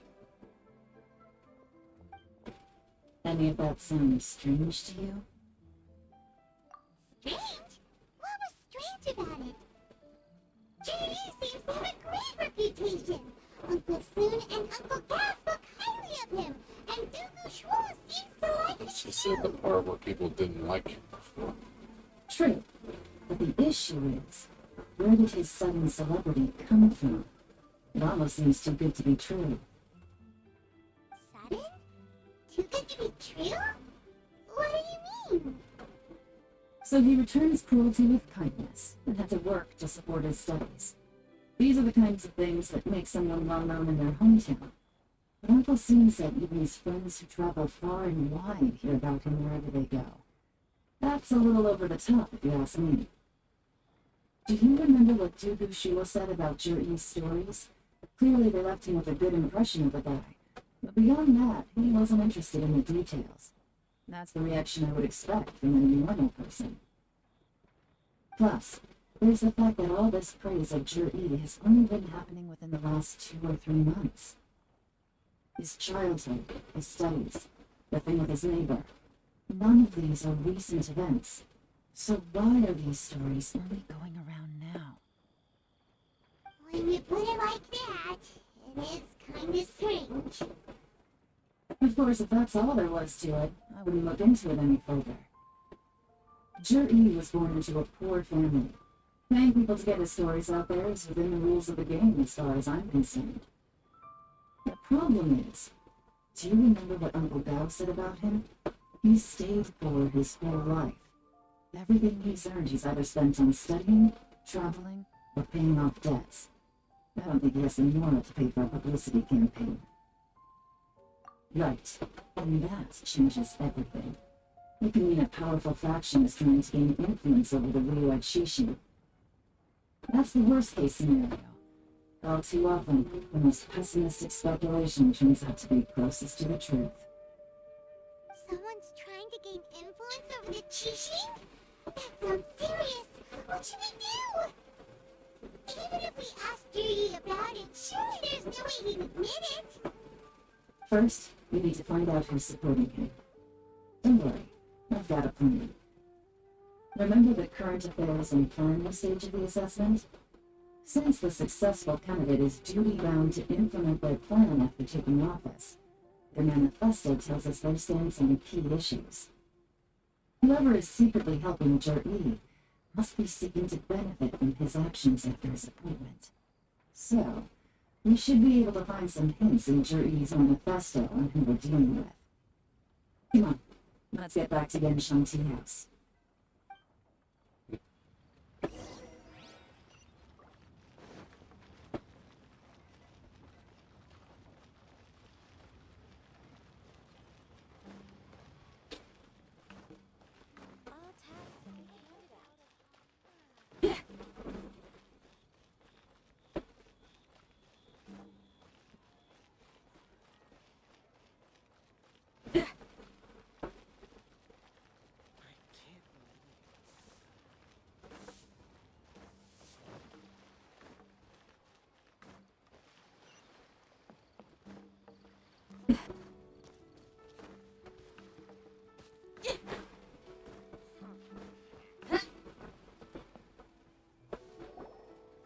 Jur-E's manifesto covers a huge range of topics. Looking for details that don't add up? It'd be like trying to find a needle in a haystack. I'll divide the reports into two parts. You take one, I'll take the other. When we're finished, we'll put our heads together. Officially, the assessment is already over, and I'll be expected to announce the results before long. So we have to get to the bottom of this as quickly as we can. We better hurry! Whatever else Uncle Tin might think of Jur-E, the fact remains that he's one of his favorite students. Any evidence he's left is not going to be immediately obvious. We'll have to look carefully and think critically.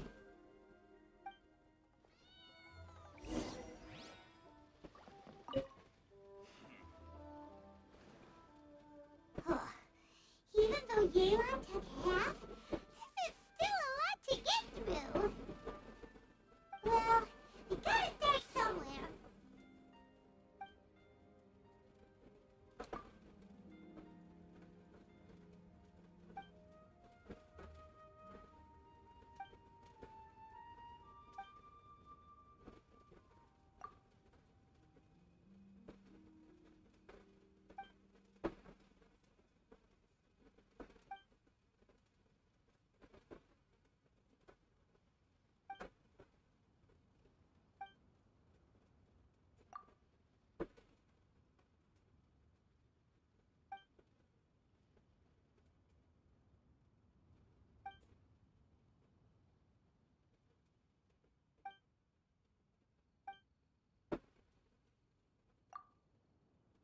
Oh, this reading is giving kind of a headache. Let's take a break.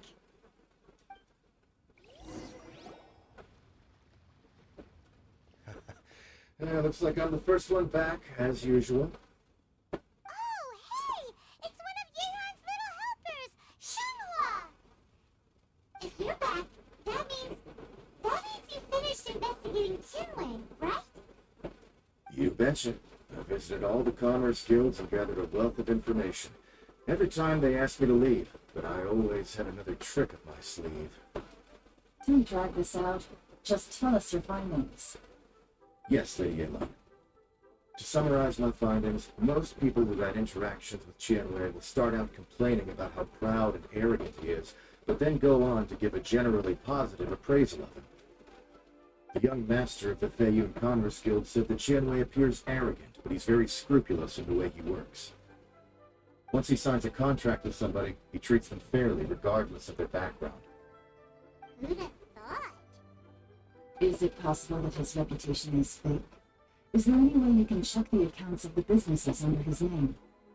In theory, that should be very difficult. But here's the thing. I asked around and found out that almost all of Qianwei's accounts are open to the public. Where he buys from and sells to should be confidential business information, but he doesn't seem interested in protecting it at all. Qianwei often sees business opportunities that others don't, but once he's made enough more off of it, it's like he gets sick of it and releases all of his trade secrets. It's like he wants people to know that they still can't beat him, even if he shares all of his secrets. The fact that someone like that can still make more is pretty infuriating when you think about it. What a strange guy. It's like he's not doing business to make Mora, but instead... To validate his theories. No wonder his manifesto contains so many insights. It's all the result of his first-hand experimentation. I'm back! Huh? How come you're here? Why do you think? Obviously, because I possess superior skills, and am always one step ahead of the competition. Well, when you're the competition, at least. You... whatever. I'm not getting into an argument with you. If I hadn't had something else to take care of on the way, I would have been back long before you. Lady Ayla, I have finished investigating Ninghua. Well, we're all ears. The Ministry of Civil Affairs says that Ninghua struggles to get his words out when he gets nervous, especially when he's chatting with strangers. But after a few days of getting to know him, you can pretty much have a normal conversation with him. On the whole, the feedback from the Ministry of Civil Affairs was very positive. He always considers the things that everyone else overlooks. In your opinion, was the Ministry of Civil Affairs' appraisal of Ningbo at all exaggerated? I don't believe so. Ningbo is someone who has slowly but surely earned the reputation he has today. According to Miss Yu, the Ministry often gets Ningbo to take a final look at projects before they're implemented. People feel much more confident in something if it has his stamp of approval. Oh, and also, there was once someone in the Ministry who was lying and cheating to try to advance their career. Ningbo gave them the scolding of a lifetime. Apparently, he can be terrifying when he loses his temper. I haven't seen it for myself, though. Whoa, that's hard to imagine. Like I said before, things are not always as they appear. Ah, so that's what you meant by that. Paimon's starting to get it now. Thank you both. You're free to go now. So, have you finished reading the manifesto? We still have a bit left.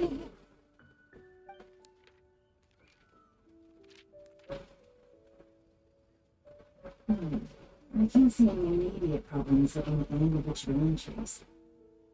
The only one that strikes me as a little unusual is the Qingshu Pool redevelopment plan. Qingshu Pool has always been home to many secrets. Plus, Ajdaha once wrought havoc there, so there are even more secrets buried deep underground. At some point, a rumor began to go around that there is great treasure buried beneath Qingshu Pool.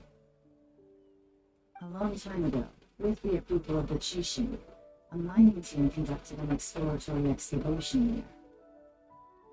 So, did they find any treasure? None. The ruin was completely impenetrable. The only way they could have gotten through the solid rock would have been by blowing it open with a special kind of explosive. The technology wasn't mature enough at that time, so the excavation project was shut down and the treasure became a new legend. Jur-E's manifesto focuses on solving problems, and this treasure hunt seems extremely risky. It seems still, this one fact alone doesn't tell us much. Everyone wants to get their hands on this treasure. The treasure hoarders, the Fatui, even local Liyue factions. Did you find anything? Excavation? Project? Treasure? Did we read anything similar in our half of the manifesto?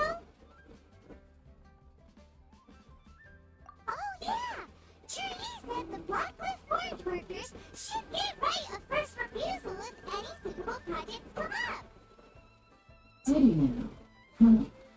makes everything much clearer. So Zhuyi wants the Blackcliff Forge to excavate the treasure of Qianshu Pool. Does that mean the Blackcliff Forge is Jury's secret supporter? No, not likely. I've looked into the Blackcliff Forge before. They aren't involved with any powerful factions at present. They do possess some specialized explosives, but it would seem more trouble than it's worth to put so many resources into a risky project like this. Still, since the clues are pointing toward the Blackcliff Forge, we should see where they lead. We may well find something new. Shenwei and Ningguang both turned out to be completely different than what we thought. What about Jury? Is there another side to him too?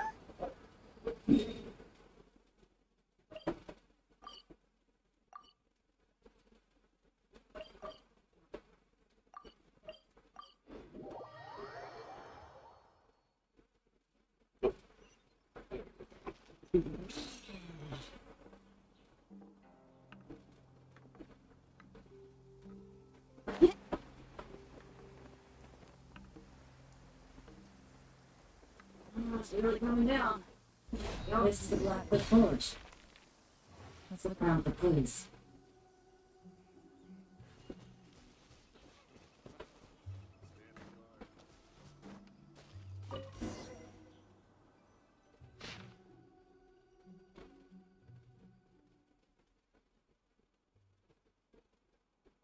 What's this?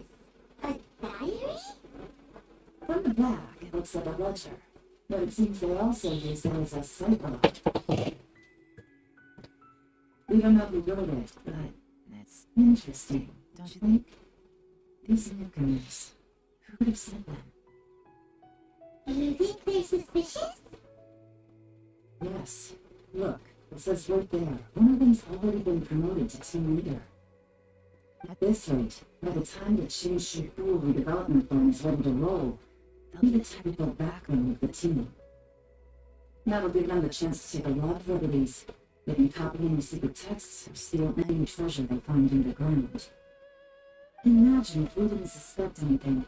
By the time Zhuyi recommends the Blackcliff Forge for the excavation project, at most we would maybe do a fresh background check on the place.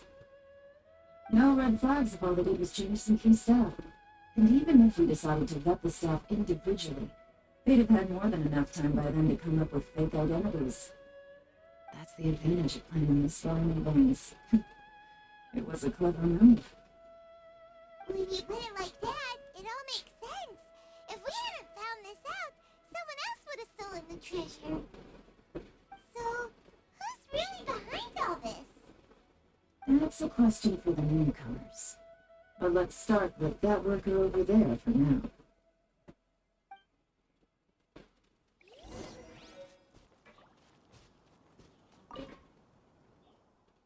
Excuse us. We want to ask you about the newcomers.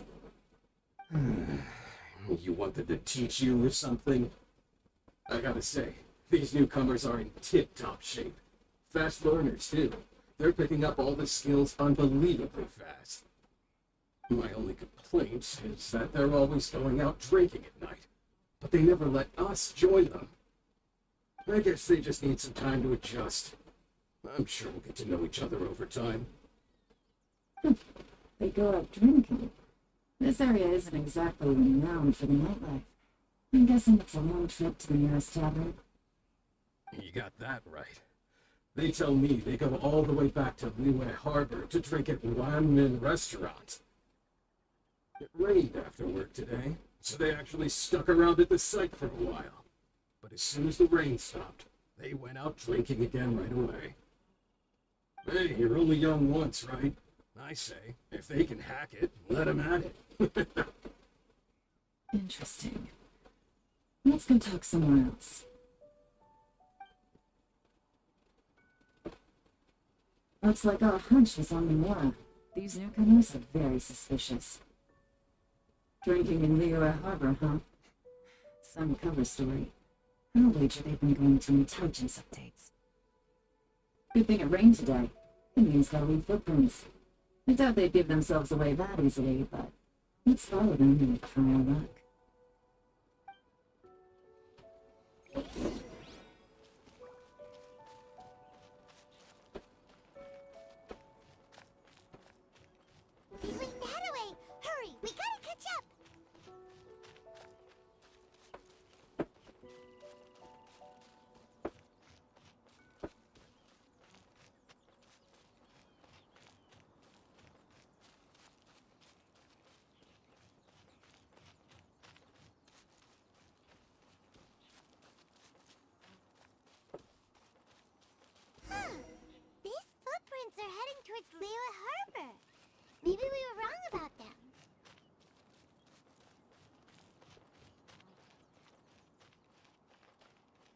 Just as I thought. They didn't go to Liyue Harbor. They went that way.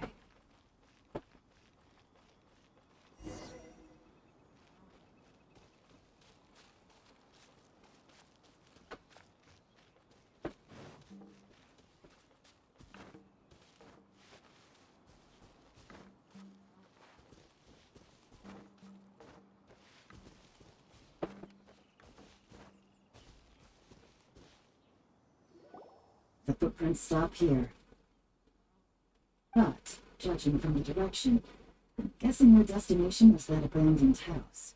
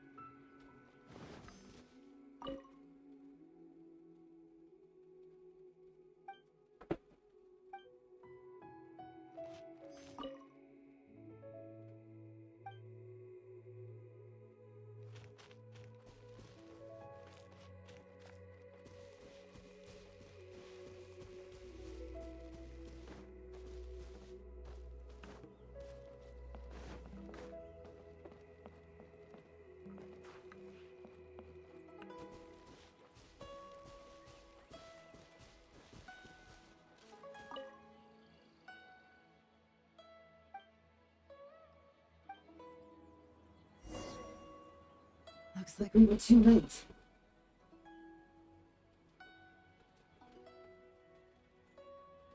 This has gotta be where the newcomers rendezvous with whoever they're working for. But all the evidence has been destroyed. Look at these ashes. Someone was burning documents not long before they arrived. Could there be anything left? Maybe the wind could have blown the fire out before everything was finished burning. The odds of that are very slim. It's practically impossible. I've checked. All the paper's been burned.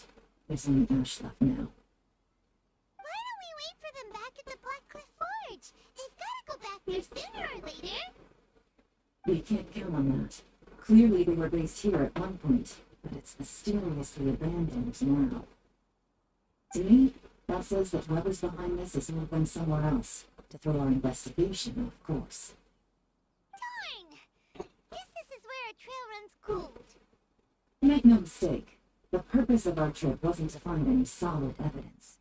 We just need to figure out who's behind Jer-E. I smelled something peculiar the moment I came in. Those newcomers probably thought they'd be safe as long as they burned the letters.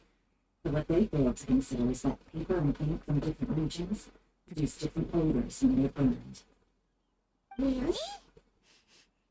Pilot can't smell anything. Do you smell anything? There is a certain place with a freezing cold climate where there's nothing but ice as far as the eye can see. Some wealthy people there put floral fragrance in their ink as a way of injecting a little romance into their writing.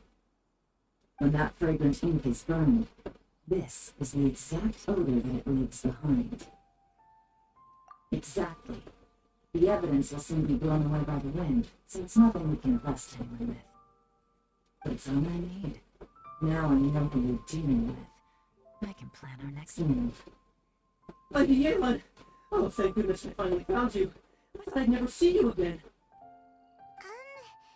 Who are you? Don't be alarmed. This is Yu Pei. He's Wen-Wen and Shanghua's colleague. I sent him to look into Jer-E's regular contacts. Since Jer-E likes fishing, Yu Pei thought he might know some of the fishermen and sailors, so he took a boat out to sea to ask around. I left him a note at Yanshan Tea House telling him to look for me at Black Cliff Forge when we got back. If there had been an ambush waiting for us there, it means we'd have had some backup. So, what did you find out at sea? Forgive my incompetence.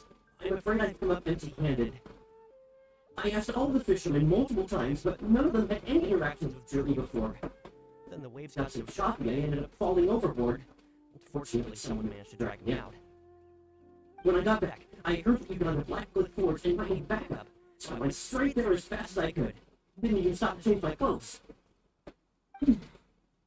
Well, Uncle Tien said that Jerry once bought a recipe from one of the fishermen. Did you hear anything about that at all? What? That's news to me. No, that's not possible. It's absolutely not possible. Lady Galen, I'm telling you, I spoke to every single fisherman out there, and none of them mentioned anything about a recipe. Interesting. But I wonder if that even more wonderful fish soup came about. Fish soup? What fish soup? Nothing. Our priority right now is to find a way to get our hands on some solid evidence. Well, any suggestions?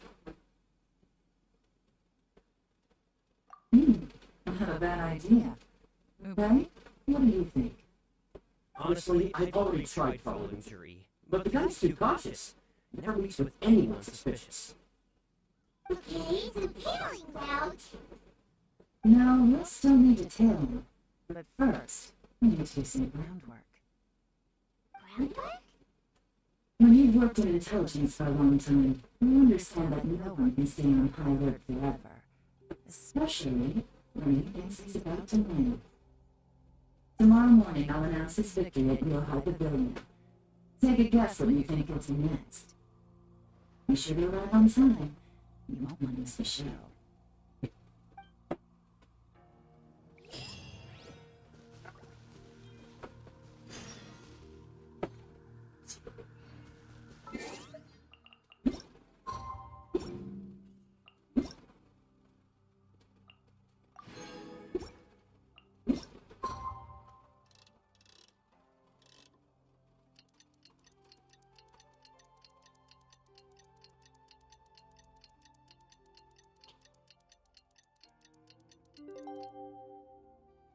Whatever's going on over there?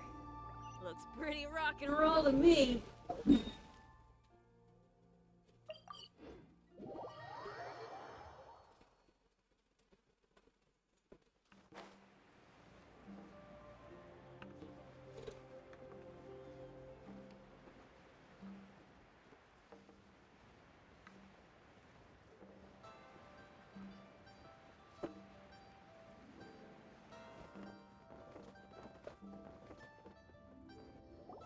It looks like we're all here. Well then, time for me to announce the results of the assessment process. I won't drone on about the importance of the Tianshi role. Suffice to say that Uncle Tien entrusted me with the monumentally important task of assessing candidates. And now it falls to me to give him a satisfactory answer. All of us here know the score. Don't beat around the bush. Just get on with it.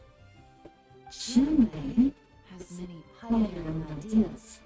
But some of his plans are lacking in detail, and he easily gets into testy exchanges with other people. Mingguo is reliable, but not quite ambitious enough, and because of his personality, he struggles to win people over.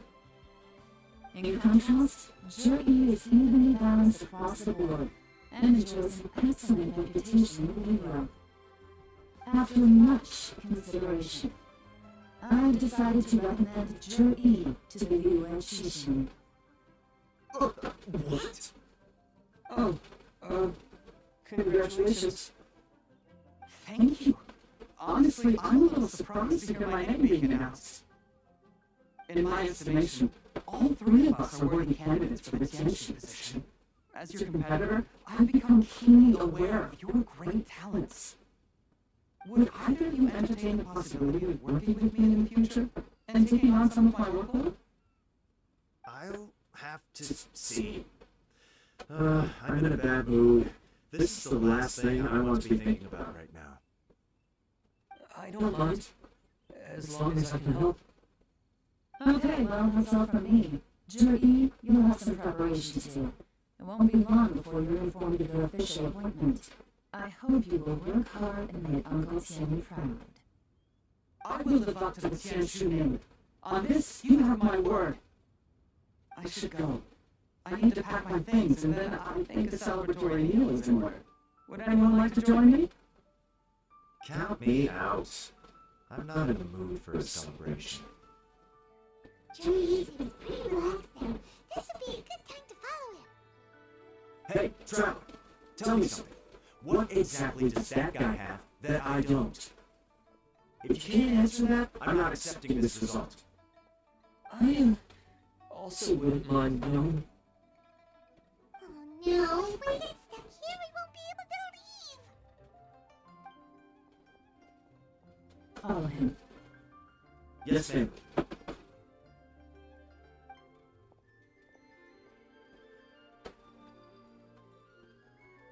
We finally got rid of them. Lady Gama, jury has gone towards fading slope. Follow him, quickly. So Judy really sided with them for tree? But Uncle Tian thinks so highly of him. Why would he do this? Difficult to say, but everything should become a lot clearer when we find him.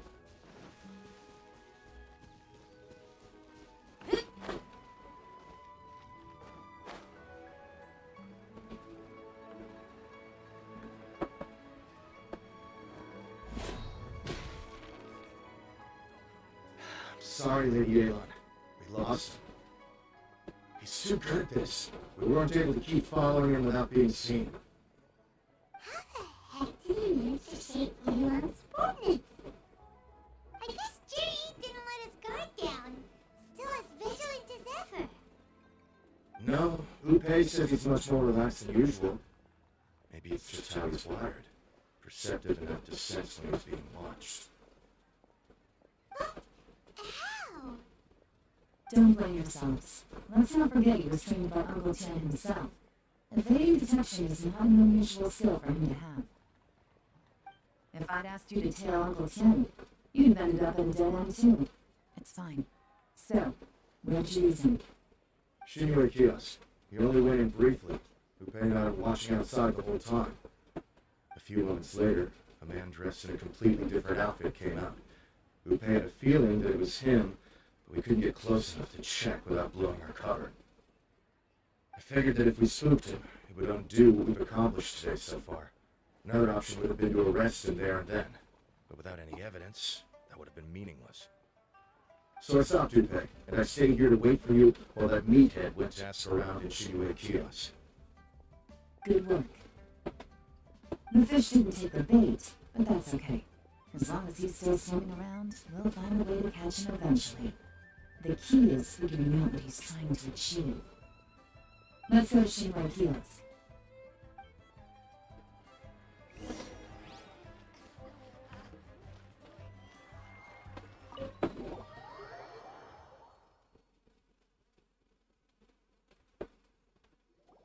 Could you explain to me how that works? A guy like him comes in, changes his whole outfit right under your nose, and you don't even ask him about it? Our customers are free to dress however they please. What grounds would I have to question him? Okay, fair enough, but didn't you think it was just a little bit strange? Well, maybe I did, but it still doesn't give me the right to stop him.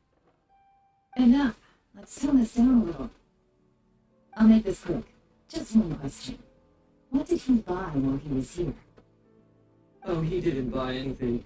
He just picked up a bottle of liquor that he ordered ages ago. A bottle of liquor? Yes, a very strong kind. Fiery, with a rich flavor. Not something the average customer would order. This gentleman ordered it in person from us a long time ago. He was only here today to pick it up. Liquor? And wine there. I see. Let's go. Where to? Shigu Antiques.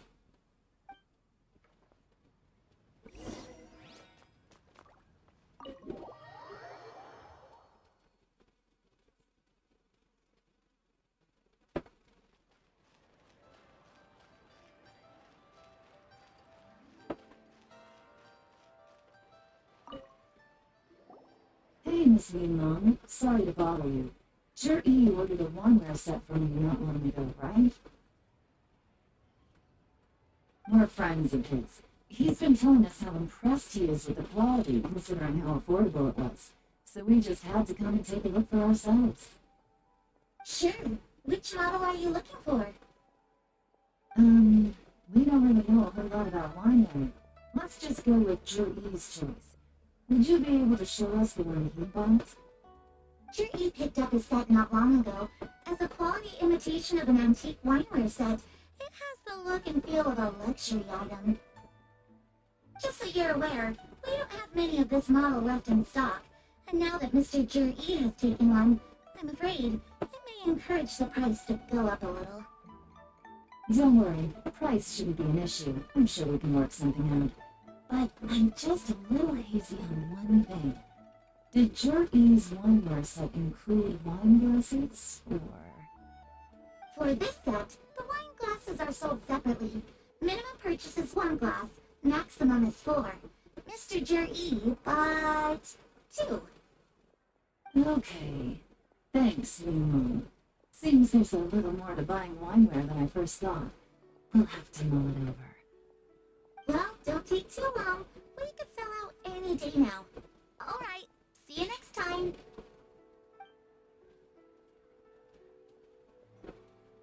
This is turning into a real headache. I'd just like to point out that we have the self-professed Grand Master of Fieldwork here to thank for being wholly incapable of tailing an ordinary civilian without being seen. It's not like you did any better. My specialty is information trading, okay? I don't have the physical agility. What's your excuse? Fair point. Yelan, so has the plan failed? Oh, if we can't figure out where Jerry went, there's not much we can do. But why was he buying liquor at Shinui Kiosk anyway? To celebrate? If so, it's no ordinary celebration. What do you mean? First of all, Jerry isn't much of a drinker. On some level, he hates alcohol because of what it did to his father. If he was just looking to celebrate by himself, he wouldn't spend his meager savings on an expensive bottle of alcohol, let alone buy a pair of special wine glasses. No, this is a victory feast, held in honor of Jerry's private sponsor. Whoever this person is clearly enjoys hard liquor and has a very high status, hence the need for expensive-looking wineware. Now, where might we find Fatui who match that description, I wonder? Fatui officials. Should be either the Snezhnaya Embassy or the Northland Bank. Have both locations surrounded. Take as many people as you need. Lady Yelan, is it time for us to make our move? If so, you can count me in. Get with the program, would you? This is a covert surveillance operation. Jury may be vigilant, but that doesn't mean the same is true for his drinking buddy. In which case, we don't need to change tactics. Just change who we're following. Great idea! So we just need to find out who Jerry bought that liquor for and follow them instead! But Lady Yelan, if we get caught, this could become a major diplomatic incident. I'm well aware, but don't you see? Jury is gambling everything on this. If we really want to catch him, we're going to have to accept a little risk ourselves. Stick to your orders, and make sure we're covering all other bases too. Anywhere else Jury might be going. I want eyes on those locations. Yes, ma'am. Don't worry, Lady Yelan. Jury may be a slippery character, but we'll keep a close watch on the movements of all Fatui officials. I'll be waiting for you at the tea house. If I'm guessing correctly, Fatui officials are likely to take action at night. You should go get ready, then meet me at Genshin Tea House.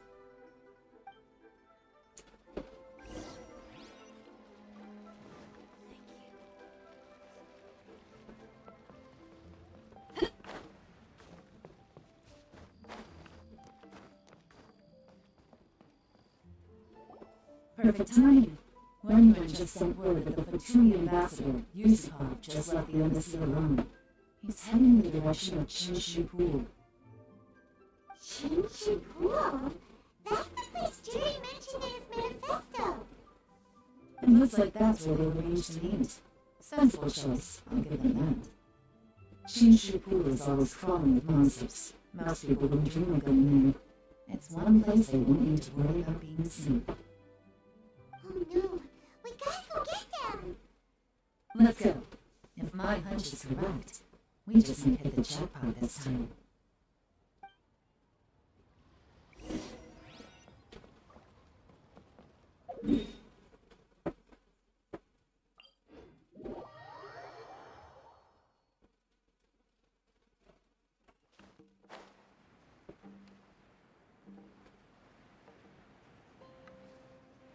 This is Shinshu Pool, full of rooms, crawling with monsters.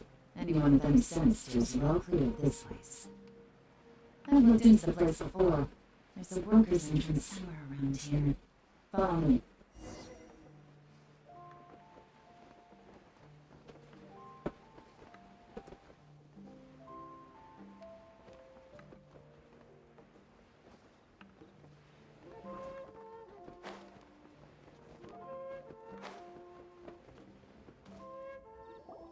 There's been some work done on this place in the past, but it's a bit of a labyrinth inside. I can't guarantee we'll be safe once we're on the ground. The workers left an emergency access route. If we can find it, this will be a much easier journey. Stay. Be ready to fight at any moment. Any resistance needs to be taken out quickly and quietly. We don't want to attract too much attention. Don't worry, we're all professionals here. By the way, Yelan, where are your 3 little helpers at? They have other things to take care of first. We couldn't afford to wait for them, but they'll join us later.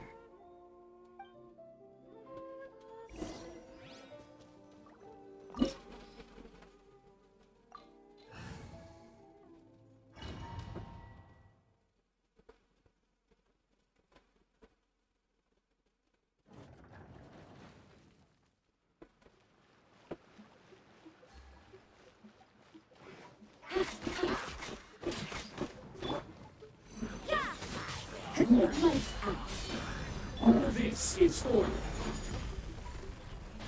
Solidify. Quietly now.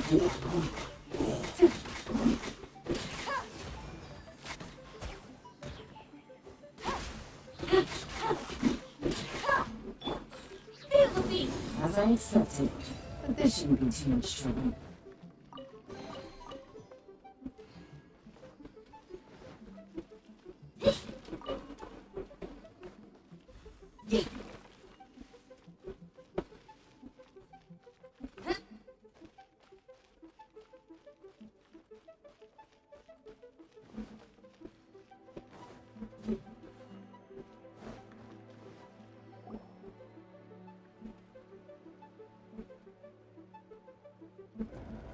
I see that? That's gotta be the Fatui ambassador here to meet Judy. Looks like he went through that door. That must be the emergency access route, right? Come on, let's hurry.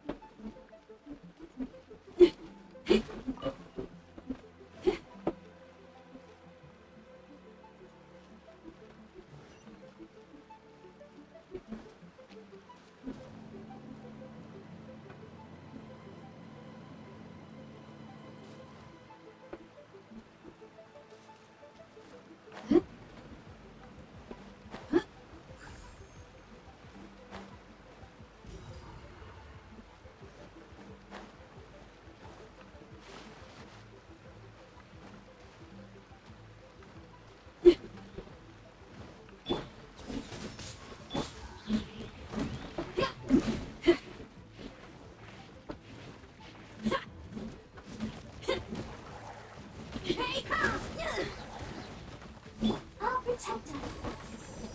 Go for it. I will have order. Gather. You can't run!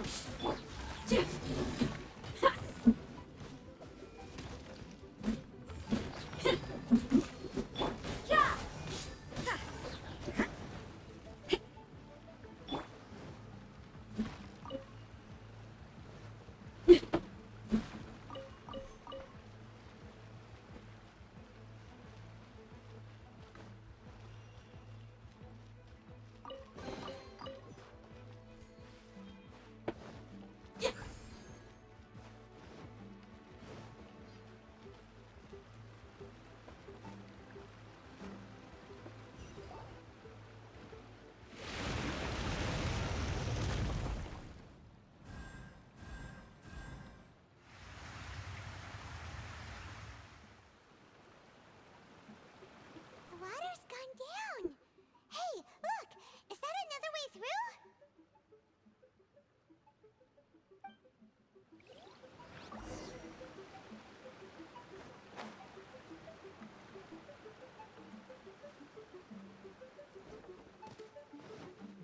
This is the construction workers' emergency access route, but it's closed tight. Trying to break through would be risky. Let's see if we can find another way.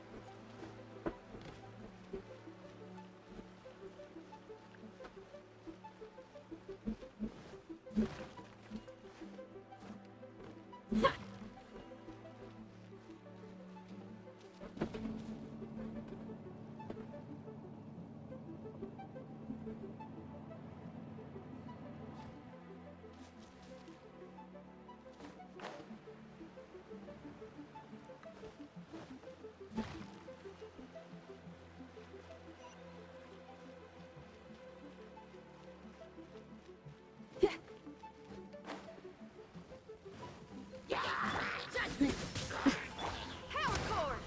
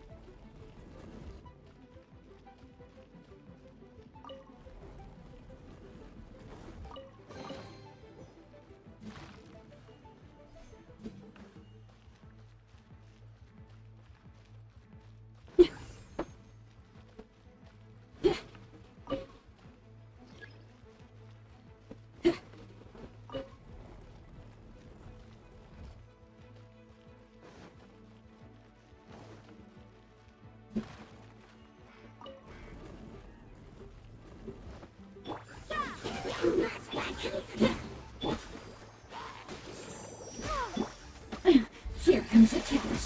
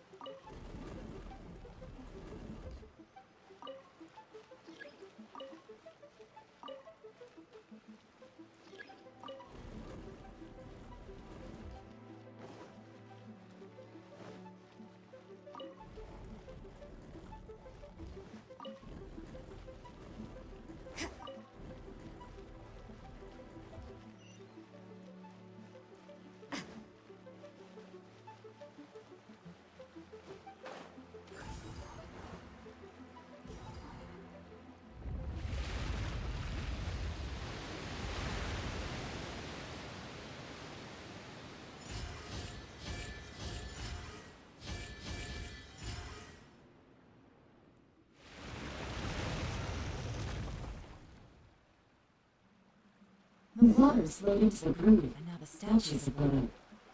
Okay, now we should be able to move the statues.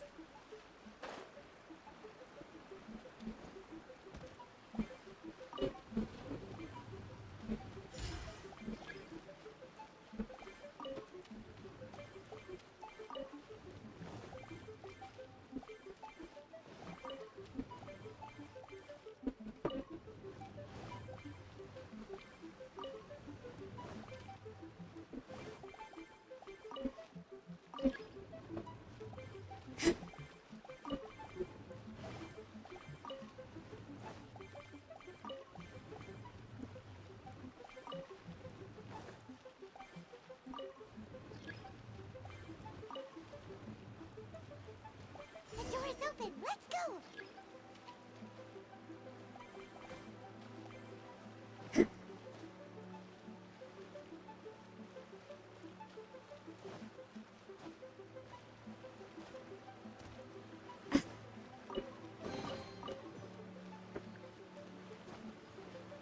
We should be nearly at the bottom now. Let's wrap this up.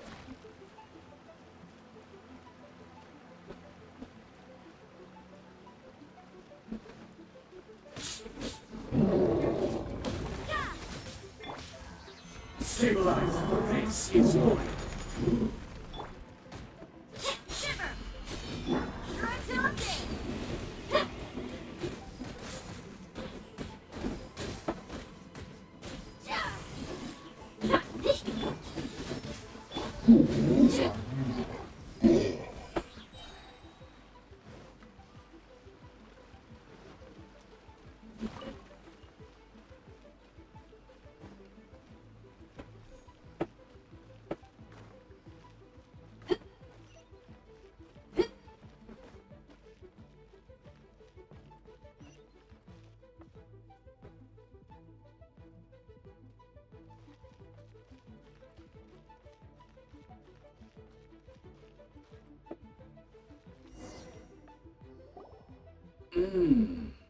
I can tell from the aroma that this is very fine liquor indeed. I'm impressed. Come on, bottoms up. After you, of course.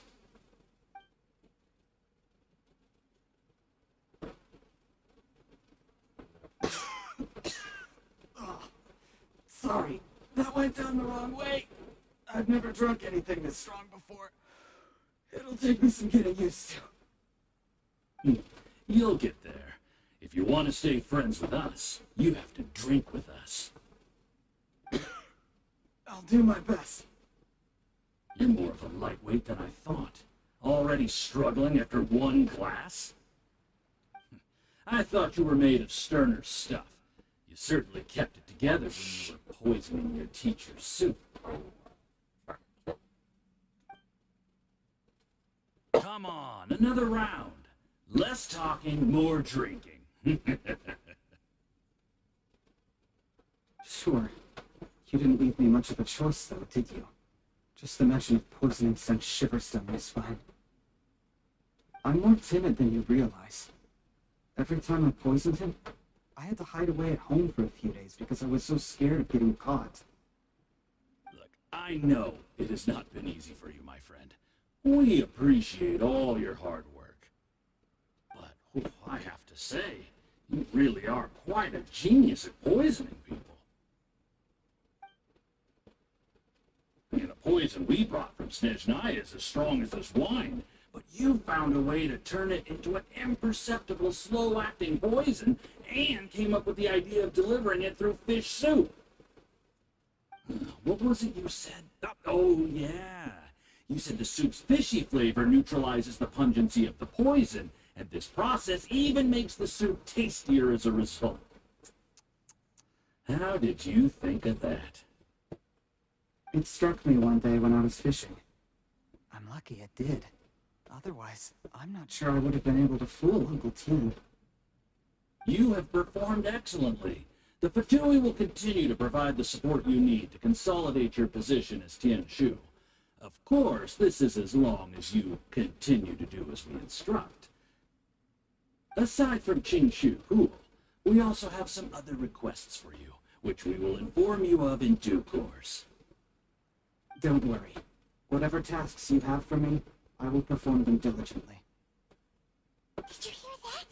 It was poison! That's why Uncle Tian hasn't been feeling well recently. It's all Jury's doing.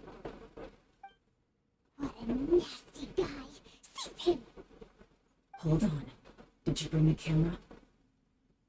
If not, you can use mine. This is quite a scene.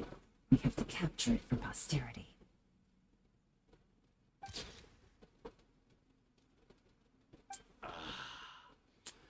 Excellent liquor. We've, seen no progress on the diplomatic front, and everyone has been eyeing up the treasure of Jingshu Pool. It's been a real headache for me. But soon, everything will be taken care of, and I can report back on a successful mission. Thank you, Juri. I remember when I first saw you. I knew right away that you would make a good partner for us. Hey, do you still remember what I said to you? How could I forget? You said a lowly commoner like me could never be seen as a serious candidate for the Tianshu, no matter how hard I work. The only way is for you to shine bright in the Tianshu's darkest moment. I think you were absolutely right. Yes. Under normal circumstances, the gap between you and other people could only ever grow wider over time. Just look at your two competitors. Chen Wei had wealth. Ming Bo had reputation. But you had nothing. You were just another nobody. And that's why I decided to help you. You know, there's an old saying in the Fatui. Give a starving dog a bone, and it'll guard your home for the rest of its life. Yes, I cannot thank you enough for your generous support. You know, the best thing about you is that you do as you're told without complaining. Hey, keep up the good work, and I can assure you, you'll never have to worry about Mora again. Heck, when you're not in the company of the Fatui, you'll be able to throw your weight around as much as you want. How about that? Uncle Gao said that Zhou has low self-esteem. Seems he was right.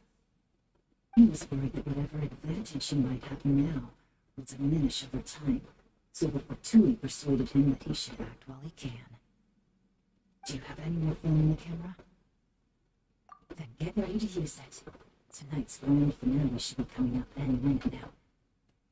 How well this goes for us depends on how Zhou plays his hand. Ooh, is there any more alcohol? Go on, fill me up. I'm in a good mood today, and I'm gonna drink my fill. Make sure to get me home safely afterward. There's only a little left. Here, I'll fill your glass. If you like it, I can bring you some more next time. Whoa, this is the good stuff. It is great. Huh? What the? Shit. Of course. Sergei, you poisoned my wine? But when? You seem surprised, Mr. Yusupov. How could you? How could I not? I've sacrificed years of my life studying and reflecting to prepare myself for this position, and in the end, I even had to poison my own teacher. You really think I put myself through all that just to become your little puppet? I don't want to bow down to anyone ever again, and that includes you. You imbecile! It's the Fatui who got you where you are. Do you understand? If I disappear with no explanation, the embassy will come after you. They'll get to the bottom of this. Mark my words. Do you see the haystack in the corner? Underneath it is a pile of explosives. And next door in the dark room are the 3 undercover agents you sent to infiltrate the Black Cliff Forge. I'm gonna stay here till I see you slip into unconsciousness. Then I'm gonna set this on fire. Once the flames burn through the hay, they'll ignite the explosives, the ruins will collapse, and everything will be buried. What did you hope to? I took the liberty of leaving some evidence of your contact with the undercover agents at the Black Cliff Forge. It won't take long for people to join the dots. 2 missing person cases will become one as the truth gradually reveals itself. The Fatui planted undercover agents in the Black Cliff Forge to steal their signature ruin-grade explosives. Their plan was to blow through the solid floor tiles in the dead of night and seize the treasure of Qinshu Pool. But things didn't quite go to plan. Mistakes were made that led to the accidental deaths of the entire crew. Faced with the overwhelming evidence, the embassy won't investigate this any further. In fact, they'll be only too happy to blame it all on a rogue operation by you. It explains why you acted alone, while exonerating the rest of the embassy of any liability. Of course, none of that will have anything to do with me. When all of this comes to my attention, I'm afraid I'll have no choice but to cancel the Qinshu Pool redevelopment plan immediately. I guess then, I'll be Tianshu in my own right, with a clean record and well out of the Fatui's reach.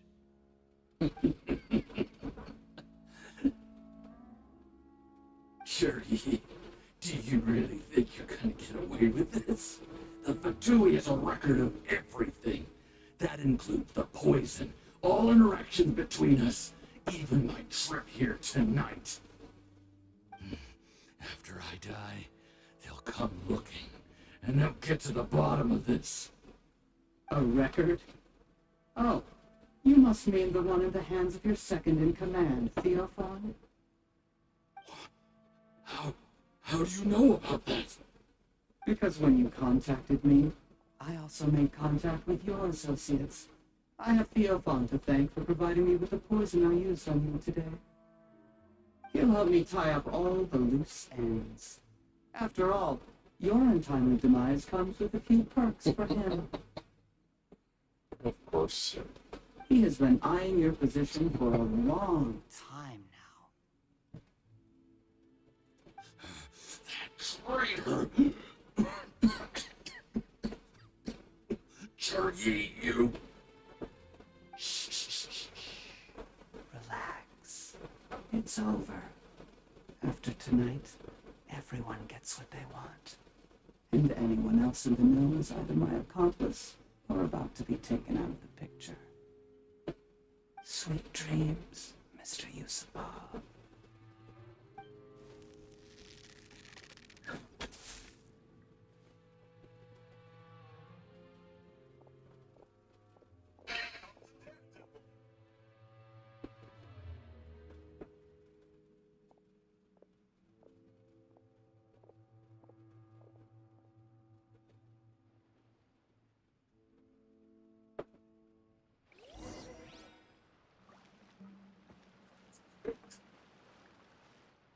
I did a little surveying on the way here and found that you'd left yourself 3 escape routes in case things went south. I have them all surrounded. If you're thinking of trying anything, save yourself the effort. The game's up. We were here the whole time and have pictures of everything. They came out pretty nicely. Want to see them? The game's up? Forgive me, I'm not quite sure what you're referring to, Miss Yalon. I happened to discover a Fatui operation here, so I approached them on the pretext of joining forces and eventually brought them down from within. If it pleases you, Miss Yalon, I'd be only too happy to have you join me in investigating this matter. This is how you want to play it, huh? Fine. You do you. All we need to do to convict you is establish that the poison in his system is the same as in Uncle Tien's. Nothing else you wanted to add? Let's leave it there then. Time to go. One wrong move and it all comes crashing down. I should have been more careful. You followed him here, didn't you? I was so focused on keeping myself out of sight, I forgot he was a potential liability. Let's talk about this, Yelan. I gave you my word that I would live up to the Tianshu name, and that much I can still guarantee. Your point being? When I take office, I can guarantee that I will act in your best interests. In fact, all of you here tonight can expect very generous treatment in the future. I don't deny that I used underhanded methods to get here. But given my lowly origins, what other choice did I have? You still don't get it, do you? Even now. What do you think? Exactly. Jur-E, clever people can always come up with a good excuse. But while you might be able to get other people to believe you, you'll never be able to deceive yourself. There's nothing wrong with wanting to win other people's respect, but when has Uncle Tien ever looked down on you? He was like a teacher and a father to you, but you chose to repay that by poisoning him. Whatever positive goal you may have started out with, you threw it away in that moment. That's enough. Of course. What makes this even crueler is that you managed to convince yourself there was no other way. Uncle Tien was always going to give you this opportunity, even if you'd done nothing at all. But of everyone in the world, he is the one who trusts you the most. So much that he drank your fish soup without doubting you not for 1 second. That's enough! That's enough. Life is like fishing. It cannot be rushed. Whatever you do, impatience will accomplish nothing. I was just like you once, desperate to prove myself. Only later did I realize things do not always turn out the way you plan. But you have to keep calm to carry on. You're still young. Be patient, believe in yourself, and don't look outside yourself to prove no value.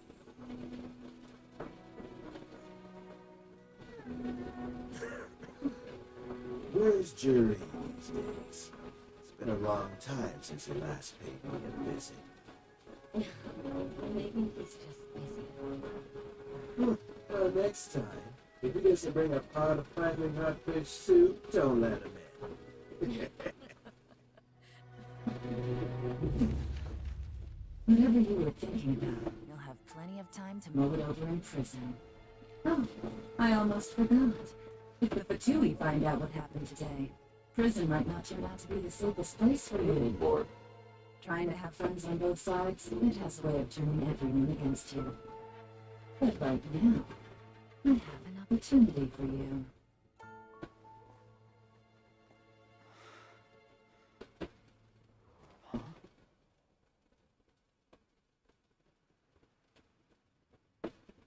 Sorry, things are about to get extremely busy for me. Let's meet at Genshin Tea House tomorrow morning. I'll have someone remove the explosives. Then, there's someone I have to go and see. Need our help with that? No, it could be dangerous. You should leave this one to the professionals. Don't worry, as long as they're willing to cooperate, this will be a straightforward deal. Get some rest. See you tomorrow. Things went down south really fast.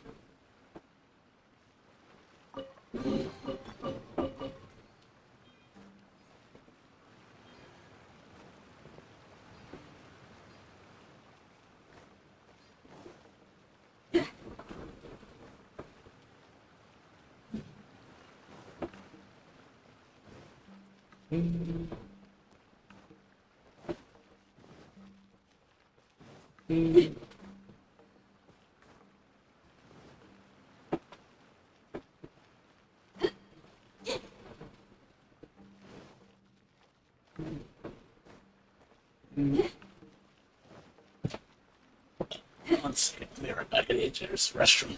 Be right back. Oh.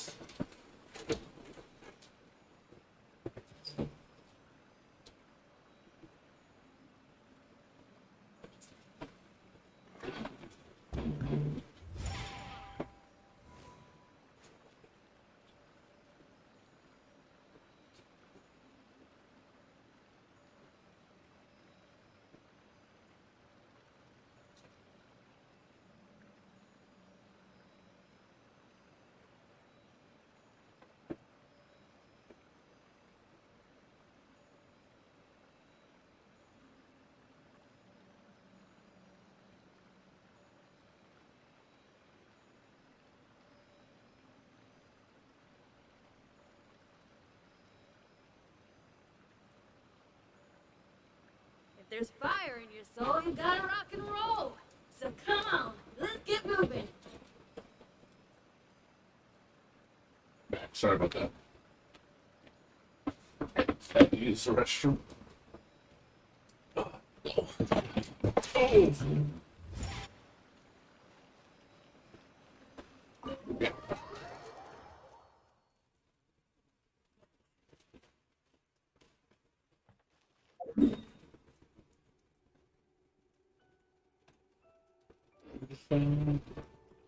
Wait.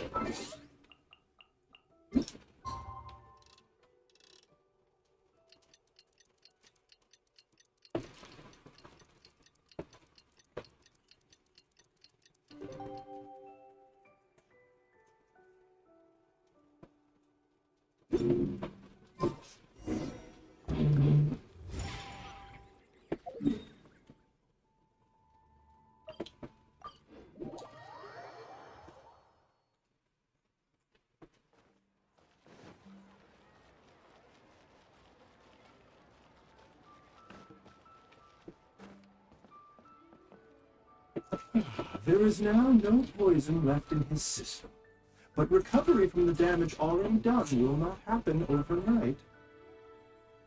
Dr. Baishu, is my father going to be... You needn't worry too much. Keep taking the prescribed medicine every day, and a full recovery will take at most 2 to 3 years. It's good we caught it in time. A few days later, the toxin would have built up in the internal organs. At that point, things would have been much more serious. How did they successfully secure such a seldom seen poison? It seems the Fatui are extremely resourceful. Unfortunately for them, they were up against us. Uncle Tien will be heading off now. Remember to get plenty of rest and avoid overexerting yourself while you're recovering. Don't worry, I will. Thank you very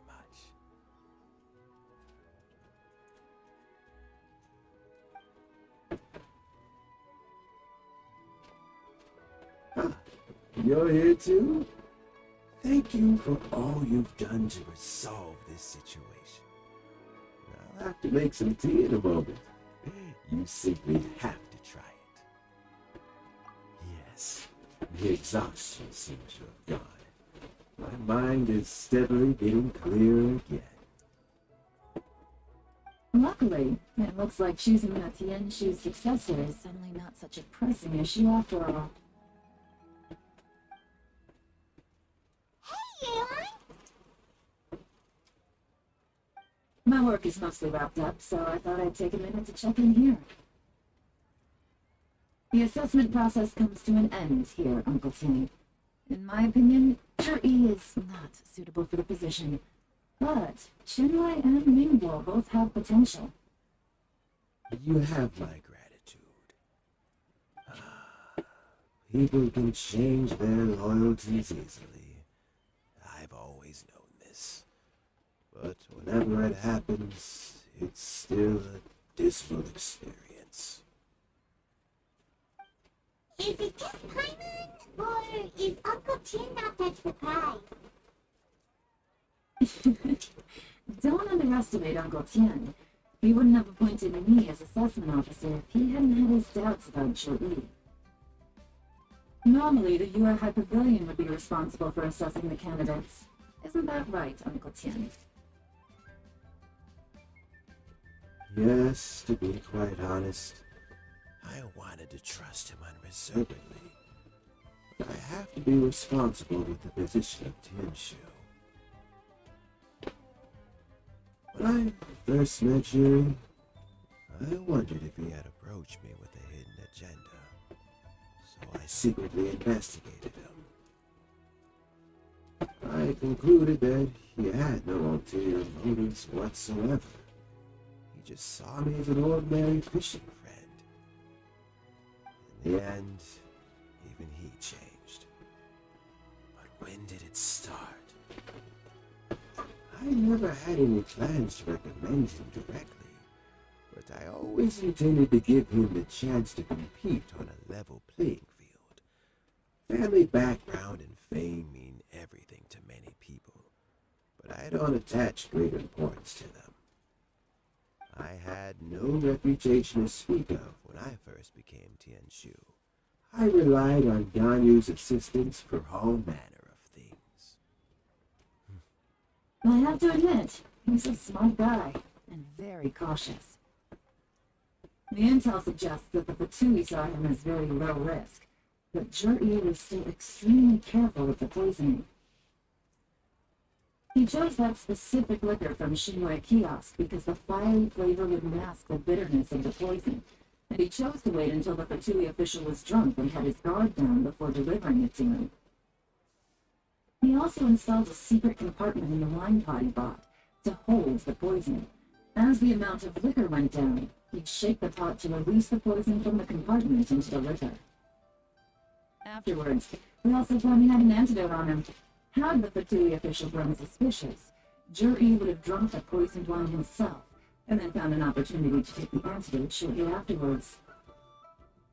But that's still really dangerous. Yes, had he drunk the poisonous wine, he still would have faced serious health consequences despite taking the antidote. He didn't hesitate to put himself in harm's way to achieve his goal.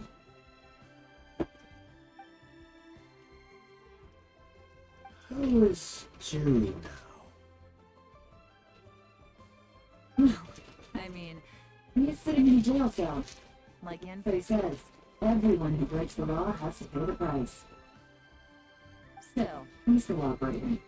He didn't turn down my offer to strike a deal. I'll make sure there are plenty of guards around to keep him safe from anything that the two may be planning. A deal? Does this have to do with what you said to him when you arrested him? Yes, Jur-E's not the one I'm interested in. If he was as far as this went, I'd have handed the case off to my subordinates as soon as I realized. But once the Fatui became involved, things got a whole lot more interesting. I thought I might have the chance to catch a big fish. Well, did you? Almost. Unfortunately, it slipped off the hook at the last second. Uncle Tian? Yeon? What are you talking about? Paimon doesn't understand. Jur-E colluded with the Fatui to try and secure the position of Tianshu. Or, to put it the other way around, the Fatui made an attempt to interfere in the Tianshu selection process. With Yusupov in our hands and a statement from Jur-E, we could afford to continue with a diplomatic offensive. Also, we'd be able to gain control of Theophone, Yusupov's second in command. Then we'd have a pawn in the ranks of the Fatui. Pawns like this can be major assets. They open up all sorts of new options. Why else did you think I was investing so much time and effort into this case? So, okay, well, did your plan succeed? We got halfway. The first part went off without a hitch, and we passed all the information on to the evening room. But when we tried to make contact with Theophone, he was gone, along with all the evidence. The Fatui must be spying on us. Otherwise, they've never been able to respond so quickly. I found out from other sources that the Harbinger Regrader got involved. The Fatui's main forces aren't concentrated here. Regrader was only treating this as a peripheral concern. It's a pity that Theophone got away, but knowing which Harbingers are still looking at Leroy is something. It gives me a starting point for my next mission. I have to ask, Yelan, do you have any desire to take over the position of Genshin yourself? I remember you showed some interest a few days ago at Yenshang Tea House. In my estimation, you are more than competent. Oh, that. I was obviously joking. I prefer my current life. There's danger and there's excitement. Although it'd still be a behind-the-scenes role, as Tianshu, I wouldn't have the chance to get involved in anything truly clandestine or facing real danger. Alright, I'm done here. time for me to go. I'm heading off again in a few days and I still have to prepare. Where are you off to this time? As you might have guessed, it's for me to know and you to find out. But I'm sure if you keep going as you are, getting yourselves involved in other people's business all the time, you're sure to get caught up in another misadventure before too long. Maybe I'll see you the next time danger beckons. Until then, keep your wits about you. A lot of people are watching you for a lot of reasons. If you have any more questions, just ask Uncle Tian. After the recent turn of events, I'd say he owes you one, wouldn't you?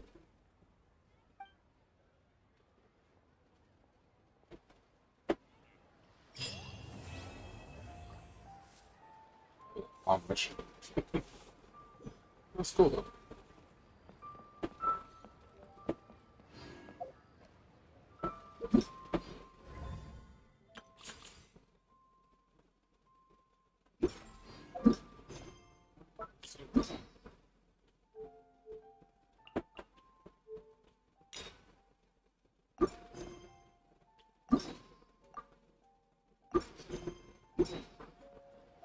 All cut.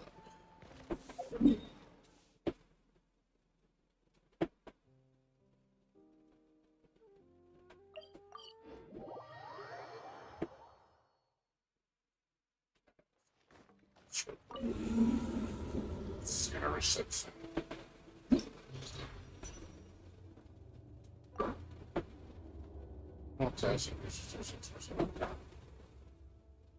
Activate it. Okay, that's actually pretty good.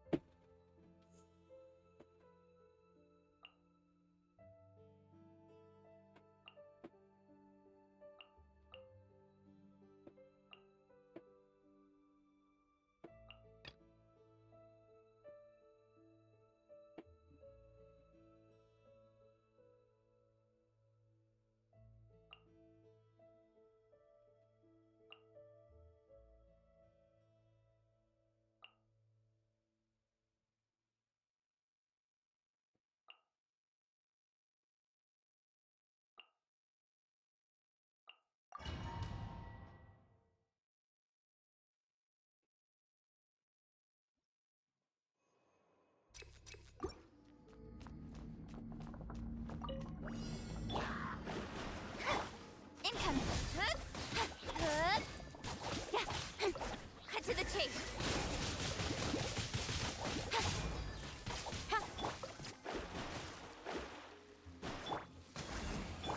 Shadows of...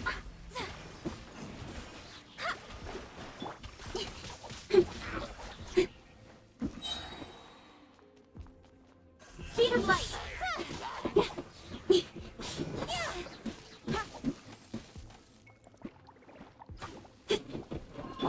This is long overdue.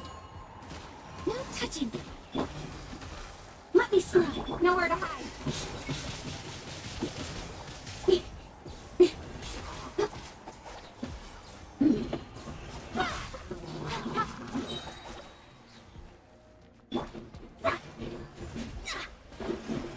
Born of icy.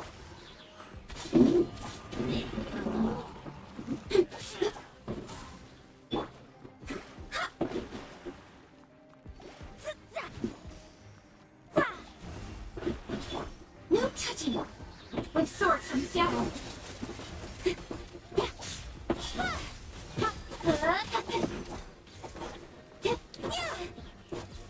Delved into depths, born of ice and frost. Incoming.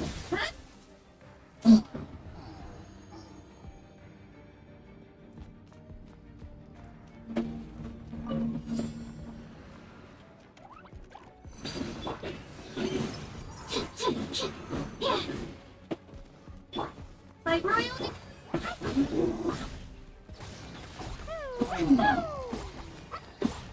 Animal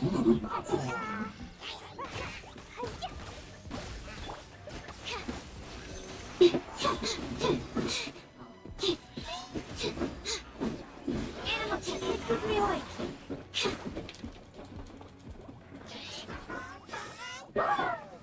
Midnight Phantasmagoria.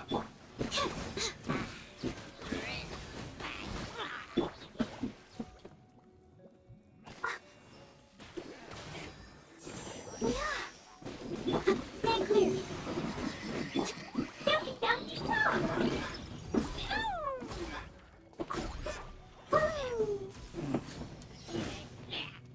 On for heel.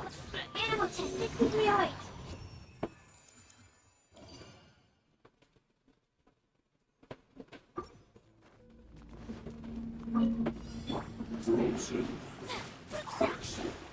Let me see.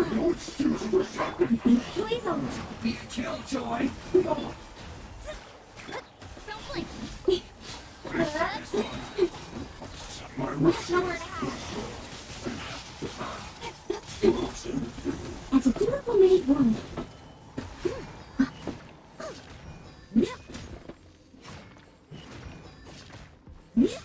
Chill to the bone.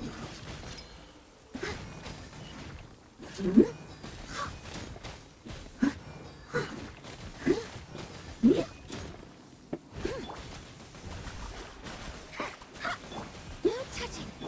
Speed of light.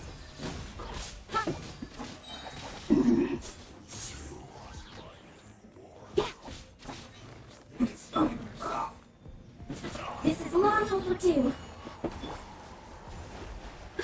The sword from shadow. It's time for a flash freeze. Frozen Incoming. Shadows of fate. Fate is upon me. Nowhere to hide. Speed of light. Hey! All hail. Born of ice and frost. Deluge death. As a good night should. cooked food. Disgusting. I must counterattack. Finally, some quiet.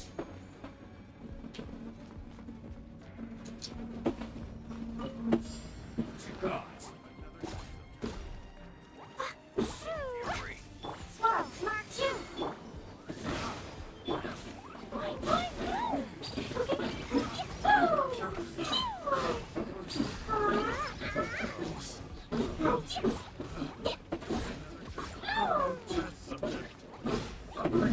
Shadow Raven, let night fall. Stay clear.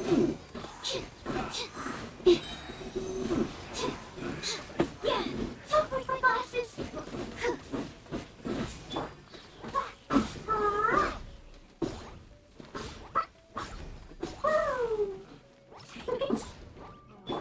Animal test 6308.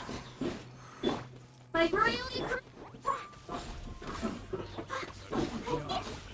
Enhanced Animal Module 75. No rest for the wicked. Boing, boing, boing. Boom.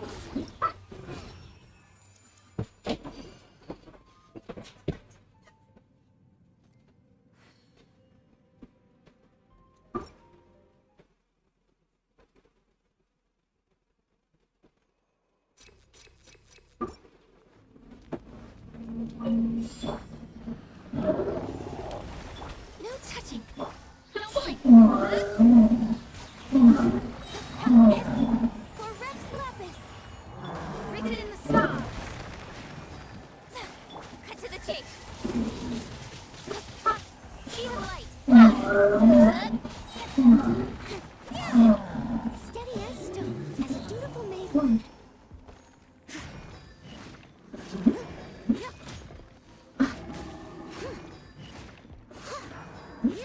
Someone needs assistance.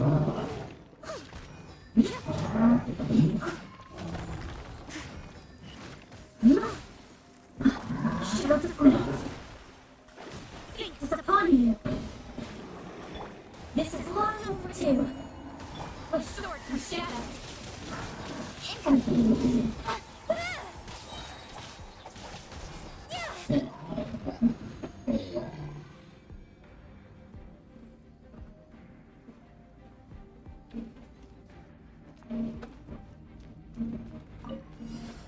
you here to play with me?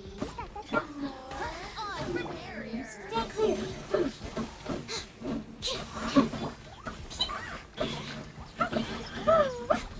Blink. Over here.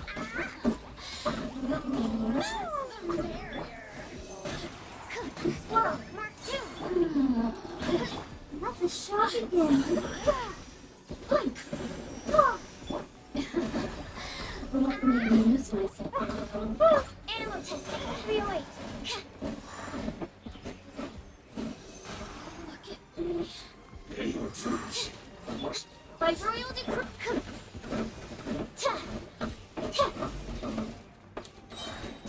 Animal hypostasis of your eyes. Dumpy, dumpy, go.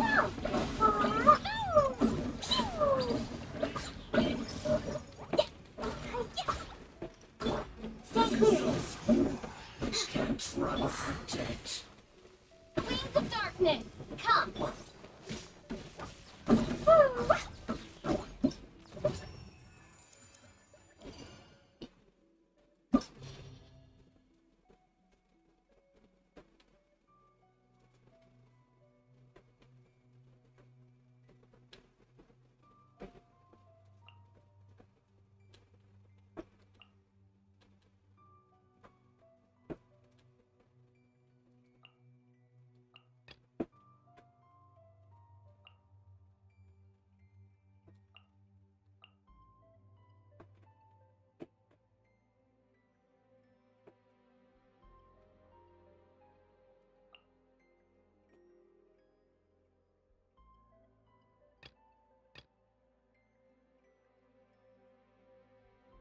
First time is second on four.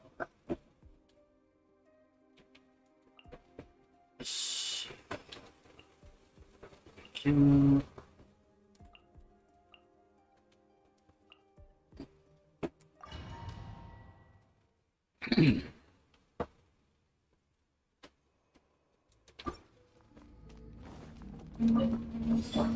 You can't run.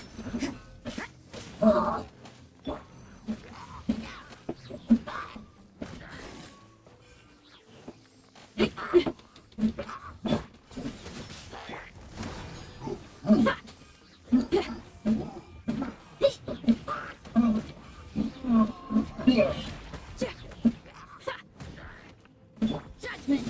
Punishment.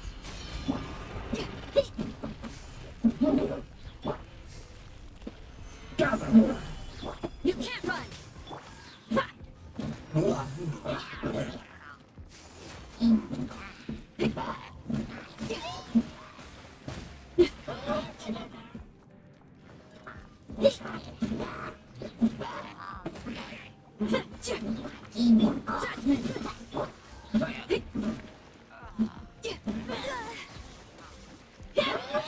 You can't run. Sever. Order guides you.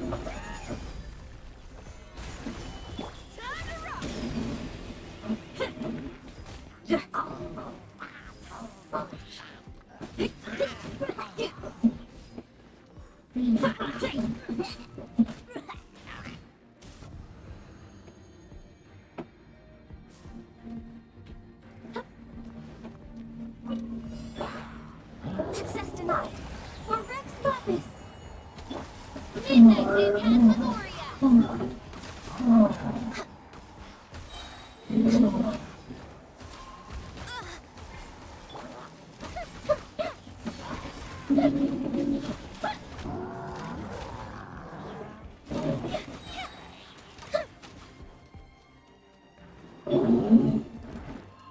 All hail. Oz revealed by...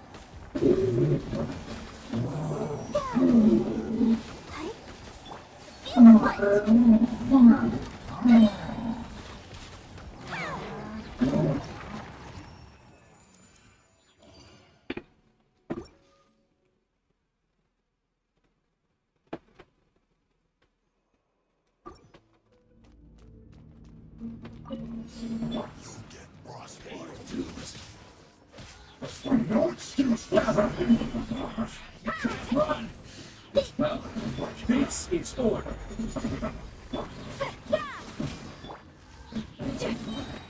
Freshness preserved.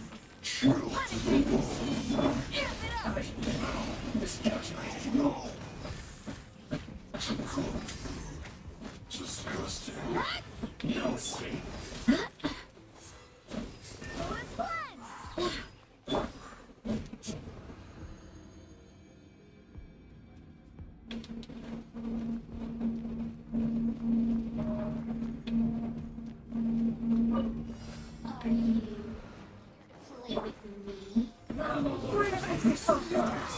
Wings of darkness, come!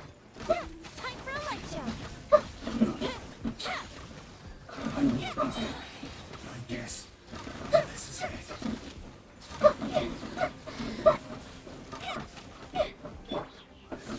Access denied.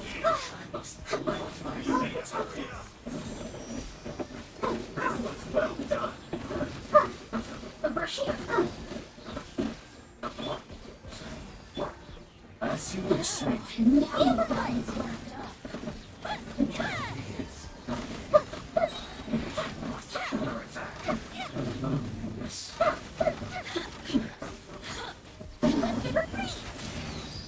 By royal decree, no touching them. Nonsense.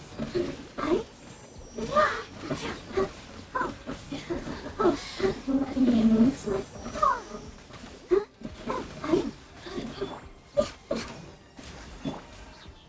Shadow wave it.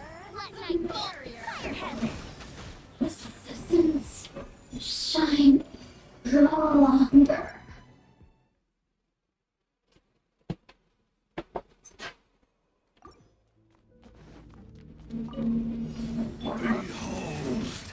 The abyss. I will have order. Stabilize. I swear by my sword. The kiss of grace.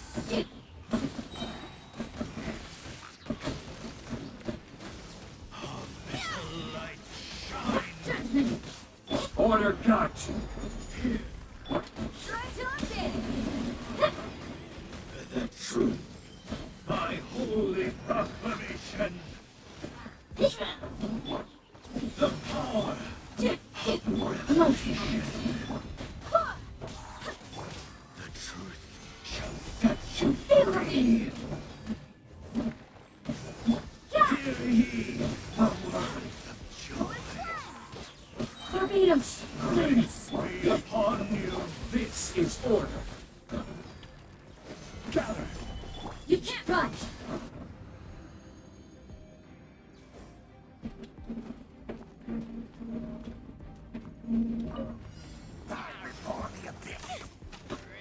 Access denied. Blaze over. Oh, it's revealed. Fuse is lit.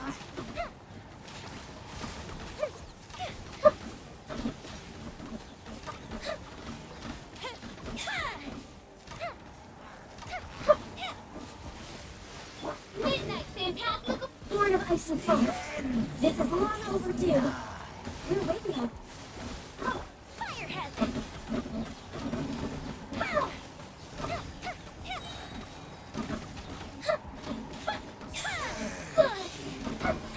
Here come the fireworks. Access denied. By royal decree. I'll protect us.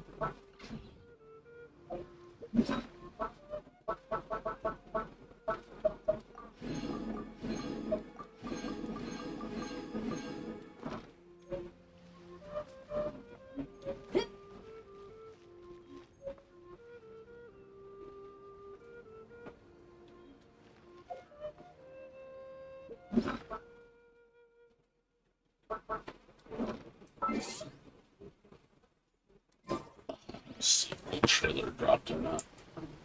Give me a second.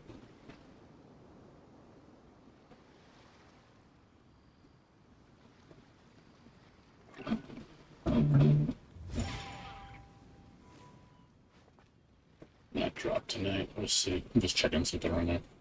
It might not be till tomorrow. See.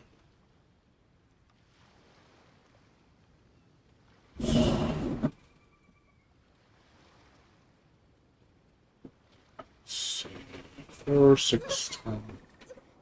It might be tonight or it might be tomorrow. I'm just basing it on the last trailer. It was around this time when I launched the next trailer. It's like 4 hours between the picture and the trailer. So they uploaded the picture at 7 p.m. and they uploaded the trailer at 11 p.m. So this one came in at 7 p.m. Yeah, no trailer. Yeah, it might not be till tomorrow. We'll see.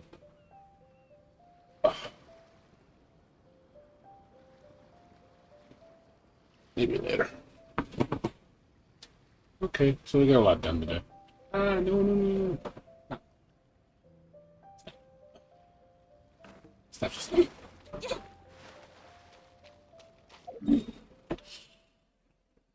Okay. I come back in like 4 hours. Do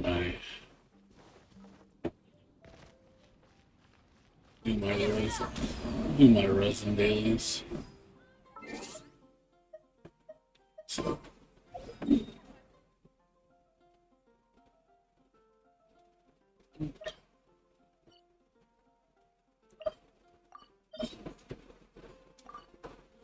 make sure I did all these. I think I did. I did everything.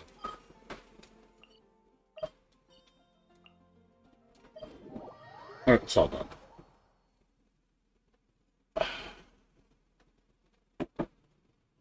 Yeah, internet been running really slow tonight for some reason.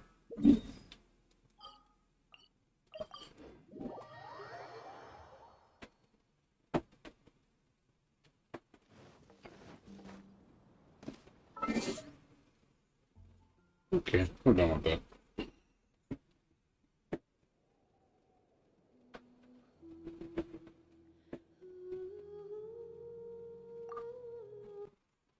A lot done today. Go ahead and go back to F11 for a little bit. I'll probably do the rest of the Genshin stuff off stream. I don't need to watch me do my dailies. It's kind of not important.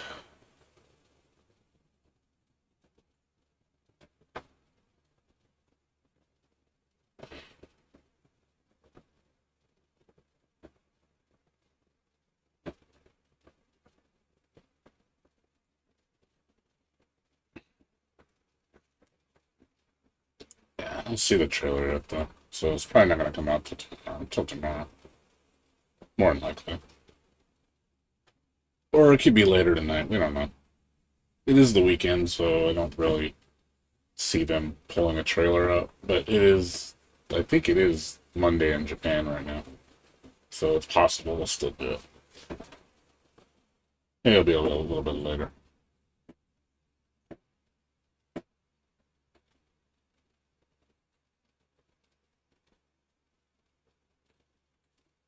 See.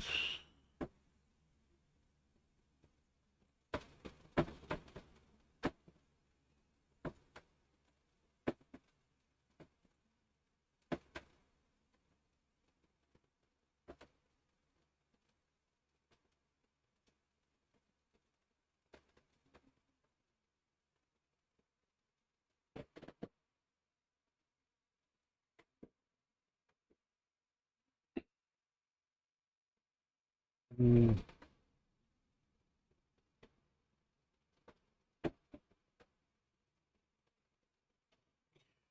See here. Give me a second.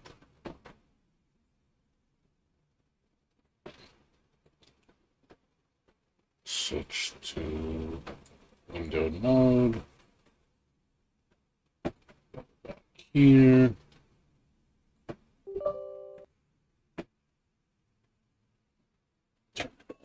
Doesn't need to be this loud. Kind of late, so we'll see if we can get any more stuff done. I'm probably gonna call a little sleep around 3 tonight. I'm gonna try to sleep in tomorrow.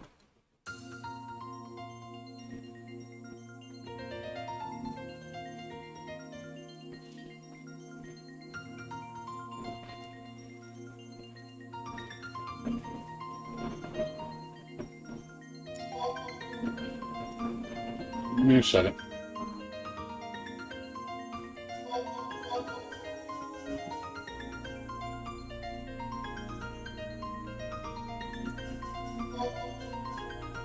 Give me a second.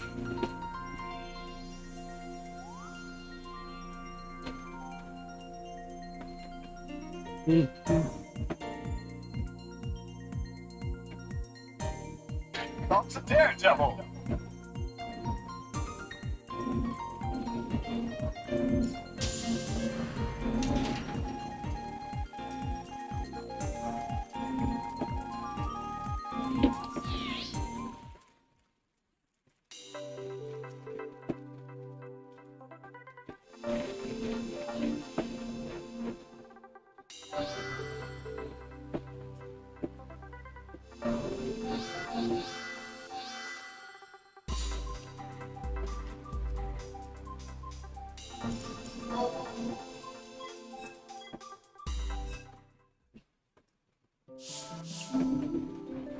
Just waiting for the window to pop up, sorry.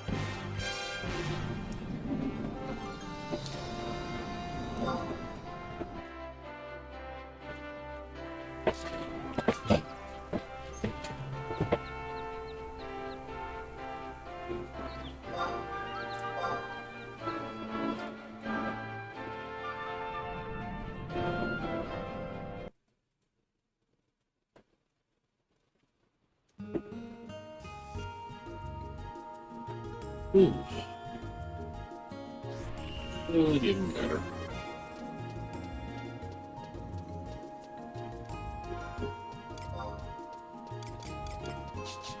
Still got a headache. My muscle pains have lessened quite a bit.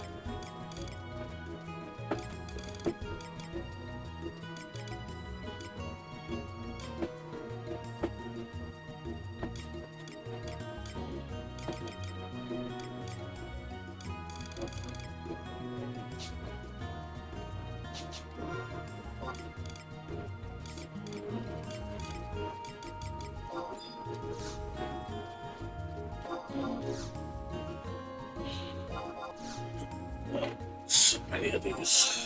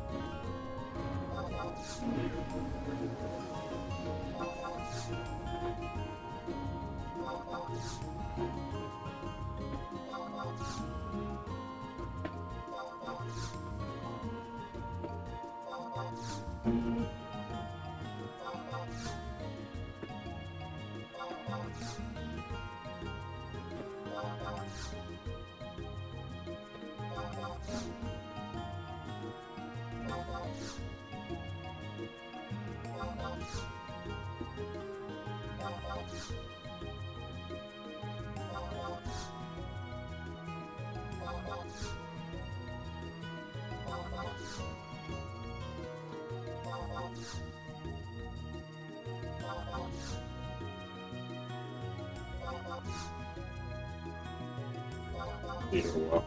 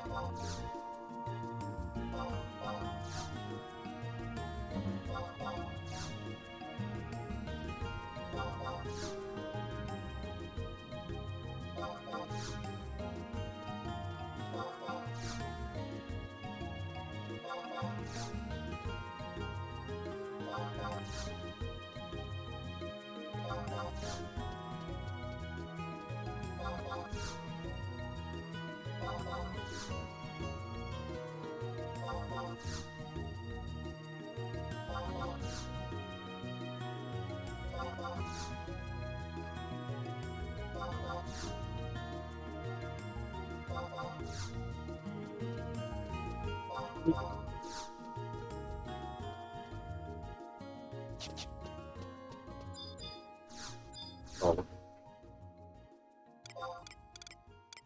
What's that? 300.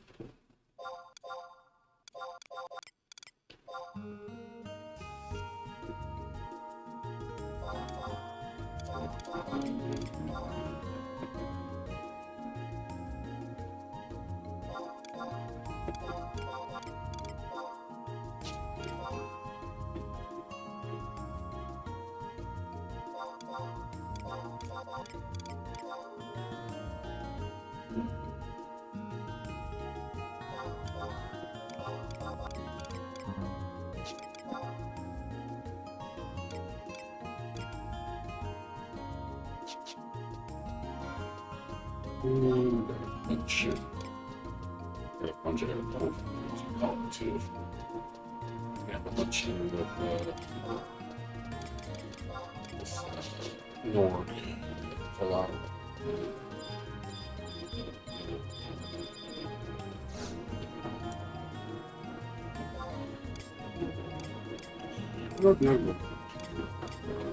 There's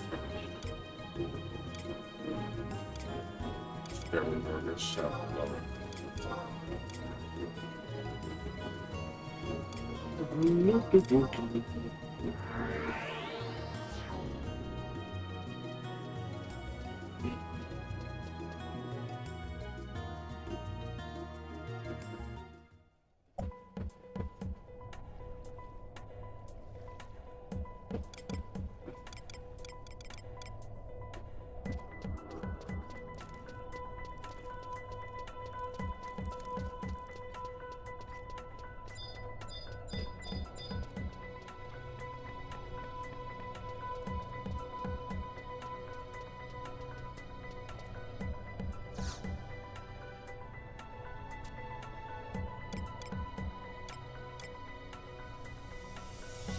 Which one is that?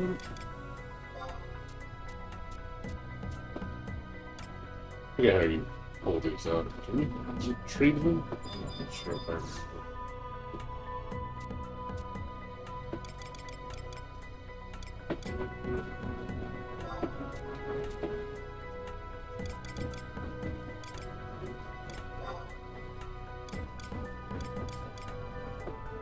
Oh, you can actually buy elixirs and beads. I didn't even know that.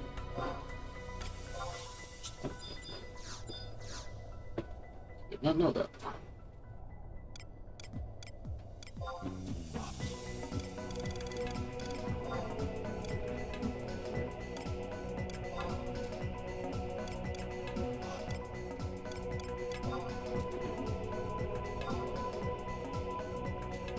Guessing you can't pull them out. You not pull them out. Are you stuck with them? Guess you can't.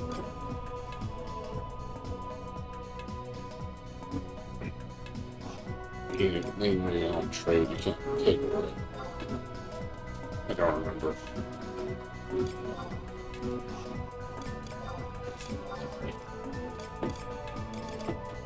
It won't let me. Yeah, it won't let me take it out. So.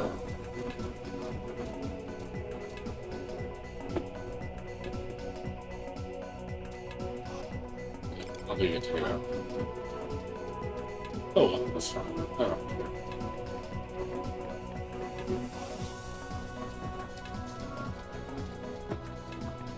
Usually you just talk to the NPC, they'll let you take it out. I guess you can't. That's fine, not a big deal. But needs to get a little extra money.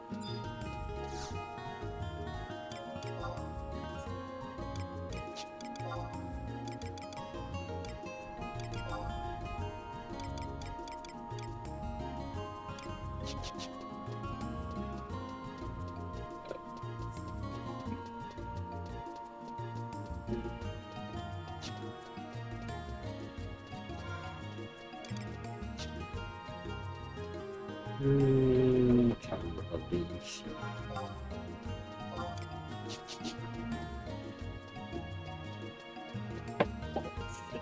Oof.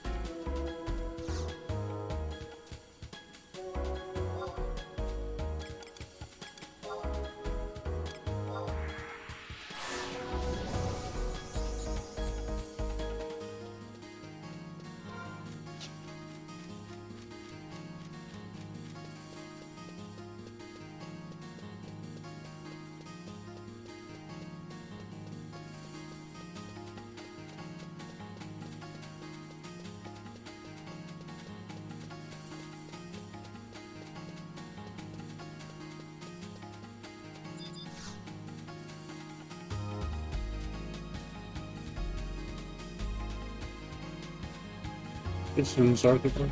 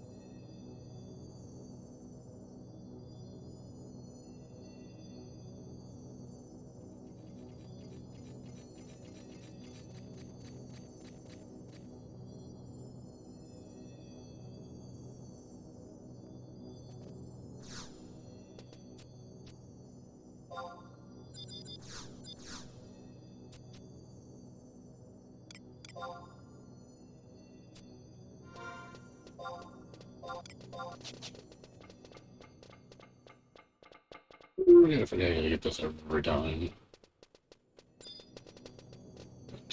I forgot.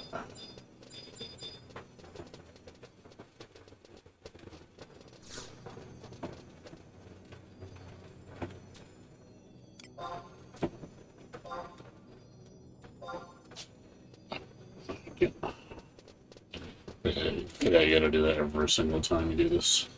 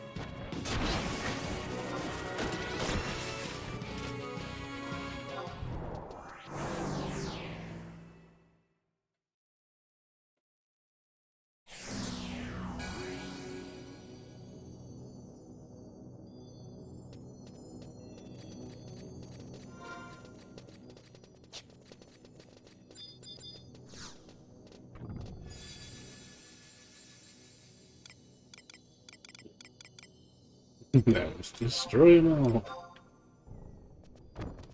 That.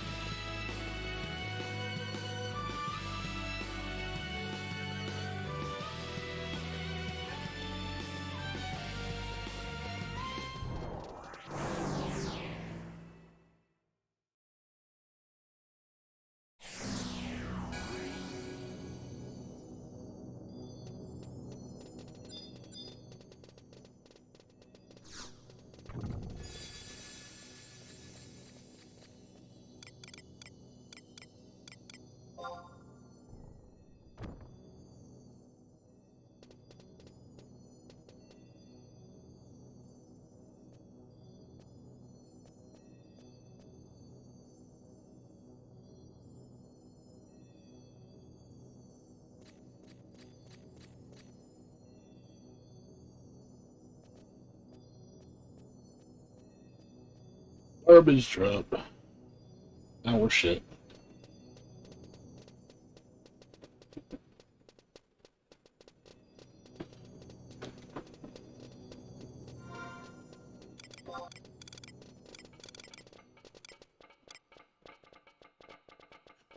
Things are only worth 20K. What a joke. What a joke.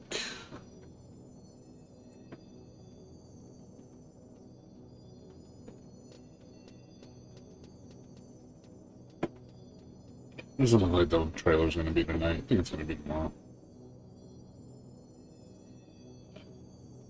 See anything done yet? It's been 5 hours since the picture reveal and they still haven't shown the trailer. More likely it's going to be tomorrow. Yeah, did it again.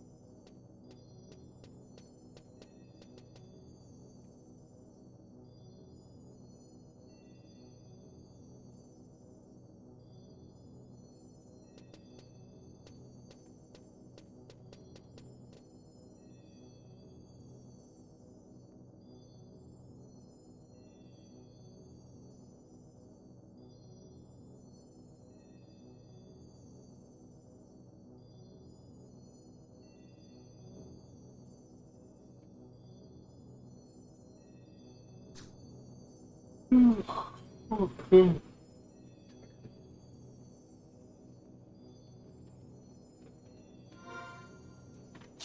Oh god.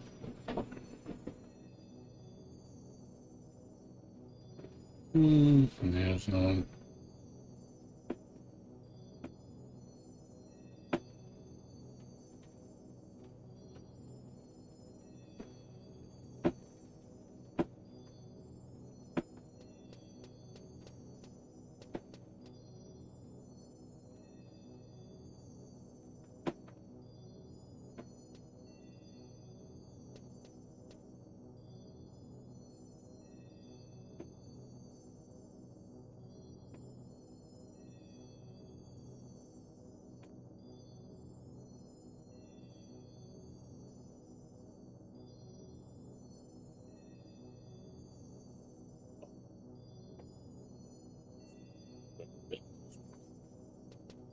I don't know what it's called. Let's see.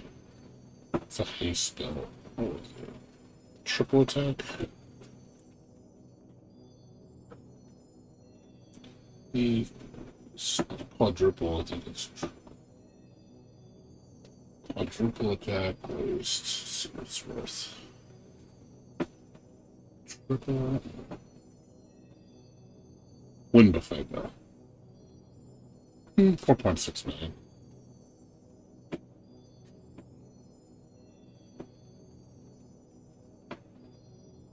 It's not like a shit ton. Used to be worth a lot more in the past. I mean, it's a decent amount of cash. I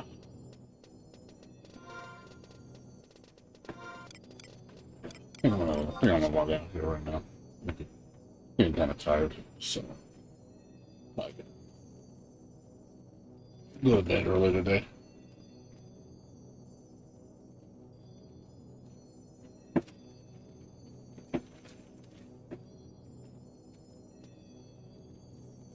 Sleep in tomorrow, really recover. The way I'm feeling right now, I should be maybe 100% by tomorrow or Tuesday. One of the two. I'm definitely feeling better.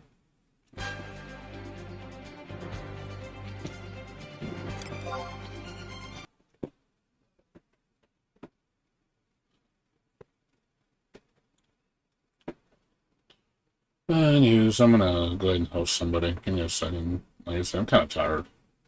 I got a headache too.